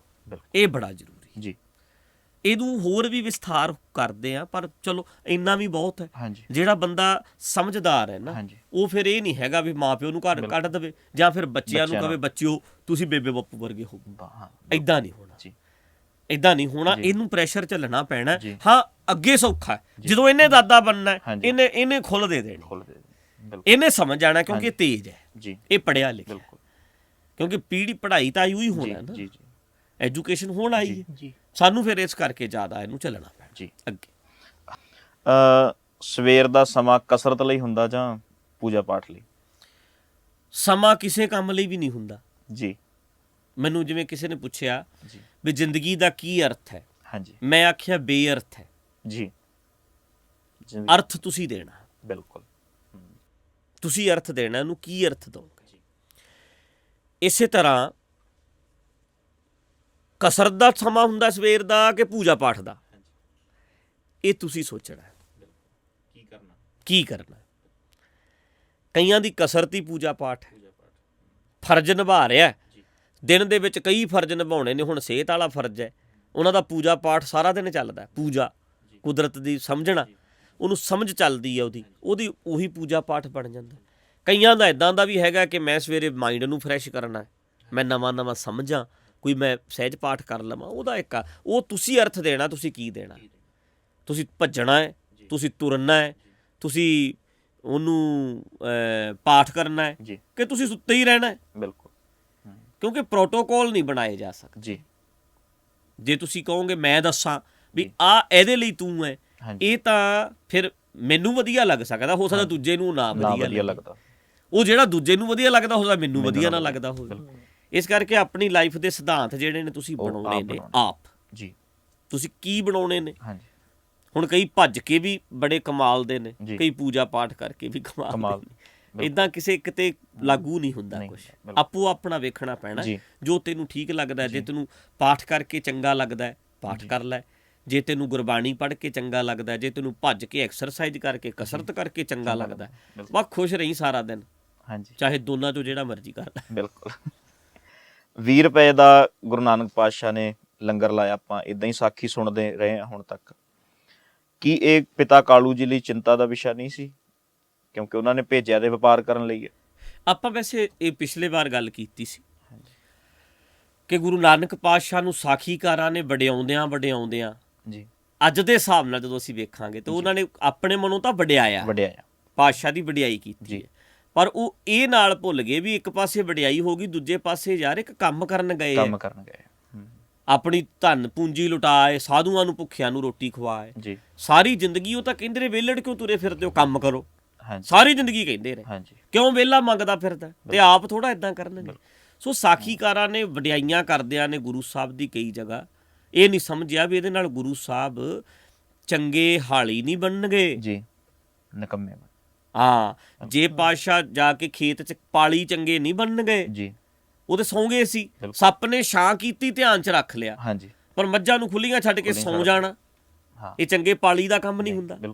ਇਹ ਚੇਤਾ ਭੁੱਲ ਗਿਆ। ਜੀ ਬੰਦਾ ਇੱਕ ਪਾਸਾ ਸੋਚ ਰਿਹਾ ਵੀ ਛਾਂ ਕਰਨੀ ਦਿਖਾਉਣੀ ਹੈ। ਜੀ ਕ੍ਰਿਸ਼ਨ ਜੀ ਤੇ ਵੀ ਛਾਂ ਕੀਤੀ ਸੀ, ਹਾਂਜੀ। ਅਸੀਂ ਵੀ ਦਿਖਾ ਦਈਏ ਜੀ। ਵੀ ਸਾਡੇ ਵਾਲਾ ਬਾਬਾ ਥੱਲੇ ਨਾ ਰਹੇ, ਕੱਟਣਾ, ਹਾਂ ਵੀ ਸਾਡੇ ਵਾਲਾ ਵੀ ਤਾਂ ਬਾਬਾ, ਵੀ ਜੀ। ਬਾਬਾ ਕਿਤੇ ਅਸੀਂ ਵੀ ਕਹੀਏ ਵੀ ਸਾਡੇ ਬਾਬੇ ਤੇ ਵੀ ਸੱਪ ਛਾਂ ਕਰਦਾ ਸੀ। ਹਾਂਜੀ ਹਾਂ ਕਰਾਮਾਤਾਂ ਕਰਨੀਆਂ ਨੇ ਨਾ, ਉਹ ਕਰਦਿਆਂ ਨੇ ਜੀ। ਇਹ ਚੇਤਾ ਭੁੱਲ ਗਿਆ ਵੀ ਬਾਬਾ ਸੌਂ ਕਿਉਂ ਗਿਆ। ਅਸੀਂ ਕਹਿੰਦੇ ਅਵੇਅਰ ਸੀ ਸਾਡੇ ਜੀ। ਪਾਤਸ਼ਾਹ, ਜੀ ਮੱਝਾਂ ਚਾਰਨ ਗਏ ਕਾਇਮ ਰਹਿੰਦੇ ਸੀ ਵੀ ਜੀ। ਕਿਤੇ ਮੱਝ ਐ ਥੋੜਾ ਕੋਈ ਇੱਧਰ ਵੜ ਜੂ, ਜੀ। ਇਹੋ ਜਿਹਾ ਪਾਲੀ ਨਹੀਂ ਵੇਖਿਆ। ਬਿਲਕੁਲ ਹਲ ਵਾਉਣ ਗਏ ਇਹੋ ਜਿਹਾ ਹਾਲ ਹੀ ਨਹੀਂ ਵੇਖਿਆ। ਹਾਂਜੀ ਵਪਾਰ ਕਰਨ ਗਏ ਇਹੋ ਜਿਹਾ ਵਪਾਰੀ ਨਹੀਂ ਵਪਾਰੀ ਨਹੀਂ ਵੇਖਿਆ। ਵੇਖਿਆ। ਦੁਕਾਨ ਤੇ ਬੈਠੇ ਤੇ ਇਹੋ ਜਿਹਾ ਦੁਕਾਨਦਾਰ ਨਹੀਂ ਦੇਖਿਆ। ਬਿਲਕੁਲ ਏਦਾਂ ਮਾਰ ਦੀ ਸਿਫਤ ਕਰਨੀ ਸ਼ਿਫਟ ਸੀ। ਕਰਨੀ। ਉਹ ਕਰਦਿਆਂ ਇਹ ਭੁੱਲ ਗਏ ਵੀ ਇਹਦਾ ਦੂਜੇ ਪਾਸੇ ਵੀ ਹਾਂਜੀ। ਲੋਕਾਂ ਨੇ ਸੋਚਣੀ। ਹਾਂਜੀ, ਨਾਲ ਹੀ ਉਹਨਾਂ ਨੇ ਕਿਹਾ ਫਿਰ ਵੀ ਕੀ ਉਹ ਆਪਣੇ ਪਿਤਾ ਨੂੰ ਦੁਖੀ ਦੇਖ ਸਕਦੇ ਹੋਣਗੇ, ਕਿਉਂਕਿ ਪਿਤਾ ਤੇ ਦੁਖੀ ਹੋ ਰਿਹਾ। ਹਾਂ, ਇੱਥੇ ਇਹ ਨਾਂ ਹੈਗਾ ਇਹਨਾਂ ਦਾ, ਕਿਤੇ ਨਾ ਨਹੀਂ ਹੈ। ਨਾਂ ਨਹੀਂ ਹੈ, ਨਾ ਪਾਣਾ ਅੱਗੇ ਤੋਂ। ਪਰ ਇਹ ਧਿਆਨ ਰੱਖਣਾ ਹੈ ਵੀ ਇਹ ਜਿਹੜੀਆਂ ਗੱਲਾਂ ਨੇ ਨਾ, ਕਈ ਵਾਰੀ ਦੁਖੀ ਨਹੀਂ ਕਰਨਾ, ਹਾਂਜੀ ਦੁਖੀ ਨਹੀਂ ਕਰਨਾ, ਇਹ ਬੜਾ ਪੰਗਾ ਬੰਦਾ ਫਸਦਾ। ਜੀ ਘਰ ਵਾਲੀ ਨੂੰ ਦੁਖੀ ਨਹੀਂ ਕਰਨਾ, ਹਾਂਜੀ, ਵਿਕਾਸ ਨਹੀਂ ਕਰ ਸਕਦਾ। ਮਾਂ ਨੂੰ ਦੁਖੀ ਨਹੀਂ ਕਰਨਾ, ਪਿਓ ਨੂੰ ਦੁਖੀ ਨਹੀਂ ਕਰਨਾ। ਪਰ ਜੇ ਮਾਂ ਜਾਂ ਪਿਓ ਜਾਂ ਘਰ ਵਾਲੀ ਜੀ ਗਲਤ ਗੱਲ ਕਰਦੇ ਹੁਣ, ਫੇਰ ਤੁਸੀਂ ਇਸ ਚੱਕਰ 'ਚ ਹੀ ਫਿਰੀ ਜੋ ਵੀ ਦੁਖੀ ਨਹੀਂ ਦੁਖੀ ਕਰਨਾ। ਨਹੀਂ ਕਰਨਾ। ਬਿਲਕੁਲ ਮਤਲਬ ਦੁਖੀ ਨਹੀਂ ਕਰਨਾ। ਜੀ। ਗੱਲ ਠੀਕ ਕੀ ਹੈ, ਜੀ। ਗਲਤ ਕੀ ਹੈ, ਤੁਹਾਨੂੰ ਇਹ ਵੇਖਣਾ ਪੈਣਾ। ਦੇਖਣਾ ਪੈਣਾ। ਤੁਹਾਡਾ ਪਿਤਾ ਗਲਤ ਗੱਲ ਕਹਿ ਰਿਹਾ, ਪਿਤਾ ਕਹਿੰਦਾ ਵੀ ਚਿੱਟਾ ਵੇਚ ਕਾਕਾ, ਫਲਾਣੇ ਦਾ ਮੁੰਡਾ ਵੇਚਦਾ ਹੈ ਤੇ ਪੈਸਾ ਬਹੁਤ ਆਉਂਦਾ ਹੈ, ਤੇ ਤੂੰ ਕਹੇ ਮੈਂ ਪਿਓ ਨੂੰ ਦੁਖੀ ਨਹੀਂ ਕਰਨਾ, ਹਾਂਜੀ ਬਿਲਕੁਲ ਫਿਰ ਮਤਲਬ ਚਿੱਟਾ ਵੇਚਣ ਲੱਗ ਜਾਵੇ। ਹਾਂਜੀ ਉਹਨੂੰ ਕਹਿਣਾ ਪੈਣਾ ਬਾਪੂ ਇਹ ਕੰਮ ਨਹੀਂ ਮੈਂ ਕਰਨਾ, ਬਿਲਕੁਲ ਭਾਵੇਂ ਗਲਤੀ ਹੈ, ਹਾਂਜੀ ਮੈਂ ਇਹ ਕੰਮ ਨਹੀਂ ਕਰਨਾ, ਜੀ। ਤੂੰ ਮੇਰੇ ਨਾਲ ਨਾਰਾਜ਼ ਹੋ, ਤੂੰ ਰਾਜੀ ਰਹਿ, ਰਾਜੀ ਹੈ। ਕਹਿਣਾ ਪੈਣਾ ਹਾਂਜੀ, ਪਿਓ ਨੂੰ। ਜੀ ਹੁਣ ਮਾਂ ਕਵੇ ਵੀ ਪੁੱਤਰਾ ਆ ਮਤਲਬ ਕੰਮ ਹੀ ਪੁੱਠਾ ਕਰਾਵੇ, ਜੀ। ਫਿਰ ਇਦਾਂ ਨਹੀਂ ਨਾ ਮੰਨਿਆ ਹਾਂਜੀ। ਜਾਣਾ। ਇਹ ਲਫ਼ਜ਼ ਬੜੇ ਦਿਮਾਗ 'ਚ ਸੈੱਟ ਕੀਤੇ ਹੋਏ ਨੇ ਨਾ ਹਾਂਜੀ ਵੀ ਯਾਰ ਪਿਓ ਦੁਖੀ ਨਹੀਂ ਹੋਣਾ ਚਾਹੀਦਾ, ਬਿਲਕੁਲ। ਮਾਂ ਦੁਖੀ ਨਹੀਂ ਹੋਣੀ ਚਾਹੀਦੀ, ਘਰ ਵਾਲੀ ਦੁਖੀ ਨਹੀਂ ਹੋਣੀ ਚਾਹੀਦੀ। ਇਹਨਾਂ ਗੱਲਾਂ ਕਰਕੇ ਕਈ ਵਾਰੀ ਬੰਦਾ ਕੰਪਰੋਮਾਈਜ਼ ਕਰਦਾ ਇੰਨਾ ਫਸ ਜਾਂਦਾ ਹੈ ਹਾਂਜੀ। ਕਿ ਜ਼ਿੰਦਗੀ ਰਹਿ ਹੀ ਨਹੀਂ ਜਾਂਦੀ, ਬਿਲਕੁਲ ਸਾਰਾ ਕੁਝ ਹੀ ਗਲਤ ਕਰਕੇ ਬਹਿ ਜਾਂਦਾ। ਜੀ ਤਾਂ ਕਰਕੇ ਇਹਨਾਂ ਵਿਸ਼ਿਆਂ ਨੂੰ ਸੋਚਣਾ ਪੈਣਾ। ਹਾਂਜੀ। ਗੁਰੂ ਘਰ ਦੀ ਜਿਹੜੀ ਸੇਵਾ ਉਹ ਕਿੰਨੀ ਕੁ ਮਹੱਤਵਪੂਰਨ ਆ? ਅੱਛਾ ਜੀ, ਹਾਂਜੀ। ਗੁਰੂ ਘਰ ਦੀ ਸੇਵਾ ਕਿੰਨੀ ਮਹੱਤਵਪੂਰਨ? ਮੇਰਾ ਖਿਆਲ ਇਨਸਾਨੀਅਤ ਦੀ ਸੇਵਾ ਜੀ ਮੁੱਖ ਰੱਖ ਕੇ ਗੱਲ ਕਰੀਏ। ਜੀ ਗੁਰੂ ਘਰਾਂ ਦੀ ਸੇਵਾ, ਮੰਦਰਾਂ ਦੀ ਸੇਵਾ, ਬਿਲਡਿੰਗਾਂ ਦੀ ਸੇਵਾ, ਇਹ ਜਿਹੜਾ ਵਿਸ਼ਾ ਹੈ ਨਾ, ਜੀ ਇਹ ਜ਼ਿਆਦਾਤਰ ਸਾਨੂੰ ਦਿੱਤਾ ਗਿਆ ਜੀ ਢਾਂਚੇ ਵੱਲੋਂ। ਬਿਲਕੁਲ ਹੁਣ ਮੈਂ ਤੁਹਾਨੂੰ ਇਹਦਾ ਜਵਾਬ ਇਹ ਦੇ ਦੇਣਾ ਵੀ ਗੁਰੂ ਘਰਾਂ ਦੀ ਸੇਵਾ ਬੜੀ ਮਹੱਤਵ ਹੈ, ਟੋਕਰੀ ਢੋਇਆ ਕਰੋ। ਬਿਲਕੁਲ ਠੀਕ ਆ, ਅਗਲਿਆਂ ਨੂੰ ਦਿਹਾੜੀ ਵਾਲਾ ਨਹੀਂ ਚਾਹੀਦਾ, ਤੂੰ ਚੱਲ ਜਾ। ਤੂੰ ਚੱਲ ਜਾ। ਬਿਲਕੁਲ ਸਫਾਈ ਵਾਲਾ ਚਾਹੀਦਾ ਸੀ, ਤੂੰ ਕਰਿਆ। ਤੂੰ ਕਰਿਆ। ਰੋਟੀ ਤੂੰ ਕਰ ਲੈ ਫਿਰ। ਜੀ ਮਤਲਬ ਇੱਥੇ ਨਾ ਗੱਲ ਕਰੀਏ ਜੀ ਇਨਸਾਨੀਅਤ ਦਾ ਭਲਾ ਕਿਵੇਂ ਹੋਵੇ, ਉਹ ਜੀ। ਸੇਵਾ। ਜੀ ਗੁਰੂ ਘਰਾਂ ਦੀ ਸੇਵਾ ਦੀ ਗੱਲ ਨਾ ਕਰੀਏ, ਇਨਸਾਨੀਅਤ ਦੀ ਸੇਵਾ ਜੀ। ਕਰੋ। ਜਿਸ ਫੀਲਡ ਵਿੱਚ ਹੈਗੇ ਹੋ, ਡਾਕਟਰ ਹੋ ਤੇ ਲੋਕਾਂ ਦੀ ਸੇਵਾ ਕਰੋ, ਪੜ੍ਹੇ ਲਿਖੇ ਹੋ ਤੇ ਉਹ ਲੋਕਾਂ ਨੂੰ ਤੁਸੀਂ ਐਜੂਕੇਸ਼ਨ ਦਿਓ, ਬਿਲਕੁਲ ਇਨਸਾਨ ਦੀ ਸੇਵਾ ਕਰੋ, ਅਗਲੇ ਦਾ ਵਿਕਾਸ ਹੋਵੇ। ਜੀ ਤੇ ਵਿੱਚ ਇੱਕ ਪਾਰਟ ਹੈ ਵੀ ਜੇ ਗੁਰਦੁਆਰਾ ਹੈ ਹਾਂਜੀ ਤੇ ਗੁਰਦੁਆਰੇ ਤੁਸੀਂ ਰੋਟੀ ਖਾਧੀ ਹੈ, ਸਾਫ਼ ਸਫਾਈ ਹੋਣ ਵਾਲੀ ਹੈ, ਉਹ ਵੀ ਕਰ ਦਿਓ। ਕਰ ਦਿਓ। ਪਰ ਜੇ ਤੁਸੀਂ ਸਵਾਲ ਹੀ ਇਹ ਪੁੱਛੋ ਵੀ ਗੁਰੂ ਘਰਾਂ ਦੀ ਸੇਵਾ, ਹਾਂਜੀ। ਇਨਸਾਨੀਅਤ ਦੀ ਸੇਵਾ ਕਰਨੀ ਹੈ, ਉਹਦੇ ਵਿੱਚ ਹਸਪੀਟਲ ਦੀ ਸੇਵਾ ਕਰ ਦਿਓ, ਸਾਫ਼ ਕਰ ਦਿਓ। ਜੀ। ਸਕੂਲ ਸਾਫ਼ ਹੋਣ ਵਾਲਾ ਸਕੂਲ ਸਾਫ਼ ਕਰ ਦਿਓ। ਬਿਲਕੁਲ ਤੁਹਾਡੇ ਪਿੰਡ ਦਾ ਵਿੱਚ ਹਸਪੀਟਲ ਸਾਫ਼ ਹੋਣ ਵਾਲਾ ਹੈ, ਹਾਂਜੀ ਕਰ ਦਿਓ। ਕਰ ਦਿਓ। ਤੁਹਾਡਾ ਸਕੂਲ ਸਾਫ਼ ਹੋਣ ਵਾਲਾ ਹੈ, ਕਰ ਦਿਓ। ਬਿਲਕੁਲ ਤੁਹਾਡੇ ਪਿੰਡ ਦੀਆਂ ਗਲੀਆਂ ਸਾਫ਼ ਹੋਣ ਵਾਲੀਆਂ ਨੇ, ਕਰ ਦਿਓ। ਠੀਕ ਹੈ। ਹਾਂਜੀ। ਤੁਹਾਡਾ ਗੁਰਦੁਆਰਾ ਸਾਫ਼ ਹੋਣ ਵਾਲਾ ਹੈ, ਉਹ ਵੀ ਕਰ ਦਿਓ। ਜੀ ਇੱਥੇ ਰੱਖੋ। ਬਿਲਕੁਲ ਪਿੰਡ ਸਾਰਾ ਵੱਸਦਾ ਹੈ, ਹਾਂਜੀ ਇਨਸਾਨਾਂ ਦੀ ਸੇਵਾ ਹੋ। ਸੇਵਾ ਹੋ ਗਈ। ਬਿਲਕੁਲ ਹੁਣ ਜੇ ਤੁਸੀਂ ਇੰਨਾ ਹੀ ਕਹਿਣਾ ਗੁਰਦੁਆਰਿਆਂ ਨੂੰ ਸਾਫ਼ ਸਫਾਈ ਆ, ਜੀ ਹੁਣ ਗੁਰਦੁਆਰੇ ਦਾ ਲੈਂਟਰ ਤਾਂ ਸੋਨੇ ਦਾ ਬਿਲਕੁਲ ਤੇ ਪਿੰਡ ਦਾ ਜਿਹੜਾ ਸਕੂਲ ਹੈ ਉਹਦੀ ਛੱਤ ਡਿੱਗੀ ਛੱਤ ਪਈ ਹੈ। ਡਿੱਗੀ ਪਈ ਹੈ। ਸਕੂਲ ਦੀਆਂ ਛੱਤਾਂ ਡਿੱਗ ਰਹੀਆਂ ਨੇ, ਗੁਰਦੁਆਰੇ ਦੀ ਛੱਤ ਸੋਨੇ ਨਾਲ ਬਣਾਈ ਹੈ, ਜੀ ਫਿਰ ਕੀ ਅਰਥ ਹੋਇਆ? ਕਿਉਂਕਿ ਫਿਰ ਤੁਹਾਨੂੰ ਸਿਖਾਇਆ ਇਹ ਹੈ ਵੀ ਗੁਰਦੁਆਰਿਆਂ ਦੀ ਸੇਵਾ ਜੀ ਨਹੀਂ, ਇਨਸਾਨੀਅਤ ਦੀ ਸੇਵਾ। ਇਨਸਾਨੀਅਤ ਦੀ ਸੇਵਾ। ਉਹਦੇ ਵਿੱਚ ਗੁਰਦੁਆਰਾ ਇੱਕ ਪਾਰਟ ਹੋ ਸਕਦਾ ਹੈ, ਬਿਲਕੁਲ। ਧਰਮ ਸਥਾਨ। ਪਰ ਮੇਨ ਗੱਲ ਜਿੱਥੋਂ ਵੀ ਤੁਹਾਨੂੰ ਸਾਡੇ ਪਿੰਡ ਨੂੰ ਜਿਹੜੀ ਥਾਵਾਂ ਤੇ ਪਿੰਡ ਬੈਠਦਾ, ਜੀ ਲੋਕ ਬੈਠਦੇ ਨੇ, ਪਿੰਡ ਦਾ ਫਾਇਦਾ ਹੁੰਦਾ, ਜੀ। ਇਲਾਕੇ ਦਾ ਫਾਇਦਾ ਹੁੰਦਾ, ਜੀ। ਉਹ ਸਾਰਿਆਂ ਦੀ ਸਫਾਈ ਕਰੋ, ਜੀ। ਸਭ ਦੀ ਸੇਵਾ ਕਰੋ, ਜੀ ਇੱਥੇ ਰੱਖੀ। ਬਿਲਕੁਲ। ਹਾਂਜੀ। ਜਿਵੇਂ ਹੁਣ ਆਪਾਂ ਗੁਰੂ ਪਾਤਸ਼ਾਹ ਵੇਲੇ ਜਿੰਨੇ ਵੀ ਅਸਥਾਨ ਬਣੇ ਆ, ਉਹਦੇ ਵਿੱਚ ਮਨੁੱਖਤਾ ਦੀ ਸੇਵਾ ਨੂੰ ਮੁੱਖ ਰੱਖ ਕੇ ਹੀ ਪ੍ਰਬੰਧ ਕੀਤਾ ਗਿਆ ਸੀ ਸਾਰਾ। ਜਿਵੇਂ ਦਵਾਖਾਨੇ ਬਣਾਏ ਆ, ਸਭ ਕੁਝ ਮਨੁੱਖਤਾ ਦੀ ਸੇਵਾ, ਹਾਂਜੀ ਮਨੁੱਖਤਾ ਦੀ ਸੇਵਾ। ਇਨਸਾਨੀਅਤ ਦੀ ਸੇਵਾ। ਬਿਲਕੁਲ ਜੀ ਹਾਂਜੀ। ਅਗਲਾ ਸਵਾਲ। ਹਾਂਜੀ, ਪਾਠ ਕਿੰਨਾ ਕਰਨਾ ਚਾਹੀਦਾ, ਇਹਦੀ ਕੋਈ ਲਿਮਿਟ? ਆਪਾਂ ਇਸ ਵਿਸ਼ੇ ਤੇ ਗੱਲ ਕੀਤੀ ਸੀ, ਜੀ। ਪਾਠ ਕਿੰਨਾ ਕਰੀਏ, ਨਿਤਨੇਮ ਕਿੰਨਾ ਕਰੀਏ। ਹਾਂਜੀ। ਘਰਾਂ 'ਚ ਬੈਠੇ ਮੇਰੀ ਗੱਲ ਨੂੰ ਸੁਣਿਓ ਧਿਆਨ ਨਾਲ। ਬੱਚਾ ਇਹ ਤੁਹਾਨੂੰ ਪੁੱਛੇ ਵੀ ਮੈਂ ਕਿੰਨਾ ਚਿਰ ਪੜ੍ਹਾਂ, ਮੈਂ ਘੰਟਾ ਪੜ੍ਹਾਂ, ਘਰ ਆ ਕੇ 2 ਘੰਟੇ ਪੜ੍ਹਾਂ ਕਿ 5 ਘੰਟੇ ਪੜ੍ਹਾਂ, ਤੁਸੀਂ ਕੀ ਕਹੋਗੇ? ਤੁਸੀਂ ਕਹੋਗੇ ਬੇਟਾ ਘੱਟ ਪੜ੍ਹ ਵੱਧ ਪੜ੍ਹ, ਤੇਰੀ ਮਰਜ਼ੀ ਹੈ, ਪਾਸ ਹੋ ਕੇ ਵਿਖਾ। ਵਿਸ਼ਾ ਇਹ ਹੈ ਪਾਸ ਹੋ ਕੇ ਵਿਖਾ। ਹੁਣ ਤੂੰ ਵੱਧ ਪੜ੍ਹਦਾ ਹੈ ਘੱਟ ਪੜ੍ਹਦਾ ਹੈ। ਕਈ ਬੱਚੇ ਇੱਦਾਂ ਦੇ ਹੈ ਬਿਲਕੁਲ ਨਹੀਂ ਪੜ੍ਹਦੇ, ਕਿਤਾਬ 2 ਦਿਨ ਪਹਿਲਾਂ ਹੀ ਚੱਕਦੇ ਆ ਪਰ ਨੰਬਰ ਚੰਗੇ ਲੈ ਜਾਂਦੇ ਆ। ਕਈ ਸਾਰਾ ਸਾਲ ਪੜ੍ਹੀ ਜਾਂਦੇ, ਉਹਨਾਂ ਦੇ ਸਮਝ 'ਚ ਨਹੀਂ ਪੈਂਦਾ, ਫੇਲ ਹੋ ਜਾਂਦੇ। ਤੁਸੀਂ ਸੋਚੋ, ਪਾਠ ਘੱਟ ਕਰੋ ਵੱਧ ਕਰੋ, ਤੇਰੀ ਮਰਜ਼ੀ ਹੈ, ਚੜ੍ਹਦੀ ਕਲਾ 'ਚ ਰਹਿ ਕੇ ਵਿਖਾ, ਕਾਇਮ ਰਹਿ ਕੇ ਵਿਖਾ, ਖੁਸ਼ ਰਹਿ ਕੇ ਵਿਖਾ। ਘੱਟ ਪੜ੍ਹ ਵੱਧ ਪੜ੍ਹ, ਇਹ ਤੇਰੀ ਮਰਜ਼ੀ ਹੈ। ਦਿਨ ਰਾਤ ਪੜ੍ਹ ਕੇ ਵੀ ਜੇ ਸੁੱਡਲ ਜਿਹਾ ਬਣਿਆ ਰਹਿਣਾ ਕੀ ਫਾਇਦਾ, ਤੇ ਘੱਟ ਪੜ੍ਹ ਕੇ ਵੀ ਜੇ ਖੁਸ਼ ਰਹਿਣਾ ਉਹ ਦੱਸ। ਹੁਣ ਤੂੰ ਕਿੰਨਾ ਪਾਠ ਕਰਦਾ ਇਹ ਨਹੀਂ ਵੇਖਿਆ ਜਾਣਾ, ਤੂੰ ਜ਼ਿੰਦਗੀ ਕਿਸ ਤਰ੍ਹਾਂ ਦੀ ਜੀਣਾ, ਤੇਰੇ 'ਚ ਇਨਸਾਨੀਅਤ ਕਿੰਨੀ ਹੈ ਇਹ ਵੇਖਿਆ ਜਾਣਾ। ਚੰਗਾ ਇਨਸਾਨ ਬਣ ਕੇ ਖੁਸ਼ ਰਹਿ, ਫਰਜ਼ ਨਿਭਾ, ਜ਼ਿੰਮੇਵਾਰੀਆਂ ਨਿਭਾ, ਪਾਠ ਘੱਟ ਕਰ ਵੱਧ ਕਰ, ਇਹ ਤੇਰੀ ਪਰਸਨਲ ਹੈ ਮਰਜ਼ੀ। ਕਈਆਂ ਨੂੰ ਪਰਸਨਲ ਨਾ ਬਹੁਤ ਜ਼ਿਆਦਾ ਪਾਠ ਦੀ ਲੋੜ ਹੁੰਦੀ ਹੈ, ਗੁਰਬਾਣੀ ਦੇ ਬਾਰ ਰੱਟੇ ਮਾਰਨੇ ਪੈਂਦੇ ਨੇ। ਕਈਆਂ ਨੂੰ ਬਹੁਤ ਥੋੜ੍ਹੇ ਜਿਹੇ ਨਾਲ ਵੀ ਸਮਝ ਆ ਜਾਂਦੀ ਹੈ। ਹਰ ਬੰਦਾ ਵੱਖਰਾ ਵੱਖਰਾ ਹੈ, ਅਲੱਗ ਅਲੱਗ ਹੈ। ਰੋਟੀ ਕਦੇ ਪੁੱਛਿਆ ਤੁਸੀਂ ਵੀ ਰੋਟੀਆਂ ਵੱਧ ਖਾਵਾਂ ਕਿ ਘੱਟ ਖਾਵਾਂ? ਤੇਰੀ ਮਰਜ਼ੀ ਹੈ। ਕਈਆਂ ਦਾ ਸਰੀਰ ਇੱਦਾਂ ਦਾ, ਉਹਨਾਂ ਨੂੰ 8 ਰੋਟੀਆਂ ਇੱਕ ਟਾਈਮ ਚਾਹੀਦੀਆਂ ਨੇ, ਤੇ ਕਈਆਂ ਨੂੰ 2 ਨਾਲ ਵੀ ਗੁਜ਼ਾਰਾ ਹੋ ਜਾਂਦਾ। ਗੁਜ਼ਾਰਾ ਕਿਵੇਂ ਹੁੰਦਾ ਤੇਰਾ ਇਹ ਵੇਖ। ਬਹੁਤ ਗਿਆਨ ਚਾਹੀਦਾ, ਬਾਰ ਸਮਝ, ਤੇ ਨਹੀਂ ਤੇ ਫਿਰ ਥੋੜ੍ਹੇ ਨਾਲ ਵੀ ਇੱਕ ਵਾਰੀ ਸਮਝ ਜਾਣਾ ਤਾਂ ਵੀ ਤੇਰੀ ਮਰਜ਼ੀ ਹੈ। ਹਾਂਜੀ ਹਾਂਜੀ। ਅਰਦਾਸ ਦੇ ਵਿੱਚ ਭਗਉਤੀ ਸ਼ਬਦ ਆਉਂਦਾ, ਉਹਦਾ ਅਰਥ ਕੀ ਹੈ? ਮਤਲਬ ਅਰਥ ਆਪੋ ਆਪਣੇ ਦਿੱਤੇ। ਭਗਉਤੀ ਦਾ ਅਰਥ ਹੈ ਜਿਹੜਾ ਸਿੱਧਾ ਤਾਂ ਹੈਗਾ ਦੇਵੀ। ਦੇਵੀ, ਹਾਂਜੀ। ਪਰ ਕਈਆਂ ਨੇ ਜੀ ਇਹਨੂੰ ਅਰਥ ਇਹ ਦਿੱਤਾ ਵੀ ਇਹ ਭਗਉਤੀ ਦੇਵੀ ਨਹੀਂ, ਇਹ ਸ਼ਕਤੀ ਹੈ ਜੀ, ਤੇ ਸ਼ਕਤੀ ਮੀਨਜ਼ ਅਕਾਲ ਪੁਰਖ। ਅਰਥ ਕਰ ਲਿਆ ਇਹਦਾ ਅਕਾਲ ਪੁਰਖ। ਕਈਆਂ ਨੇ ਸਿੱਧਾ ਤੇ ਸਪਸ਼ਟ ਰੌਲਾ ਪਾਇਆ ਵੀ ਭਗਉਤੀ ਮੀਨਜ਼ ਦੇਵੀ ਹੈ ਜੀ। ਪ੍ਰਥਮ ਭਗਉਤੀ ਸਿਮਰ ਕੇ ਮਤਲਬ ਦੇਵੀ ਨੂੰ ਸਿਮਰਿਆ ਜਾ ਰਿਹਾ ਜੀ 10ਮ ਗ੍ਰੰਥ ਵਿੱਚ ਜੀ, ਇਹਦਾ ਰੌਲਾ ਪਿਆ ਜੀ। ਪਰ ਹਾਂਜੀ, ਜਿਹੜੇ ਬੰਦਿਆਂ ਨੇ ਇਹ ਗਲਤੀ ਕੀਤੀ, ਅਰਥ ਬਦਲਿਆ, ਜੀ ਠੀਕ ਨਹੀਂ ਕੀਤਾ ਵੀ ਹੈਗਾ ਤਾਂ ਸੀ ਭਗਉਤੀ ਦੇਵੀ, ਜੀ, ਉਹਦਾ ਅਰਥ ਚੱਕ ਕੇ ਕਰ ਲਿਆ ਅਕਾਲ ਪੁਰਖ। ਬਿਲਕੁਲ ਠੀਕ ਹੈ।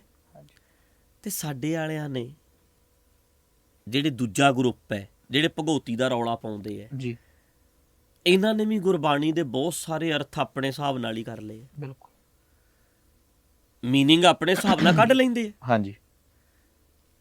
ਇਹਨਾਂ ਨੇ ਅਰਥ ਕੀਤੇ ਇੱਕ ਰੱਬ ਹੈ, ਉਹ ਉੱਤੇ ਬੈਠਾ ਹੈ, ਉਹ ਸ਼ਕਤੀਮਾਨ ਹੈ, ਉਹ ਵੱਖਰਾ ਅਕਾਲ ਪੁਰਖ ਹੈ, ਉਹ ਇਹ ਵੀ ਤਾਂ ਆਪਣੇ ਕੋਲੋਂ ਹੀ ਅਰਥ ਕੱਢਿਆ। ਬਿਲਕੁਲ, ਹੈ ਨਾ। ਜੇ ਅਸੀਂ ਕਹੀਏ ਵੀ ਭਗਉਤੀ ਕਹਿਣ ਵਾਲੇ ਦੋਸ਼ੀ ਨੇ ਜੀ, ਤੇ ਇਹਨਾਂ ਨੇ ਭਗਉਤੀ ਛੱਡ ਕੇ ਨਾਂ ਨਵਾਂ ਰੱਖ ਲਿਆ ਅਕਾਲ ਪੁਰਖ, ਇਹ ਵੀ ਉਦਾਂ ਹੀ ਨੇ ਜੀ। ਤਾਂ ਕਰਕੇ ਇਹ ਜਿਹੜਾ ਵਿਸ਼ਾ ਹੈ ਬੜਾ ਸੋਚਣ ਵਾਲਾ, ਸਮਝਣ ਵਾਲਾ ਹੈ ਜੀ। ਅਸਲ ਦੇ ਵਿੱਚ ਇਹ ਸਾਰੇ ਦਾ ਸਾਰਾ ਕਨਸੈਪਟ ਹੀ ਵਿਚਾਰਨ ਵਾਲਾ ਹੈ ਜੀ। ਇਹ ਮੈਨੂੰ ਲੱਗਦਾ ਕਿ ਸਾਰੇ ਦੇ ਵਿੱਚੋਂ ਸਾਈਡ ਤੇ ਹੋਣ ਦੀ ਲੋੜ ਪੈਣੀ ਹੈ। ਬਿਲਕੁਲ, ਐਦਾਂ ਨਹੀਂ ਹੈਗਾ ਵੀ ਭਗਉਤੀ ਦਾ ਅਰਥ ਕੀ ਹੈ ਜੀ, ਭਗਉਤੀ ਦਾ ਅਰਥ ਅਕਾਲ ਪੁਰਖ ਕਰ ਲਓ, ਜੋ ਮਰਜ਼ੀ ਕਰ ਲਓ। ਸ਼ਬਦ ਦਾ ਅਰਥ ਹੈ ਜੋ ਮਰਜ਼ੀ ਕਰੀ ਜਾਓ, ਕਰਦੇ ਹੀ ਨੇ ਲੋਕ। ਇੱਕ ਸ਼ਬਦ ਦੇ ਕਿੰਨੇ ਅਰਥ ਕੱਢੀ ਜਾਂਦੇ ਨੇ। ਹਰ ਬੰਦਾ ਆਪਣੇ ਹਿਸਾਬ ਨਾਲ ਅਰਥ ਕੱਢ ਰਿਹਾ। ਪਰ ਜੇ ਤੁਸੀਂ ਭਗਉਤੀ ਦਾ ਅਰਥ ਅਕਾਲ ਪੁਰਖ ਵੀ ਕੱਢ ਲਓਗੇ ਫਿਰ ਠੀਕ ਹੈ। ਗਲਤ ਹੈ। ਸਵਾਲ ਹੈ ਵੀ ਫਿਰ ਆਪਾਂ ਭਗਉਤੀ ਛੱਡ ਦਿੰਨੇ ਆ, ਭਗਉਤੀ ਨਹੀਂ ਕਹਿਣਾ, ਇਹ ਦੇਵੀ ਹੈ ਜੀ, ਅਕਾਲ ਪੁਰਖ ਕਹਿ ਲਓ। ਹੁਣ ਦੇਵੀ ਦਾ ਦੇਵਾ ਬਣਾ ਲਿਆ, ਹਾਂਜੀ ਬਿਲਕੁਲ, ਰੇ ਤੇ ਡਿਪੈਂਡ ਹੀ ਕਿਸੇ ਬੰਦਾ ਹੈ। ਹੁਣ ਅਕਾਲ ਪੁਰਖ ਬੀਬੀ ਨਹੀਂ ਹੈਗੀ, ਜੀ, ਮਤਲਬ ਦੇਵੀ ਨਹੀਂ, ਅਕਾਲ ਪੁਰਖ ਬੰਦਾ ਲੱਗਦਾ, ਭਗਉਤੀ ਦੇਵੀ ਲੱਗਦੀ ਹੈ। ਹੁਣ ਅਕਾਲ ਪੁਰਖ ਨੂੰ ਮੰਨ ਕੇ ਅਰਦਾਸਾਂ ਕਰੀ ਜੋ, ਫਿਰ ਤੁਹਾਨੂੰ ਲੱਗਦਾ ਵੀ ਠੀਕ ਹੋ ਜਾਣ? ਨਹੀਂ, ਕੰਮ ਤਾਂ ਸਾਰੇ ਆਪ ਹੀ ਕਰਨੇ, ਬਿਲਕੁਲ। ਗੁਰੂ ਸਾਹਿਬ ਦਾ ਜਿਹੜਾ ਸਿਧਾਂਤ ਹੈ ਜੀ, ਵੀ ਉਹ ਹੈਗਾ ਏਕੋ, ਜੀ, ਹੁਣ ਭੱਜ ਕੇ ਵਿਖਾ, ਤੈਨੂੰ ਵਿੱਚ ਗਿਣ ਲਿਆ, ਬਿਲਕੁਲ ਜੀ। ਜਿੰਨੀਆਂ ਅਰਦਾਸਾਂ ਕੀਤੀਆਂ ਜਾ ਰਹੀਆਂ ਨੇ, ਜੀ, ਜੀ, ਪੱਤਾ ਅਰਦਾਸ ਕਰ ਰਿਹਾ ਦਰਖਤ ਅੱਗੇ, ਹਾਂਜੀ, ਜਿੰਨੀਆਂ ਅਰਦਾਸਾਂ ਕਰੇਗਾ ਬਿਲਕੁਲ, ਉਹ ਵੀ ਦਰਖਤ ਦਾ ਪਾਰਟ ਹੈ ਤੇ ਉਹਦੀ ਡਿਊਟੀ ਵੀ ਨਾਲ ਹੀ ਲੱਗੀ ਜਾਂਦੀ ਹੈ। ਜਿੰਨੀਆਂ ਅਰਦਾਸਾਂ ਉਨੀਆਂ ਡਿਊਟੀਆਂ ਨਾਲ ਹੀ ਲੱਗੀ ਜਾਂਦੀਆਂ। ਬਿਲਕੁਲ। ਅਕਾਲ ਪੁਰਖ ਅੱਗੇ ਇੱਕੋ ਕਹਿਤਾ ਗੁਰੂ ਸਾਹਿਬ ਨੇ, ਹਾਂਜੀ, ਇੱਕੋ ਜਦੋਂ ਕਹਿਤਾ ਤਾਂ ਮਤਲਬ ਤੁਹਾਨੂੰ ਵਿੱਚ ਗਿਣ ਲਿਆ ਰੱਬ ਦੇ। ਜੀ, ਰੱਬ ਗਿਣਨ ਲੱਗੇ, ਆ ਵੀ ਰੱਬ ਹੈ, ਆ ਵੀ ਸਾਰਾ ਕੁਝ ਰੱਬ ਹੈ, ਆ ਵੀ ਰੱਬ ਹੈ, ਤੁਹਾਨੂੰ ਵੀ ਗਿਣ ਗਏ ਵਿੱਚ ਹੀ। ਹੁਣ ਭੱਜ ਕੇ ਵਿਖਾਓ, ਇੱਕੋ ਕਹਿ ਕੇ ਜ਼ਿੰਮੇਵਾਰੀ ਪਾਤੀ ਰੱਬ ਵਾਲੀ, ਹੁਣ ਨਿਕਲ ਕੇ ਵਿਖਾਓ ਵਿੱਚੋਂ। ਜੀ, ਪਾਤਸ਼ਾਹ ਦਾ ਕਨਸੈਪਟ ਕਿੰਨਾ ਕਮਾਲ। ਜੀ, ਬਿਲਕੁਲ। ਇੱਕ ਓੰਕਾਰ ਬਣਾ ਲਿਆ, ਹਾਂਜੀ, ਮਤਲਬ ਪਰਮਾਤਮਾ ਇੱਕ ਵੱਖਰੀ ਉਹਦਾ ਨਾਮ ਬਣਾ ਲਿਆ ਓੰਕਾਰ। ਓੰਕਾਰ ਨਾਮ ਬਣਾ ਕੇ ਇੱਕ ਵੱਖਰੀ ਸ਼ਕਤੀ ਬਣਾ ਲਿਆ, ਉਹਦੇ ਫਿਰ ਗੁਣ ਬਣਾਤੇ, ਸਤਨਾਮ ਕਰਤਾ ਪੁਰਖ ਨਿਰਭਉ ਨਿਰਵੈਰ। ਬਿਲਕੁਲ। ਆਪਾਂ ਕਹਿੰਦੇ ਇੱਕ ਉਹ ਹੈ, ਉਹੀ ਸਤਨਾਮ ਹੈ, ਉਹੀ ਕਰਤਾ ਪੁਰਖ ਹੈ, ਉਹ ਨਿਰਭਉ ਹੈ, ਨਿਰਵੈਰ ਹੈ, ਅਕਾਲ ਮੂਰਤ। ਮਤਲਬ ਸਹਿਪੰਗ ਆਪਣੇ ਆਪ ਤੋਂ ਬਣਿਆ, ਕਿਸੇ ਨੇ ਉਹਨੂੰ ਬਣਾਇਆ। ਹੁਣ ਮਤਲਬ ਇਹ ਹੈ ਵੀ ਜੇ ਅਸੀਂ ਭਗਉਤੀ ਛੱਡ ਵੀ ਦਈਏ, ਅਕਾਲ ਪੁਰਖ ਵੀ ਕਹਿ ਲਈਏ, ਗੱਲ ਫੇਰ ਉੱਥੇ ਖੜ ਜਾਂਦੀ ਹੈ। ਬਿਲਕੁਲ। ਭਾਸ਼ਾ ਬਦਲਣ ਦੇ ਨਾਲ, ਦਾ ਸ਼ਬਦ ਬਦਲਣ ਨਾਲ ਅਰਥ ਬਦਲ ਲਿਆ ਜੀ, ਉਹ ਨਹੀਂ। ਤੁਸੀਂ ਇਹਦਾ ਇਹ ਦੱਸੋ ਵੀ ਉਹਦਾ ਲੋਕਾਂ ਨੂੰ ਫਾਇਦਾ ਕੀ ਹੋਇਆ? ਬਿਲਕੁਲ। ਸਮਾਜ ਨੂੰ ਫਾਇਦਾ ਵੇਖਣਾ ਇਹ ਪੈਣਾ। ਸੋ ਪ੍ਰਚਲਿਤ ਰੀਤ ਚੱਲ ਰਹੀ ਹੈ ਜੀ, ਉਹਦੇ ਤੇ ਸਵਾਲ ਨੇ ਜੀ। ਅਸੀਂ ਵੀ ਰੀਤ ਫੋਲੋ ਕਰ ਰਹੇ ਹਾਂ ਜੀ, ਇਹ ਨਹੀਂ ਅਸੀਂ ਭਗਉਤੀ ਕਹਿੰਦੇ ਜੀ, ਅਸੀਂ ਅਕਾਲ ਪੁਰਖ ਵੀ ਕਹਿਣ ਲੱਗ ਜਾਾਂਗੇ, ਹਾਂਜੀ, ਪਰ ਅਸੀਂ ਫਿਰ ਵੀ ਗਲਤੀ ਰਵਾਨ। ਹਾਂਜੀ ਜੀ। ਕੀੜੀ ਨਾ ਬਣਦਾ ਰਾਮਾ, ਪ੍ਰਹਿਲਾਦ ਡੋਲ ਜਾਂਦਾ, ਇਦਾਂ ਧਾਰਨਾ ਸੁਣਦੇ ਰਹੇ ਹੁਣ ਤੱਕ। ਕੀ ਸੱਚੀ ਰੱਬ ਆਇਆ ਸੀ ਪ੍ਰਹਿਲਾਦ ਨੂੰ ਮਤਲਬ ਹੌਸਲਾ ਦੇਣ ਲਈ, ਜਾਂ ਇਹ ਮਿਥਿਹਾਸਕ ਆਪਾਂ ਘਟਨਾ ਹੈ ਜੀ? ਮਿਥਿਹਾਸਕ ਹੁੰਦੇ ਮਿਥਿਓਲੋਜੀ ਜੀ, ਮਿਥਿਆ ਹੋਇਆ ਜੀ, ਇੱਕ ਸਟੋਰੀ ਬਣਾਈ ਗਈ ਹੈ ਲੋਕਾਂ ਨੂੰ ਸਮਝਾਉਣ ਵਾਸਤੇ। ਜੀ, ਇਸ ਕਰਕੇ ਵਿਸ਼ਵਾਸ ਬਣਾਉਣ ਵਾਲਿਆਂ ਨੇ, ਸ਼ਰਧਾ ਜਿਹੜੇ ਬਣਾਉਣ ਵਾਲਾ ਕਨਸੈਪਟ ਹੈ, ਇੱਕ ਸ਼ਰਧਾ ਵਾਲੇ ਨੇ, ਇੱਕ ਤਰਕ ਕਰਦੇ ਨੇ ਸ਼ਰਧਾ ਆਪਣੇ ਆਪ ਤੇ ਬਣਾਓ। ਸ਼ਰਧਾ ਬਣਾਉਣ ਵਾਲਿਆਂ ਨੇ ਇੱਕ ਸਟੋਰੀ ਬਣਾਈ ਹੈ, ਉਹ ਸਟੋਰੀ ਮਿਥਿਹਾਸ ਵਿੱਚ ਹੈ। ਉਸ ਸਟੋਰੀ ਦੀ ਐਗਜ਼ੈਂਪਲ ਪਾਤਸ਼ਾਹ ਨੇ ਗੁਰਬਾਣੀ ਵਿੱਚ ਵੀ ਦਿੱਤੀ ਹੈ, ਕਿਉਂਕਿ ਜਿਹੜੀ ਗੱਲ ਪ੍ਰਚਲਿਤ ਹੋ ਰਹੀ ਹੋਵੇ ਉਹਦੀ ਐਗਜ਼ੈਂਪਲ ਦੇ ਦਿੱਤੀ ਜਾਂਦੀ ਹੈ। ਬਿਲਕੁਲ। ਜ਼ਰੂਰੀ ਨਹੀਂ ਉਸ ਐਗਜ਼ੈਂਪਲ ਨਾਲ ਮੈਂ ਸਹਿਮਤ ਹੋਵਾਂ। ਬਿਲਕੁਲ। ਮਹਾਰਾਜ ਇਹ ਥੋੜਾ ਕਹਿ ਰਹੇ ਨੇ ਵੀ ਸਟੋਰੀ ਪ੍ਰਹਿਲਾਦ ਵਾਲੀ ਸੱਚ ਹੈ ਜਾਂ ਝੂਠ ਹੈ। ਉਹਨਾਂ ਨੇ ਇਹਦੇ ਤੇ ਡਿਸਕਸ਼ਨ ਨਹੀਂ ਕੀਤੀ, ਪ੍ਰਚਲਿਤ ਗੱਲ ਚੱਕ ਕੇ ਪਾਤਸ਼ਾਹ ਨੇ ਉਦਾਹਰਣ ਦੇ ਦਿੱਤੀ। ਜਿਵੇਂ ਇੱਕ ਉਦਾਹਰਣ ਹੈ, ਸੱਪ ਦੇ ਮੂੰਹ 'ਚ ਕੋੜ ਕਿਰਲੀ ਖਾਵੇ ਤਾਂ ਜ਼ਹਿਰੀ ਹੁੰਦਾ, ਛੱਡੇ ਤਾਂ ਕਲੰਕੀ ਹੁੰਦਾ। ਸੱਪ ਦੇ ਮੂੰਹ 'ਚ ਕੋੜ ਕਿਰਲੀ, ਹੁਣ ਇਹ ਉਦਾਹਰਣ ਹੈ, ਬਿਲਕੁਲ ਪ੍ਰਚਲਿਤ ਹੈ ਜੀ। ਹੁਣ ਮੈਂ ਉਦਾਹਰਣ ਦੇ ਦਿੱਤੀ, ਮੈਂ ਇਹ ਨਹੀਂ ਦੱਸਣ ਬੈਠਾ ਇੱਥੇ ਵੀ ਇਹ ਸੱਚੀ ਹੈ ਜਾਂ ਝੂਠੀ ਹੈ, ਮੈਂ ਐਗਜ਼ੈਂਪਲ ਸੀ ਮੈਂ ਚੱਕ ਕੇ ਦੇ ਦਿੱਤੀ। ਹੁਣ ਇੱਕ ਬੰਦਾ ਖੜਾ ਹੋਵੇ, ਉਹ ਕਵੇ ਇਹ ਤਾਂ ਜੀ ਤੁਸੀਂ ਫਿਰ ਉਦਾਹਰਣ ਕਿਵੇਂ ਦੇ ਦਿੱਤੀ? ਬਿਲਕੁਲ, ਕਿਉਂਕਿ ਸੱਪ ਦੀ ਸਭ ਤੋਂ ਵਧੀਆ ਸਵੀਟ ਡਿਸ਼ ਹੈ ਜਿਹੜੀ ਕੋੜ ਕਿਰਲੀ ਹੈ। ਸੱਪ ਕੋੜ ਕਿਰਲੀ ਖੁਸ਼ ਹੋ ਕੇ ਖਾਂਦਾ। ਤੁਸੀਂ ਕਹਿੰਦੇ ਕਲੰਕੀ ਹੁੰਦਾ, ਛੱਡਦਾ ਕਲੰਕੀ ਹੁੰਦਾ, ਖਾਂਦਾ ਕੋੜੀ ਹੁੰਦਾ। ਇਹ ਤਾਂ ਗੱਲ ਹੀ ਹੈ ਨਹੀਂ। ਪਰ ਫਿਰ ਮੈਂ ਕਹਾਂਗਾ ਭਰਾਵਾ, ਮੈਂ ਇਹਦੇ ਵਿਸਥਾਰ 'ਚ ਨਹੀਂ ਗਿਆ, ਇਹ ਸੱਚਾ ਹੈ ਕਿ ਝੂਠਾ ਹੈ। ਮੈਂ ਤਾਂ ਚੱਕਿਆ ਜੋ ਪ੍ਰਚਲਿਤ ਹੋਵੇ, ਗੱਲ ਕਹਿਣ ਵਾਸਤੇ, ਸਮਝਾਉਣ ਲਈ ਹੈ। ਮੈਂ ਐਗਜ਼ੈਂਪਲ ਚੱਕੀ, ਮੈਂ ਲਾਤੀ। ਐਗਜ਼ੈਂਪਲ ਝੂਠੀ ਹੈ ਕਿ ਸੱਚੀ ਹੈ ਮੈਂ ਨਹੀਂ ਇਹ ਵੇਖਿਆ। ਗੱਲ ਪ੍ਰਚਲਿਤ ਜਿਹੜੀ ਹੋ ਜਾਂਦੀ ਹੈ ਉਹਨੂੰ ਅਸੀਂ ਚੱਕ ਲੈਂਦੇ ਹਾਂ। ਸੌਖਾ ਲੱਗਿਆ, ਮਤਲਬ ਸੌਖਾ ਲੱਗਿਆ। ਪਾਤਸ਼ਾਹ ਨੇ ਇੱਦਾਂ ਬਹੁਤ ਥਾਵਾਂ ਦੇ ਉੱਤੇ ਐਗਜ਼ੈਂਪਲਾਂ ਲਈਆਂ ਨੇ ਸਮਝਾਉਣ ਵਾਸਤੇ, ਸਿਰਫ ਸਮਝਾਉਣ ਵਾਸਤੇ। ਜੋ ਪ੍ਰਚਲਿਤ ਹੁੰਦਾ ਹੈ ਧਾਰਮਿਕ ਜਗਤ ਵਿੱਚ, ਜੋ ਪ੍ਰਚਲਿਤ ਸੀ ਉਸੇ ਐਗਜ਼ੈਂਪਲਾਂ ਨੂੰ ਚੱਕ ਲਿਆ ਤੇ ਲਿਆ ਕੇ ਸਾਡੇ ਸਾਹਮਣੇ ਕਲੀਅਰ ਕਰਤਾ। ਜਿਵੇਂ ਹੁਣ ਅਮਰੀਕਾ ਦੇ ਵਿੱਚ ਕੋਈ ਪ੍ਰਚਾਰਕ ਜਾਵੇ, ਜੇ ਉੱਥੇ ਜਾ ਕੇ ਖੂਹ ਦੀ ਉਦਾਹਰਣ ਦੇਗਾ ਤੇ ਉੱਥੇ ਔਖਾ ਹੋਣਾ ਹੈ, ਉੱਥੋਂ ਦੀ ਜਨਰੇਸ਼ਨ ਨੂੰ ਨਹੀਂ ਸਮਝਾਇਆ ਜਾਣਾ। ਮਤਲਬ ਉਹਨਾਂ ਨੂੰ ਸਮਝਾਉਣ ਲਈ ਉਹਨਾਂ ਦੀਆਂ ਉਦਾਹਰਨਾਂ ਚੱਕਣੀਆਂ ਪੈਣਗੀਆਂ, ਉਹਨਾਂ ਦੀਆਂ ਜਿਹੜੀਆਂ ਉਸ ਹਾਂਜੀ। ਲੋਕ ਨੇ ਜੀ। ਉਹਨਾਂ ਨੂੰ ਸਮਝ ਹੀ ਫੇਰ ਆਉਣੀ ਜੀ ਜੀ ਜੀ ਵੀ ਹਾਂ ਜੀ। ਉਹ ਜਿਹੜੇ ਏਰੀਏ 'ਚ ਜਾਂਦਾ ਹੈ, ਜਾਂਦਾ ਉੱਥੋਂ ਦੀਆਂ ਉਦਾਹਰਨਾਂ ਦਿੰਦਾ ਉਦਾਹਰਨਾਂ ਦਿੰਦਾ। ਪਾਤਸ਼ਾਹ ਜਿੱਥੇ ਆਏ ਸੀ ਜੀ ਜੋ ਸਮਾਜ ਵਿੱਚ ਵਿੱਚ ਪ੍ਰਚਲਿਤ ਸੀ ਉਦਾਹਰਨ ਉਦਾਹਰਣ ਦੇ ਦਿੱਤੀ। ਹਾਂਜੀ ਜੀ ਬਿਲਕੁਲ ਸਹੀ। ਹਾਂਜੀ, ਵਿਵੇਕ ਬੁੱਧ ਕੀ ਹੈ, ਇਹ ਕਿਵੇਂ ਮਿਲਦੀ ਹੈ? ਪਾਤਸ਼ਾਹ ਦਾ ਬਚਨ ਹੈ, ਹਾਂਜੀ, ਹਾਰ ਪਰਿਓ ਸੁਆਮੀ ਕੇ ਦੁਆਰਾ ਦੀਜੇ ਬੁੱਧ। ਦੀਜੈ ਬੁੱਧ ਵਿਵੇਕਾ। ਜੀ ਕੁਦਰਤ ਦੇ ਵਿੱਚ ਸਭ ਕੁਝ ਪਿਆ ਹੈ ਜੀ ਤੇ ਮੈਂ ਹਾਰ ਗਿਆ, ਮੈਂ ਕਹਿ ਰਿਹਾ ਕਿ ਮੈਂ ਵਿਵੇਕ ਮੈਂ ਜੀ। ਇੱਛੁਕ ਹਾਂ ਹਾਂਜੀ ਵਿਵੇਕ ਮਿਲੇ ਜੀ ਮੈਨੂੰ ਵਿਚਾਰਵਾਨ ਬੁੱਧੀ ਮਿਲੇ। ਵਿਵੇਕ ਹੁੰਦਾ ਹੈ ਵਿਚਾਰਵਾਨ ਬੁੱਧੀ। ਕਈਆਂ ਨੇ ਤਾਂ ਇਹਨੂੰ ਫਿਜ਼ੀਕਲੀ ਬਣਾ ਲਿਆ ਵੀ ਸਿੰਘ ਜੀ। ਵਿਵੇਕੀ ਹੈ, ਕਿਸੇ ਦੇ ਹੱਥ ਹਾਂਜੀ। ਦਾ ਨਹੀਂ ਖਾਂਦਾ, ਜੀ ਪ੍ਰਸ਼ਾਦ ਵੀ ਨਹੀਂ ਗੁਰੂ ਘਰੋਂ ਲੈਂਦਾ, ਜੀ। ਲੰਗਰ ਨਹੀਂ ਕਿਸੇ ਦੇ ਹੱਥ ਦਾ ਜੀ। ਛਕਦਾ, ਇਹ ਵਿਵੇਕੀ ਸਿੰਘ ਹੈ। ਜੀ ਇਹਨੂੰ ਵਿਵੇਕੀ ਨਹੀਂ ਕਹਿੰਦੇ। ਹਾਂਜੀ ਵਿਵੇਕੀ ਉਹ ਹੈ ਜਿਹੜਾ ਹਰ ਇੱਕ ਦੇ ਕਹੀ ਹੋਈ ਗੱਲ ਤੇ ਭਰੋਸਾ ਨਹੀਂ ਕਰਦਾ, ਜੀ ਸੱਚ ਤੇ ਭਰੋਸਾ ਕਰਦਾ। ਜੀ ਵਿਵੇਕ ਹੈ ਪੌਣੀ। ਜੀ ਜਿਵੇਂ ਤੁਸੀਂ ਮੈਨੂੰ ਸੁਣਾ ਰਹੇ ਹੋ, ਮੈਂ ਅੰਦਰ ਲਈ ਜਾਂਦਾ, ਜੋ ਸੁਣਾਈ ਜਾਂਦੇ ਹੋ ਮੈਂ ਅੰਦਰ ਸੇਵ ਕਰੀ ਜਾਂਦਾ। ਜੀ ਬਿਲਕੁਲ।